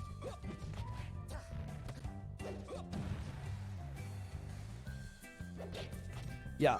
So Wizrobe does this thing where at low percents, crouch cancel just covers anything, right? Get up attack. And if he's really close to you, he'll just stand there and just crouch menacingly because he's quick enough and he's proven it 100,000 times to react to anything you do. And so it's really just a chump check for Wizzy, which he succeeds in every time. And nice edge guard. He knew that. He knew that if he get up attacked, it would knock him off stage, and then he knew if he rolled, he wouldn't have enough distance to get back on. Situationally aware. You know what hasn't been working, though, is going for a knee. I'm going to tell you straight up, Wizzy, I've seen you go for that 3 times, and you are not succeeding with your dash dancing around and then flying into the knee. I think it's missed a lot.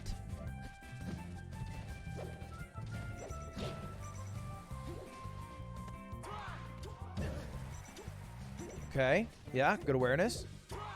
Get up attack. Perfect edge guarding. And this is the difference.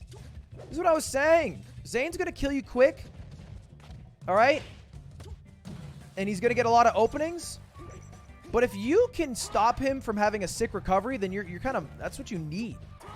And that's what IBDW was struggling with a bit, was edge guarding Zane. But it feels like every time Zane's off stage, it's a coin flip if Wizzy's able to edge guard. Right there, he got a little unlucky because Randall was there. Randall's not there. I think he gets the kill. Randall really getting involved. Holy shit. F smash. Oh, great spot dodge. That was the first time Falcon spot dodge ever has been good ever. And that looked like an AI tried playing the game. That was crazy. That was the worst thing Zane's ever done ever. Well, I guess he lost to me. Second. Okay. Oh, that nair missed. Nice. He's covering rolls in, right? So that's where he's kneeing, is for a roll in. Zane, yeah, Wizzy knew he was going to die there. He even lifted his head before he died. Oh, bad DI on the first up air. And he can rinse recycle this as long as he reacts to Zane doing anything else tricky. And great edge guards. Just 3 excellent edge guards from Wizzy makes this a 2-1. All of a sudden, getting a little bit stressful. I don't know about Yoshi's. I don't know. That was Zane's choice to go there, and it feels like not the best stage. I think Battlefield might be more his speed. Or no, game 1 was Battlefield, right? What's wrong with FD? I guess he wants the platforms to combo off of. I feel like FD would be pretty fine for you. But maybe I'm wrong.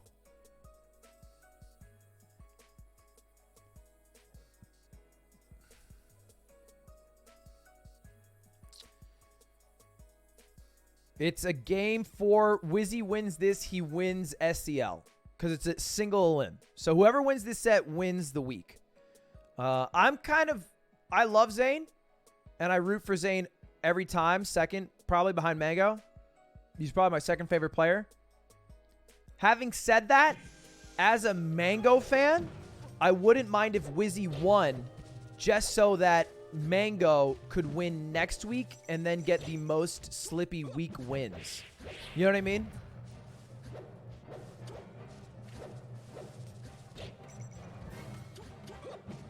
It'd be like if an NFL team was about to tie the Patriots record for Super Bowls, I would root for the other team, even if I really liked the person who's about to win it.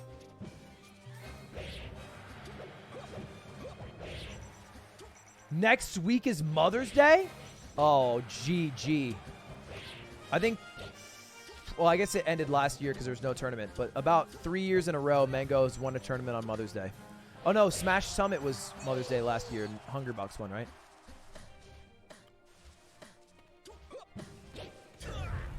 Or was that way earlier? That might have been way earlier. I might be wrong.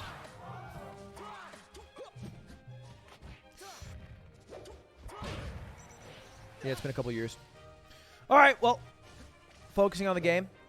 No platforms. He went to FOD, which is kind of what Mango did to Wizzy as well. And again, it ends up not being that bad for Falcon.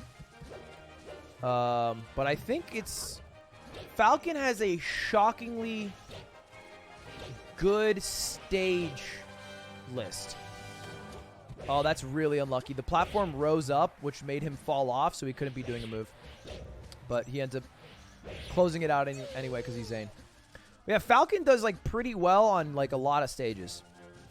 Some characters are like really good on some stages and really bad on others. And Falcon's like the Mario. He's an all-arounder. He does pretty well on every stage. Fox Falco kind of gets shit on in FD against Marth. Puff gets kind of tossed on Yoshi's. On Pokemon. Isn't this his worst stage? Yeah, that's what I'm saying, though. Like, this is thought to be his worst stage, but I think because of the platform height, stomping is, like, really good. And they're way better at recovering, right? Like, look at that. That's not what people used to be doing as Falcon. So it's not as bad. The fact that Wizzy beat Mango on this stage means something. Admittedly, it was a weird fucking once-in-a-lifetime game that will probably never be replicated. But, still. It's not, like, that bad. Having said that, Zane is kind of sweeping. They've just gotten counterpicked. They're so good on the stage. I don't think that logic applies because Fox still gets fucked on by Marth on FT. And if you told Fox players to just play on the stage more so you get better, I think they would all collectively eat cyanide pills. So I think it's a bit deeper.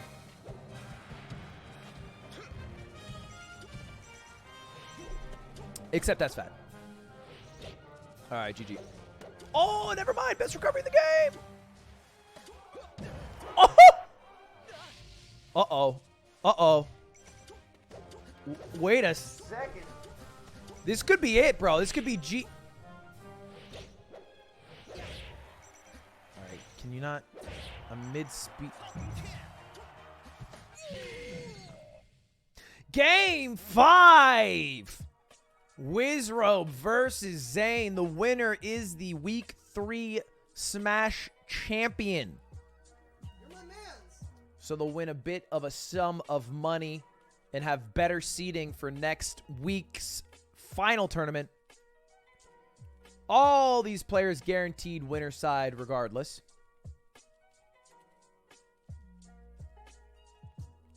Thank you for the sub, Mad Halfling. Appreciate it.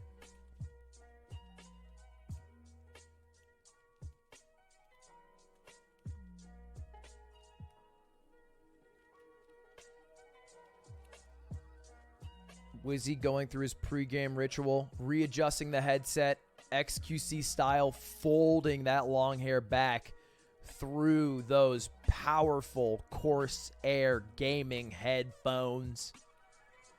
Full gamer posture, looking like the hunchback's hunchback son.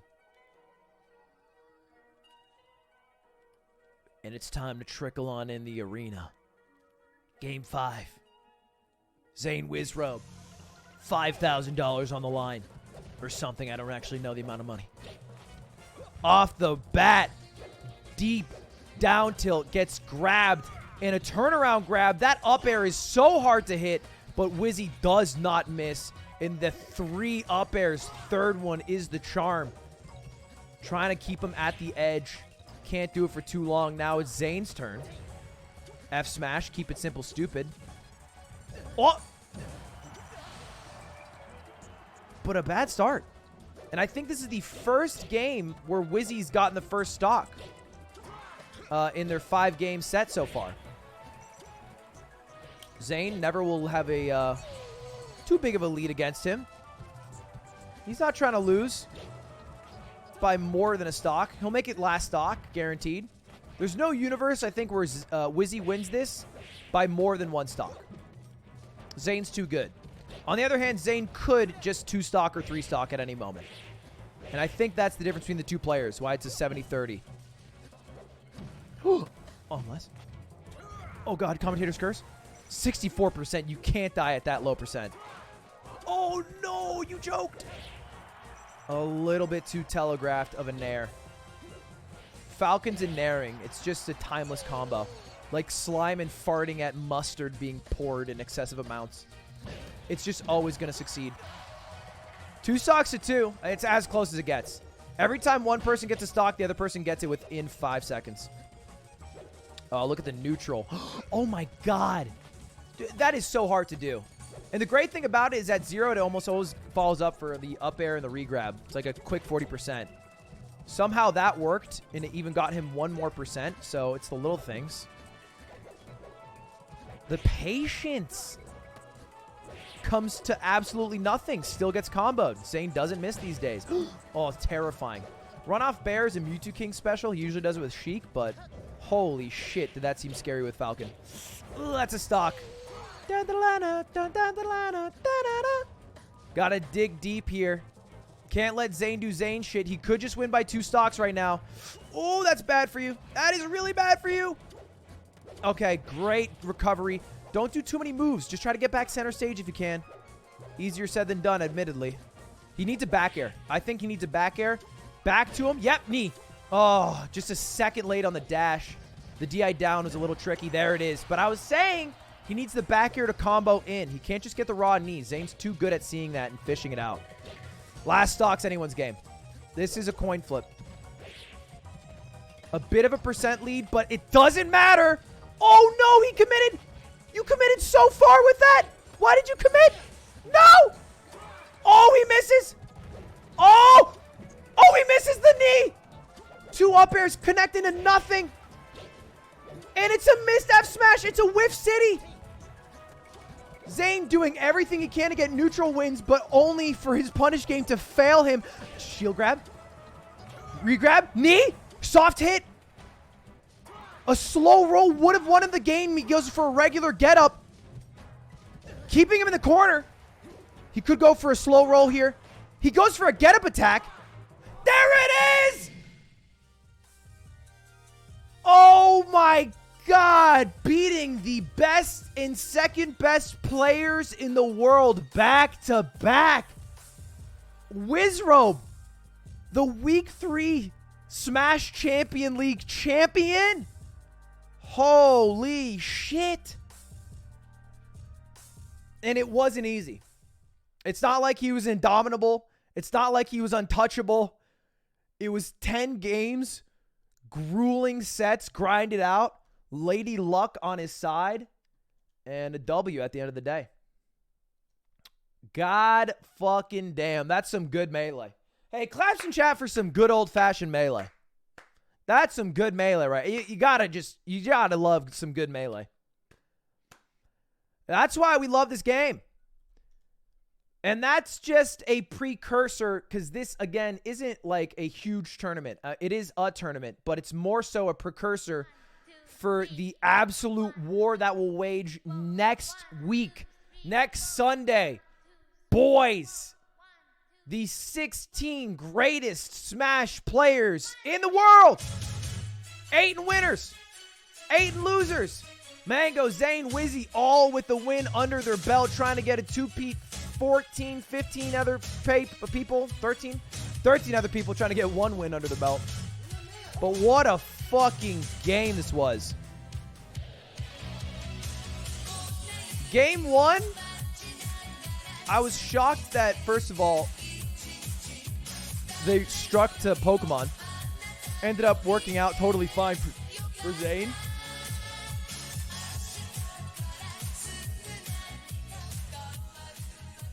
Game 2 on Dreamland was I'm pretty sure a wild ending. Yeah, he got the double F smash stock into a nice knee, and then made a just juicy back air knee, I think, to close it out.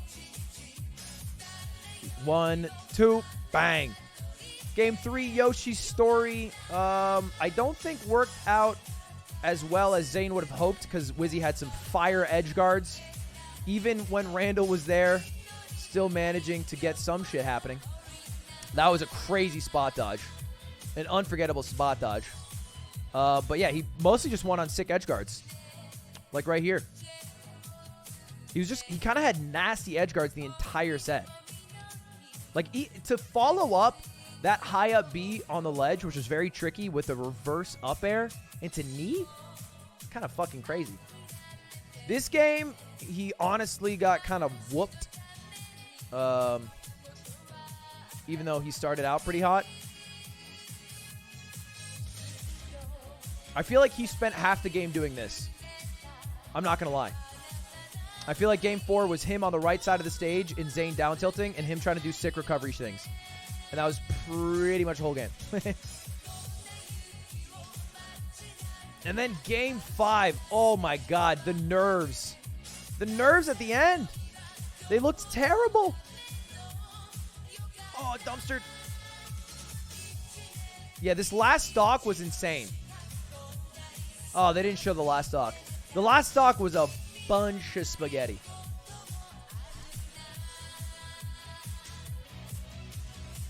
And here are the stats. We have, oh, hey, it's me, Wizzy. Happy to win the game, Ludwig. I love Falcon. I love GGX Gang. I also love Envy Esports. Anyway, thank you guys for watching me play video games. Woo! Wow, really kind words from Wizzy right there, impassioned in a way. And you could see those openings per kill, 4.9 to 5.9. At the end of the day, that's how you can look at this game. How many openings do you need to kill? How long do you usually live? Let's listen in on this interview, though. So, wow, well done, Wizzy. I hope we're going to get him for an interview. We actually have him on the line. We're going to speak with the winner of SCL Week 3 ourselves. It's Wizrobe. What is up, dude? What's up? I took a video, I'll post it, of Scar freaking out during that last congrats, time. Wizzy. You're a beast, dude. We Oh are, my goodness. We're over the moon. How about, Scar, how about you ask a fellow Falcon player your deepest thoughts? Oh, I mean, Wizzy, I actually wanted to ask you about edge guarding Marth. It looked really, really difficult. And I really feel like you were doing the best that could be done. I don't know that there's a better way, but... There's a better way. So my problem was I was so focused on Fox and Falco going into this tournament that when I got to Zane, it was just like, well, crap, I haven't played a Marth in 2 weeks. And so I played my friend for like 5 minutes. And then, Hype. Oh my god. but I guess I haven't paid my tags in in 2 fucking years. I have some edge guard ideas, but like that set was kind of just like my baseline edge guarding. I feel like, I don't know, I can't believe it because I feel like, you know, I messed up a lot of stuff. Like, yeah, the edge guarding looked like, you know, you said I could do all I could do, but there's definitely some things that I can do. It's just I have to, like, practice the matchup more. You got to get it ready. Yeah, I got to get it ready, exactly. I mean, what you're saying is, like, unpracticed, you ended up beating Zane. How do you feel like he played? A lot of times it's like, oh, I don't think he played well or something. How do you feel about his... Good question. I'm not sure. I think he played, like, normal. I mean, last time I played him, I remember it was at, like, 4 Loco. It was a tournament, and it was, like, 3-1, I think. But, like, I, like, SD'd at the end of one of these games, so it could have been a Game 5. And it felt kind of similar to that. So I would say he was, like, very close to – he was, like, his normal self. Or you never want to answer he played worse because that just discredits like your accomplishment. Normal Zane to me. So normal or better than average is what I say. Today is it the first time in history? Yeah, first time in How are you feeling about that? That's such a huge achievement. I mean... You know, Ken Chen is taking credit for your victory because he feels the format made you focus on... Ken's like a Beyond guy, don't worry about him. But he's been saying that if you didn't I know who he is. If you didn't have to focus on the Falco matchup, then... anyway, I just said that to throw some shade. You're saying, how do you feel about beating Mango? Did the preparation, for 2 weeks since SCL Week 2 kind of give you a bunch of stuff that you wanted to specifically hone in on in your practice? I mean, what's kind of funny is I actually barely changed anything from the last week I played. The last week I played where I got I think I got 4-stocked by him. I pretty much changed almost nothing. The main difference was I just wasn't as nervous. Like, that was it. That will do it. Yeah. Why not? Why weren't you as nervous? It's a secret. I have, like, a secret ingredient. Hell yeah. Oh, amazing. Hell yeah. Don't tell us. Keep it secret. Okay. Keep it locked I up. don't know if this... He jerks off before he plays video games. You played Mango last time at SCL Week 2, and it sounded like at the time you said, I had a bunch of stuff that I wanted to show against Falco that I didn't feel like I got to show then. Yeah. Do you feel like you got to show that specific stuff today, and do you want to talk about what that was? If you want to leave it a secret, that's chill with me too. I definitely got to show way more of it. I feel like even, like, without the new stuff, just, like, a lot of the extra confidence I had and, like,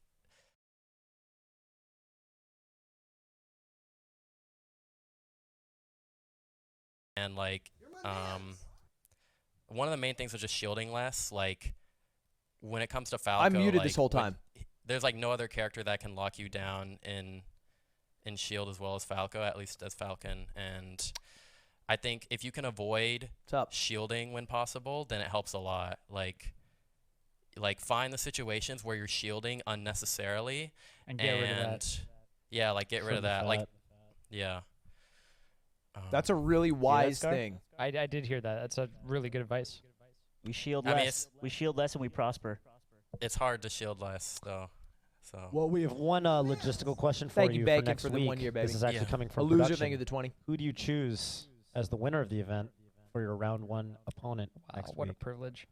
Oh, Choose who do Zane. I- You get that. Who's the pool? You What's get You the can that. pool? Give choose me it multiple now, choice. or you can think on it. Yeah, you but- can think on it. Okay, SFAT, Moki, Gatsu, Plup, Zane. and then I guess That's it. Mango. right? and- I mean, yeah, I guess you can. Oh no, you have to pick. You have to pick one of the. Yeah. Oh, right, because yeah. they're, yeah. Yeah. So Oh, SFAT, fuck. Moki, Gatsu, or You Plup. can't I pick mean, Zane. if you want to Would take have a been moment, Pog if you're you could. allowed. So those 4 people. Yeah. Okay. I think I'll choose SFAT. Yeah. There it is. Yeah. He'll get the rematch. He really he was really. SFAT is as fired up as humanly I mean, possible yeah, hearing he that. definitely played better. I mean, I guess it is an opportunity for him to get. That another might as rematch, well have but been I the need to be Rocky ready too, theme so. for Who are you SFAT. more That's a scared good of, by set. the way, Mango or Zane? Out of curiosity. Who do you? Well, definitely Mango, because that was the first time I beat him in my life. So Mm-hmm. I also think Falco's just harder for Falcon. Like Marth can be hard for Falcon too, but Yes. like Falco is the clear most difficult character to fight as a Falcon player, right? Yeah, if you say so. You say I so, would Wizzy. say I mean, so. it's between Falco and Fox, I feel, but I love the idea that Falco Master Yeah. exists at the top level, because that's what he's Yeah. saying. It Like, is. I mean, sometimes I you lose to a think- Falco. I feel like if Falco is as hard as Fox, like the amount of depth in the Falco matchup is way deeper. Like I think the Falco matchup is way deeper than the Fox matchup. There's like so much more you need to learn. E-Pops, you like, get one emote there's so wrong in many my ways chat to play again, bro. I around gotta time you out lasers, for a day. And I feel like the matchup is like fighting the 3 in a lasers. row. I feel like it's like Doesn't fly. Captain Falcon versus lasers. Wow. And Coming to a theater he near does you. not do. Yeah, lasers win a lot of the time. You said earlier, Bobby. I asked Bobby which Falcon inspires him, and it wasn't Gatsu. It was actually you. It was. He said, really, Yeah. jeez, thank you, dude. he said it was you. Oh, really? Is that Okay. a roll?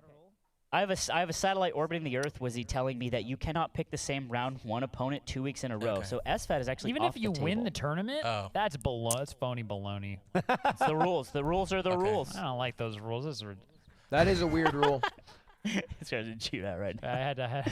So I had to have because I played commentary him, on something, I played okay? hom first round today, so I can't play him first round next week. Correct. So you're telling me that Wizzy has to choose between Moki, Plup, and who? Gatsu. Gatsu. And Gatsu. Go Gatsu, bro. You go Gatsu every day of the I week wouldn't here. want to pick either. That sounds You don't pick Plup, bro. Gotta be Gatsu. Moki's cracked, dog. Could be You Moki. can think about it. He doesn't think want about a it. You team don't kill. answer now. It's totally cool Yeah. too. No Yeah. pressure. Gatsu's a team kill because they've trained Yeah, I'll together. think Wants about it. it. Okay, okay. All right, That's think on okay. that. Yeah. So- okay. Wizzy, it was so amazing to watch you play today. I'm super happy to hear that you were feeling confident and composed. I feel like I Refrigerator, could thank you, sense the- it as the a 16 viewer months, that, buddy. and I think that it's something that I feel like I saw Mango and Zane both feel a little bit shook, a little bit intimidated by the confidence that I feel like you had at the bottom of your gameplay today. So Yeah. I think that was so amazing to watch. Thanks, Slime dude. was just saying earlier today, can a Falcon ever do it? We're losing hope. Yeah, it dude, looks so 2 bad hours sometimes. over here. It looks so bad sometimes for the character, but it's One. Yeah. It just with the energy in the studio right now is so sick. We're super excited. We're so happy for you. Lost and- 500K, but I'm happy 1-1 for and him. 1, man. That's all you can say. Yeah, you You joined the you ranks. took a championship home. Yeah, I can't You're a believe summit it. champion. Thank you. I can't Well, believe it. any final words before we let you go and close out the show? I guess shout outs to Team Envy, my sponsor, the team I play for. Shout outs to my fans and shout outs to people who have been helping me get better a lot, which is it's a few people, but I think the main ones are like Chef Rockman, Ludwig. Sechi, and my friend Man Ray. All right, let's Shout go. outs to them. Man, Okay. right there. I see him in Twitch chat sometimes. Woo, mod Awesome. check. Where's my Yeah. name at? Well, Wizzy, All thank right. you You're like, so I'm much. We will be inspired seeing and- you next week. Can't wait. Okay. And we Yeah, see you actually next week. can't wait. So all the best and Thank you. have a good one. Have a good one. Yeah, See have you a good guys. one, bro. What an epic Dude, I love that guy. night of Melee. I He's can't great. believe that He's I was so invited. pure. I was invited here for this week of all weeks. You had a banger one, dude. did. They Keep bringing have me all out, been keep bangers, bringing me but out. you got the banger one. Keep bringing me out. Mm-hmm. Ooh, sheesh. I've Look got- what happened. when you invite me out, sometimes there's some bangers. I do get lucky a good bit. When we hit Big house Ponytail sign. Scar, It was the only thing. Yeah. Yeah, ponytail scar. The only one that I think was really bad. Not to talk about my worst performances, but was the roast. After the roast, I was actually so tired. Oh my god, I remember. You're talking about the roast itself? No. After commentary the roast, of Just the having to after the commentate immediately roast, after dude. it. Oh my Mango's god. still alive? No, you know what? And I don't know. I like floaty matchups. Don't get me wrong, I but had I think some top issues. four He's was fine. like, you know, it was Puff, Pikachu, Yoshi, and Oh, Zane, Zane, I think. More. yeah. I had some And problems. the second half of the top 8 was like really long matches, which is totally fine. And I mean, again, bench me All right, after I the think roast. I love all shoot that the Top shit. 8 is exhausting to commentate, and people hate you. I'm gonna let them shoot the shit. All right, boys. Well, there's that. There's the melee for today. 5 hours of juicy melee content. We have the same exact thing coming next week. It'll probably be a bit longer because it's just a 16-man tournament. It'll probably be 18 hours of that. I might have another person along with me, whether it's Nick or whoever it is, or maybe it'll just be me shooting the shit with you guys again. But that was fun. That was fun. It is 7:30. Here's what I want to do now. Stream's not over just yet. I want to make a schedule. I want to make a schedule for my stream. We did this last week. Let's do it this week again. Is a schedule. And we can do this. Why doesn't that work anymore? That's crazy. And my whole display capture no longer works. Okay, we can just do that. That works fine. Boom. All right, here we are. Schedule for next week. That is what we are making right now.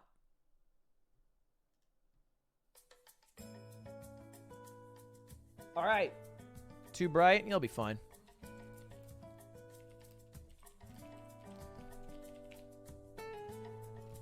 We got Monday.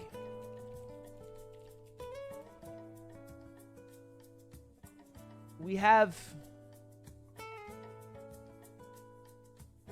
D&D at 6.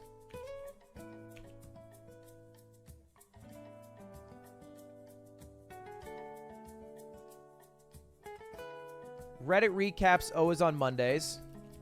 Let's do Reddit. Let's go live at 2.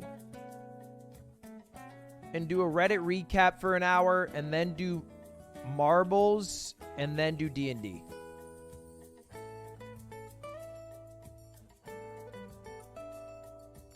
Let's do a Marbies Monday. No cap on the marbles, bro. It's happening. Tuesday.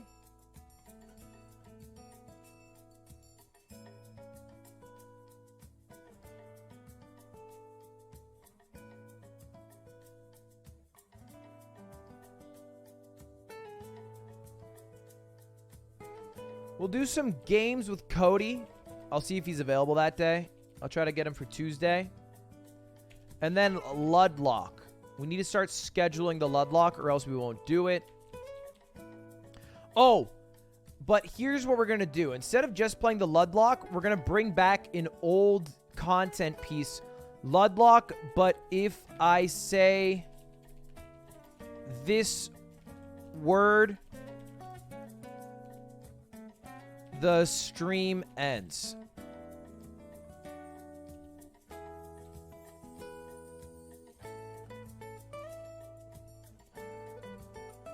So we're going to do that. We did it, if you guys remember, there was a video where if I said a certain word, the stream would end. More so I had to gift, and then eventually it became the stream will end. The word is whatever the highest donation was. That's what we did. But we did it while playing Animal Crossing. It turned out to be kind of a banger video. So we'll try it again with the Ludlock. We're basically like, whoever donates a word, it will be the word that I can't say. I might just do for every $10 donation that replaces the word. And so you can just donate $10 and then that will replace whatever the word is. The problem is the word will be changing maybe too much.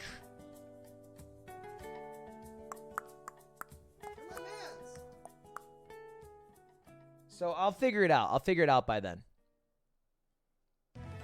Maybe I'll just do bits. Because there's no cap on bits. Or maybe I'll just remove the dono cap for this. Channel points. Oh, channel points could work. 1 million channel points. Too many people have channel points too, though. If I do 1 million channel points, 50 people will cash in right away. So we'll see. We'll see. We'll figure it out. Either way, that's Tuesday, Wednesday.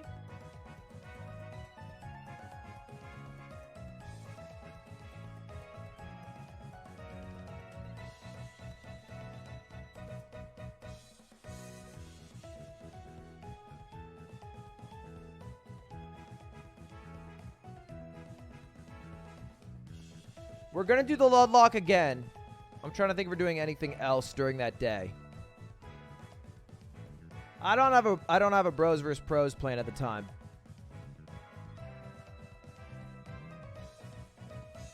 I'm just trying to think of any old content I might want to recycle.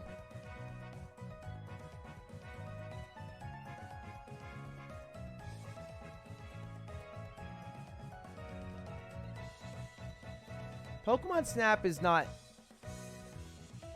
I think I'd rather do Ludlock than Pokemon Snap.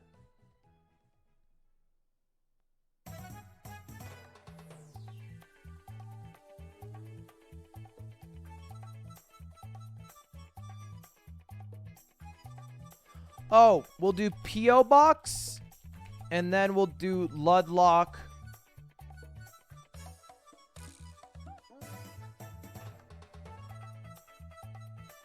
You're my mans.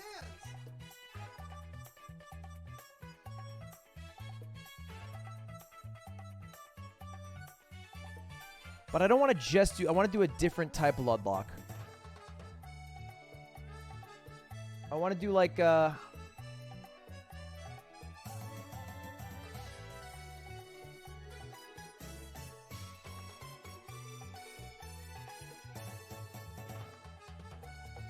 maybe not media share.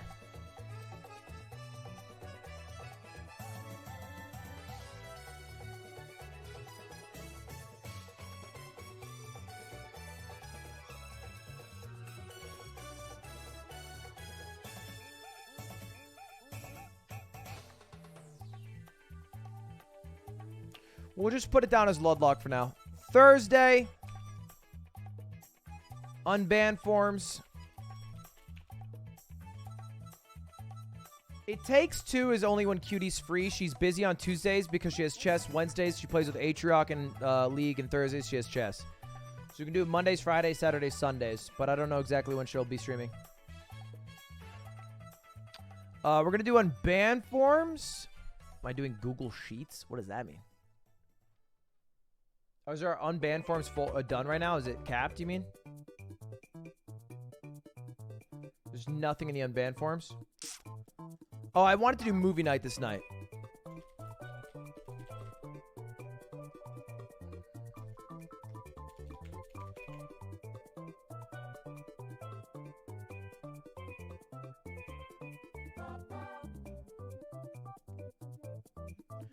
We're going to do Ludlock, and then I want to do pizza night, where I make a pizza. Because I have a new style of way I want to make a pizza. There's a new Adam Ragusia video, basically, that I want to copy.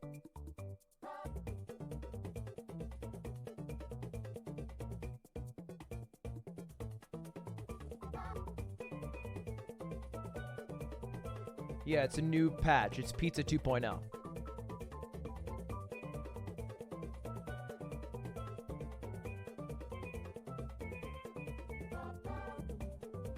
No Shot Throw 3 Ludlock streams. I'm going to grind it. I'm telling you.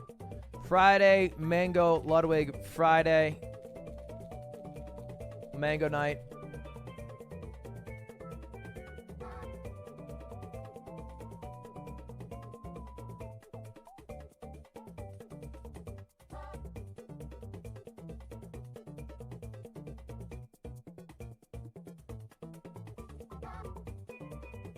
There was a subreddit I wanted to review.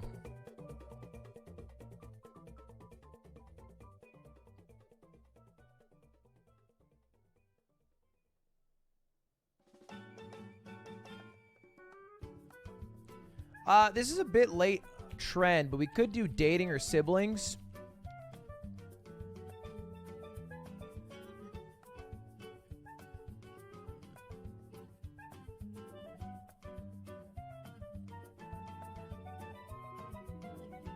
Yeah, I saw Cutie did it. I could do it with Cutie, maybe.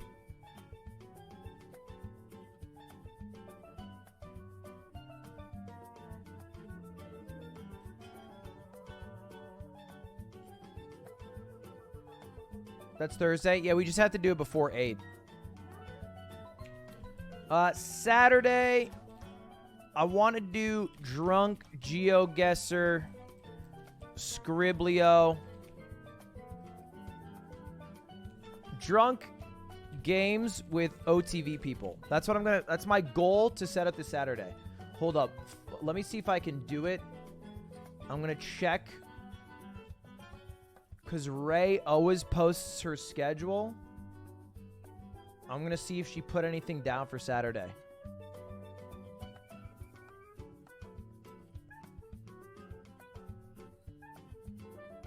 Okay, she didn't. So I think I can maybe set that up. Because when we did Drunk Valorant, it was pretty fun.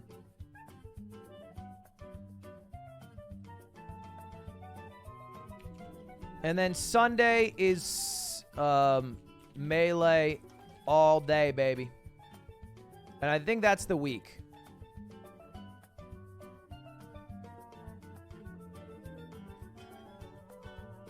Spy Party with Schlatt. I want to play... Yeah, I definitely want to play some games with Schlatt at some point. I also want...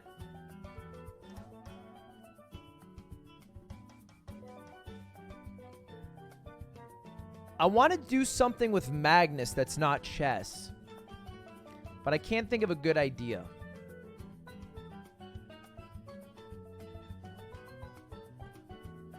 Not necessarily a game, even.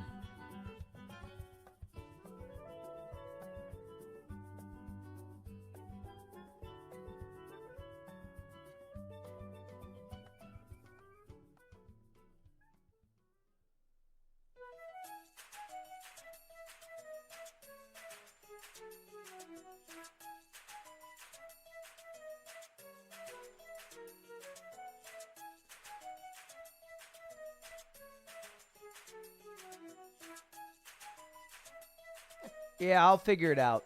I don't know what it is at the moment. I don't know what it is. I don't want to interview him. I just want to hang out with him. I'm going to see if I can set up poker for sometime this week as well. If I could set up poker for Friday, that would be ideal.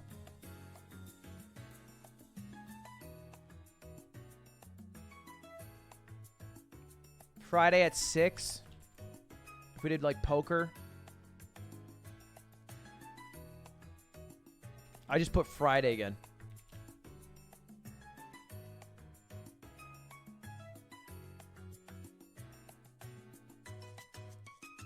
I think I'm going to swap. No, it's actually fine.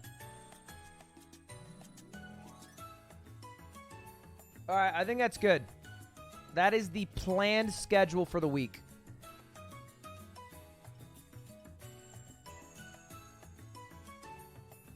Do a tier list with Magnus. A tier list of what?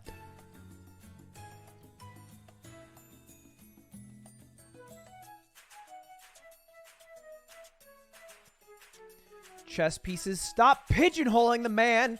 There's more to him than the beautiful game of chess. Damn it.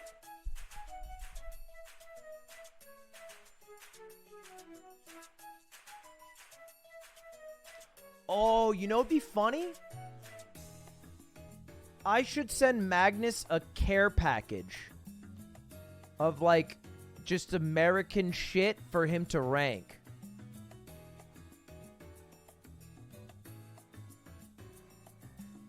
And make a tier list about. We do a snack swap. Ah, that's a great idea. I'm gonna message him.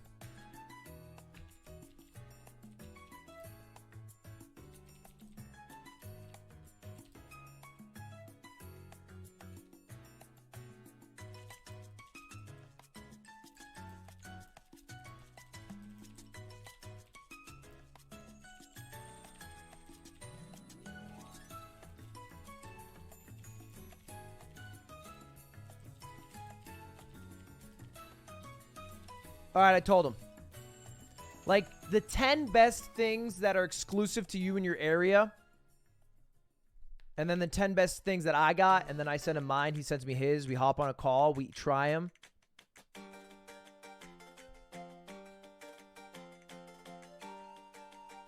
That's the game plan.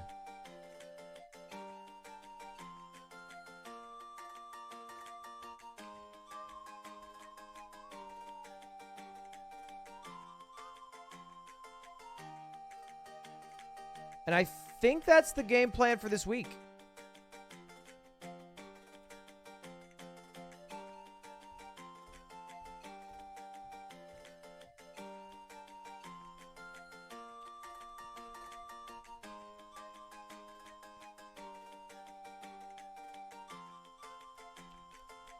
I'm going to post it in the Discord.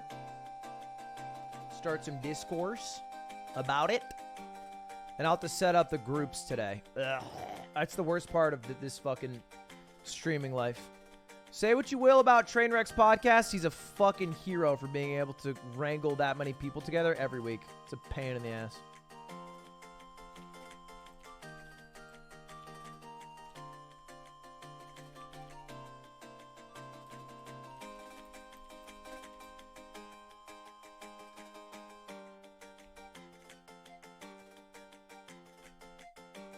The fuck did I do?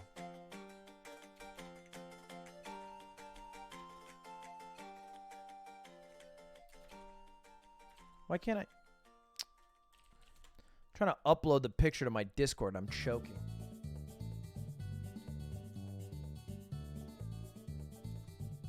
All right, I did it. But all right, boys, that's going to be it for me. I'm going to upload, I think, a You Laugh, You Lose later today on YouTube.